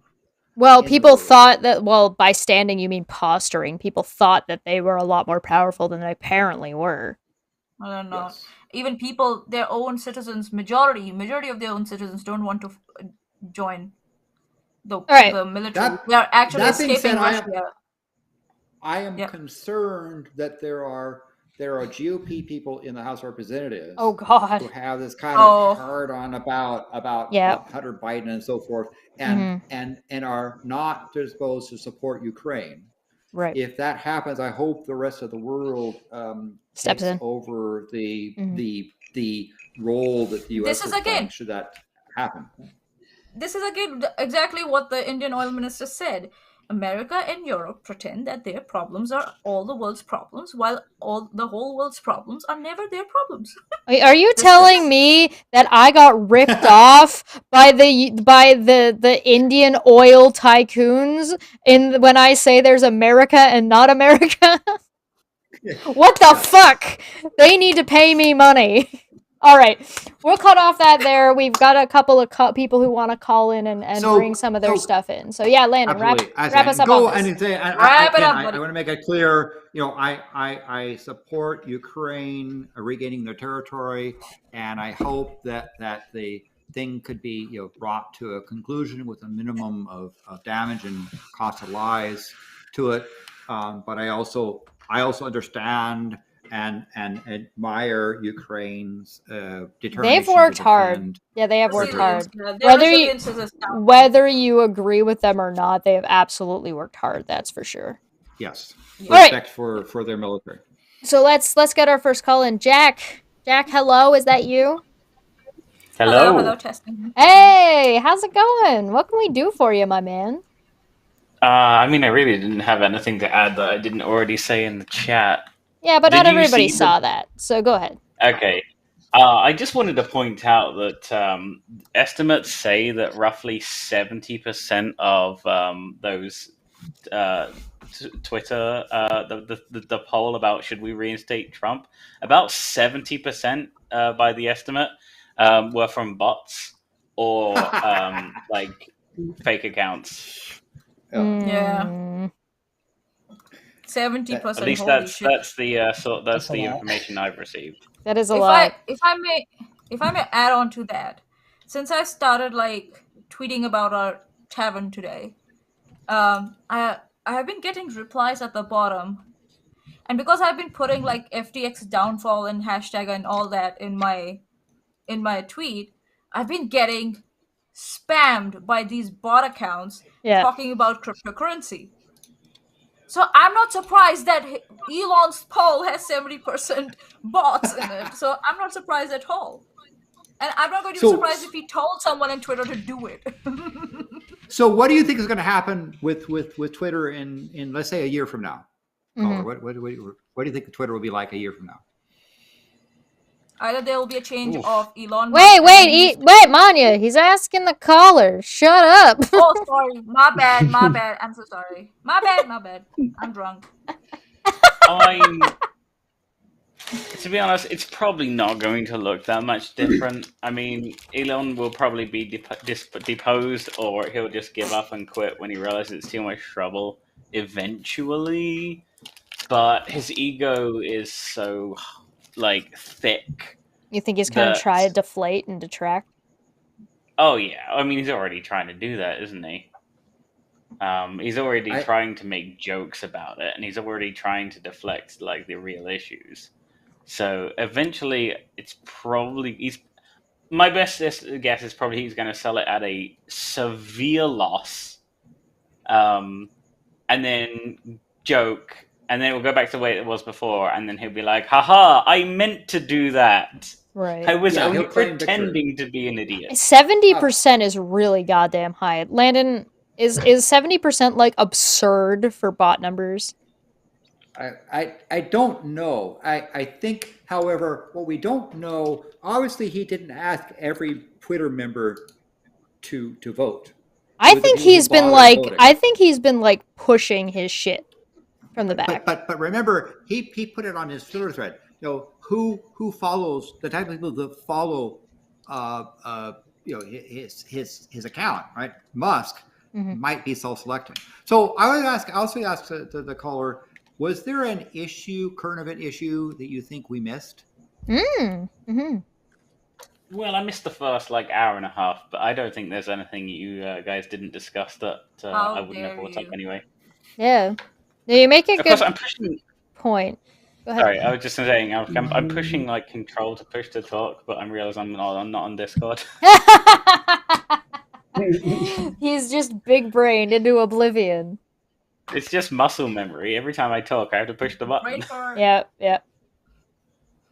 Twitter took Tom Riddle in the chat said Twitter took on so much debt to finance the deal. The company owes more than $1 billion in debt payments per year. I don't know about those numbers because I'm not fact checking them right this second, but that's a fuckload. I would recommend you look at Thunderfoot's videos. He has some data that seems to talk about some of the economics. So Thunderfoot with zeros for the O's and foot. Might give you some more information in that regard. Yeah, I believe Thunderfoot's estimates were something like it's $500 million a day in interest or something. Oh God! From the loans. That's a lot. That's a lot. Yeah. I'm not sure. Yeah. No, it might be 5 million a day in interest. Yeah. So about $500 million a month, or something of that order. Somewhere that it's a lot per month. and so I think the contracts that no doubtly Elon had to sign to get the money to buy it are going to be much more impactful on Elon Musk than the simple loss of Twitter. Yeah. I think it's more complicated than that, in my opinion. Did you have anything else you wanted to add for us there, Jack? No, I'm good. All right, get the hell out of here. We got another caller. Move your butt. Right. See you guys later. Thanks, Jack. Thank you for calling. Bye, Jack. See you around.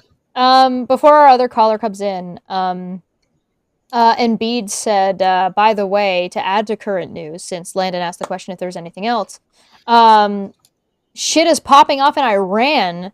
Tanks and shit have been sent into the city and gunshots constantly going off, as well as shooting at buildings. Yes. What? Yeah. Iran is getting... You're right. That's probably something we would have said. That's a dumpster fire that's been smoldering for some time. Yeah, it is definitely not new. Thank you so much for calling in, Jack. Our next caller is going to be Mr. Serious. I sent him the link, so we'll see when he joins us. But I figured while we were in between, we could bring that up. That's Embiid said that because I think it's a really good point. But I don't personally have enough information about it right now to discuss too much. I had if you would have come and talk about Iran, protesters being assassinated. Wait, hold on. We got two at once. Ben, you want to go first? Then Landon, go ahead. I had heard rumors that there were going to be like 15,000 protesters assassinated in Iran, but I guess that was debunked. But they were that was supposed to be by Friday, which was yesterday, and now there's people being killed. So I don't know what's going on, but it seems like it's happening in real time right now. So.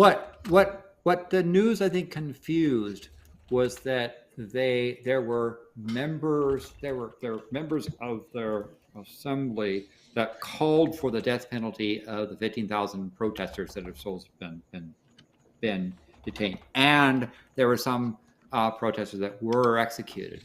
So I'm not saying that they haven't killed 15,000 people who protested, but there are some people that were calling for that to happen, and they have. I know that they executed one person they claimed was an arsonist.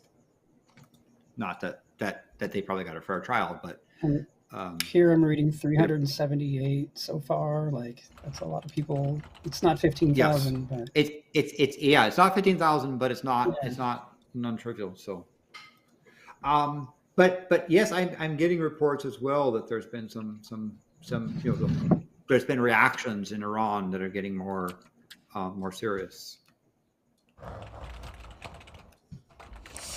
I know that there's been like issues with like there was a huge women's protest there not too long in relation to this as well. Yeah. Maanyaa, you got thoughts on this one? I was about to say just the same thing. You beat me to it. How long have the protests been happening? It's been a couple of months, I think. More than that, half a year, I think so. Half a year. It was triggered. The latest rounds was triggered by a lady who was murdered by the police for not being dressed. Not wearing a hijab, yeah. Proper. Yeah. Yeah. All right, I believe our caller's in there. Mr. Serious, hello, can you hear us? Hello, can you hear me? Oh, we hear you fantastically. Hello, how are you? You sound serious. Oh, I do. Always. You know me. What do you got for us, my man? Well, I don't know if I have much. It seems like you guys have been talking all day and having a good time, which is nice to see. Well, thank you. And I really like your room, Landon. It's been a long time since we did one of these. Yeah. This is the Garrett, and of course these are some of the original lava light lamps from Silicon Graphics of Lava. Ooh, nice. Really, really bad news is that today I saw the footage that the jury was allowed to see from the Brooks trial. Oh. And it is very hard to stomach. Okay. Trigger warning anyone planning to watch that. Oh yeah, big time. It is available to be seen, and like apparently you can hear him talking. Like it is quite literally the footage of what was happening at the trial as they were showing it, and yeah, it is the definition of gruesome and brutal, and like It's sad. If you have any question of whether or not this guy has like any remorse at all for human life, that question can be answered by watching that. You can answer that real quick by watching that. Now, would you recommend people go and search it out, or would you maybe recommend that people don't? I would say if you're squeamish at all, don't. If you've ever been squeamish at all about anything, do not. Because in that video, you will see, you won't see directly or anything close up, but in the footage, children will die. Oh my fucking lord. All right. Yeah, Did we didn't hear from Bent for a lot of our topics because he came in last minute. Bent, what do you think? I hate all of it. He's like, why are you putting this on me? That Darrell Brooks guy can rot in prison for 1,400 years. But how do you feel about the guillotine? I do remember learning that it was considered like a very humane way. Clear cut, very clear cut. Because there's like minimal suffering because it's so fast, and I was like, okay, that's interesting. But is it guillotine or guillotine? I think it depends on where you're from. Both pronunciations are accurate. But hey, I mean, I only get invited onto your show to read words wrong, so what the fuck do I know? Yeah. So serious. That any topics you think we missed in our current events that we should have covered? Well, I got here really late. I've been dealing with lots of interesting family things at home. Well, it's been good news. Changing cable companies over and getting fiber connected and stuff. Oh, that's right. Well, I know you have a lot of information on the Brooks trial because you followed this thing the whole way through, right? Yes, but I followed it through because it was very interesting. Because I have a slight interest in the kind of insanity that is like sovereign citizen ideology. And he thought that having somebody represent him would be a detriment in his case, because then the person who was representing him and the judge would both be working on the same side. Oh, okay. Interesting. That was his belief. So, but I'm thinking that as they were reading how many years he was going to be serving in prison, I think right around then he was coming to a realization that, like, people who actually accept that free counsel, they don't get this many years. Like, I'm the only person in the freaking world who gets this many years. Surprise, motherfucker! Surprise. Yeah. I need that clipped too. Yeah. Surprise, you dense motherfucker! Did he think his fort was going to help him, or what? His box fort that he built? His fort he built. Oh my god, I forgot about the fort. Hold on, let me find a picture like of a little it. child. I'm not talking to you, Mom. And it's constant tantrums. In the chair. My goodness. Having constant tantrums while at the same time saying, I'm a grown man. I'm a grown man. Then they just fucking bursting off like a firecracker. Fucking hell. A person who represents himself has a fool for a lawyer, they say, and that couldn't be more true in this trial. This trial demonstrates that to a T. Yeah, look at that box fort that he built. He should have used cereal boxes instead of Oh my god, can you imagine being the cereal brand that he used, having to try to distance yourself from this? Listen, the Captain Crunch does not indoors driving through parades. Rice Krispies and Snap Crackle and Pop are not affiliated. Tony the Tiger. They give our children strength, not the drivers the ability to mow the Count Chocula, totally down though. So what he should have done was taken cereal boxes. Yeah, Basic duty. So. That's what it's. I don't know the other one, but it's a basic duty something.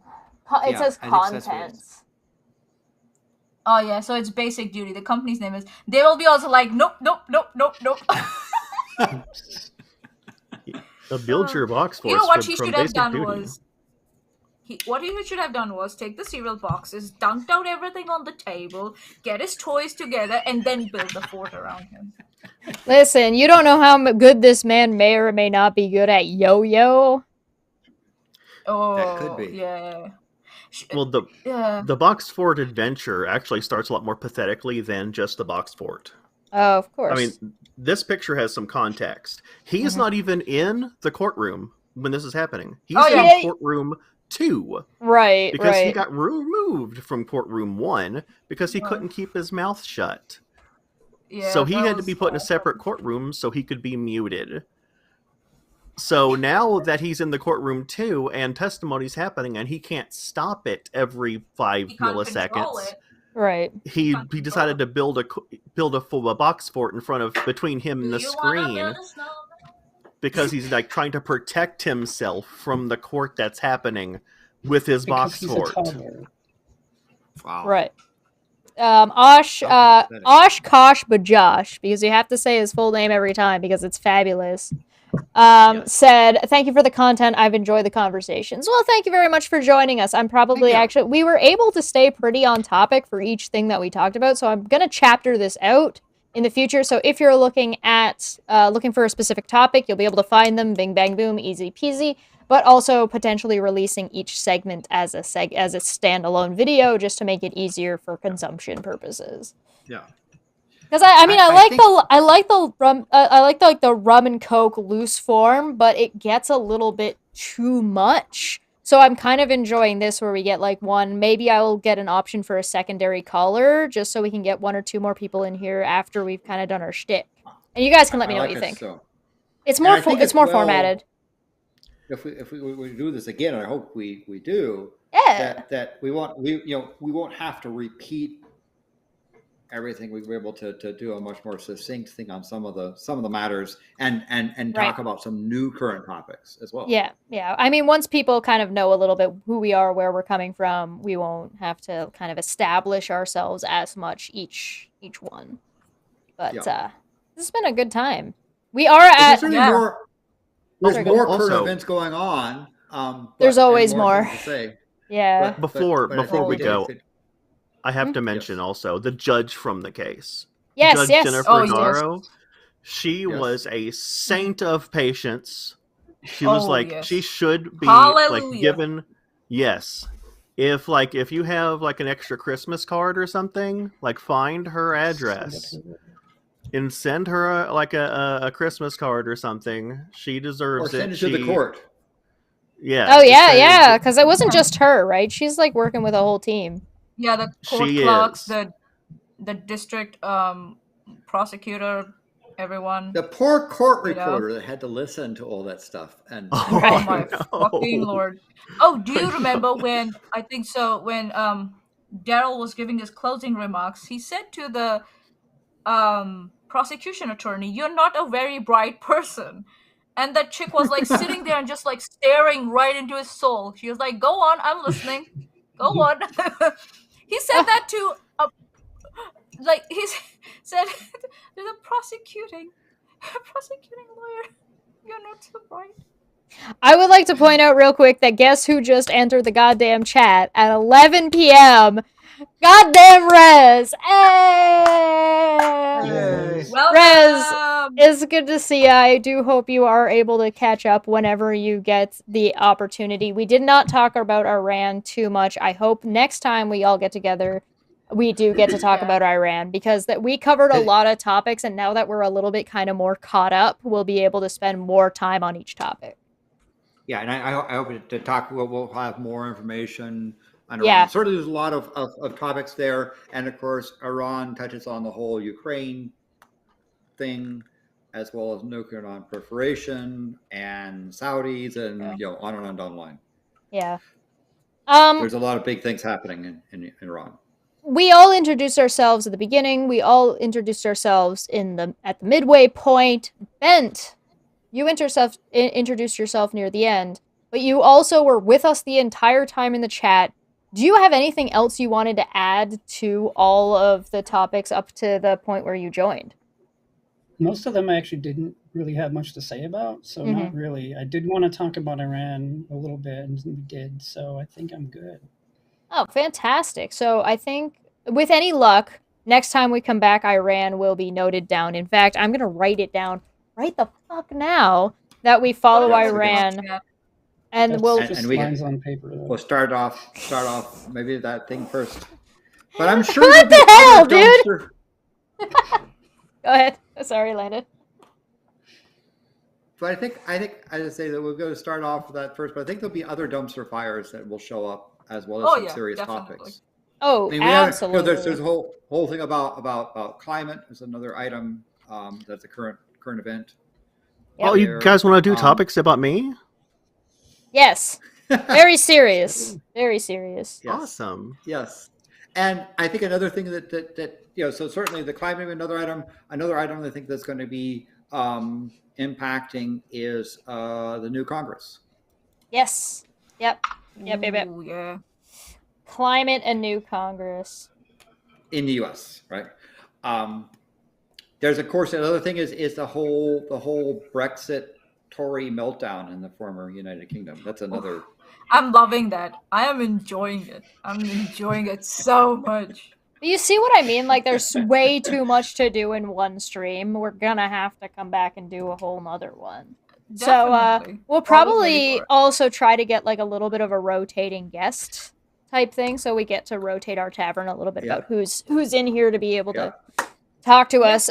Rez is suggesting bi-weekly. I don't know if everybody's got time for a bi-weekly, but I'm willing to host if you're willing to make it.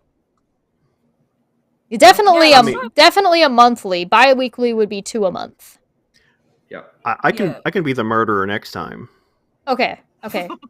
we're playing Among Us next time, and Mr. Serious is sus. Yes. Yeah. So yes, there's a number of things I think that could be added to the list. By the way, people in the chat or in the comments below, if you think there's a topic that is current that we should address, leave a comment. Again, yes, please do. By the way, we know we don't claim that all the topics we talked about were everything. I think we just picked a couple. Mm-hmm. Yeah. What are we but just commoners? Yes. Just tavern flies or pub crawlers or pub flies, I think is what we called people.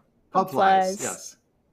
Thank you for joining us, Pub Flies. We appreciate it. Thank you for calling in if you were able to call in. Thank you for super chatting if you were able to super chat. Thank you for becoming a member if you were able to do that. If you are a Patreon, you get a Christmas gift. Your Christmas gift is for $5 and up. You need to send me a picture of your pet and tell me the type of like the typing, the Pokemon type, like whether they're water or whether they're water or grass, like whatever their typing is. Tell me what that is, and you will get a painting, picture, whatever you want to call it, of your pet for December, with any luck, fingers crossed. So yeah, find those links down below. Find everybody's here's links down below, except for Bent's. You got to get that off screen. I'll probably add it after the fact. Thank you for your call-in. Thank you for your time. Thank you for your comments. Thank you for your participation. And we will schedule the next one probably within the next week, and that will be posted, and like the date will be available for you as soon as possible. All right? All right. Thank you, everybody. Have a good night. I hope you enjoy your weekend. Oh, bye-bye. Bye. That was great. Yeah. Excellent.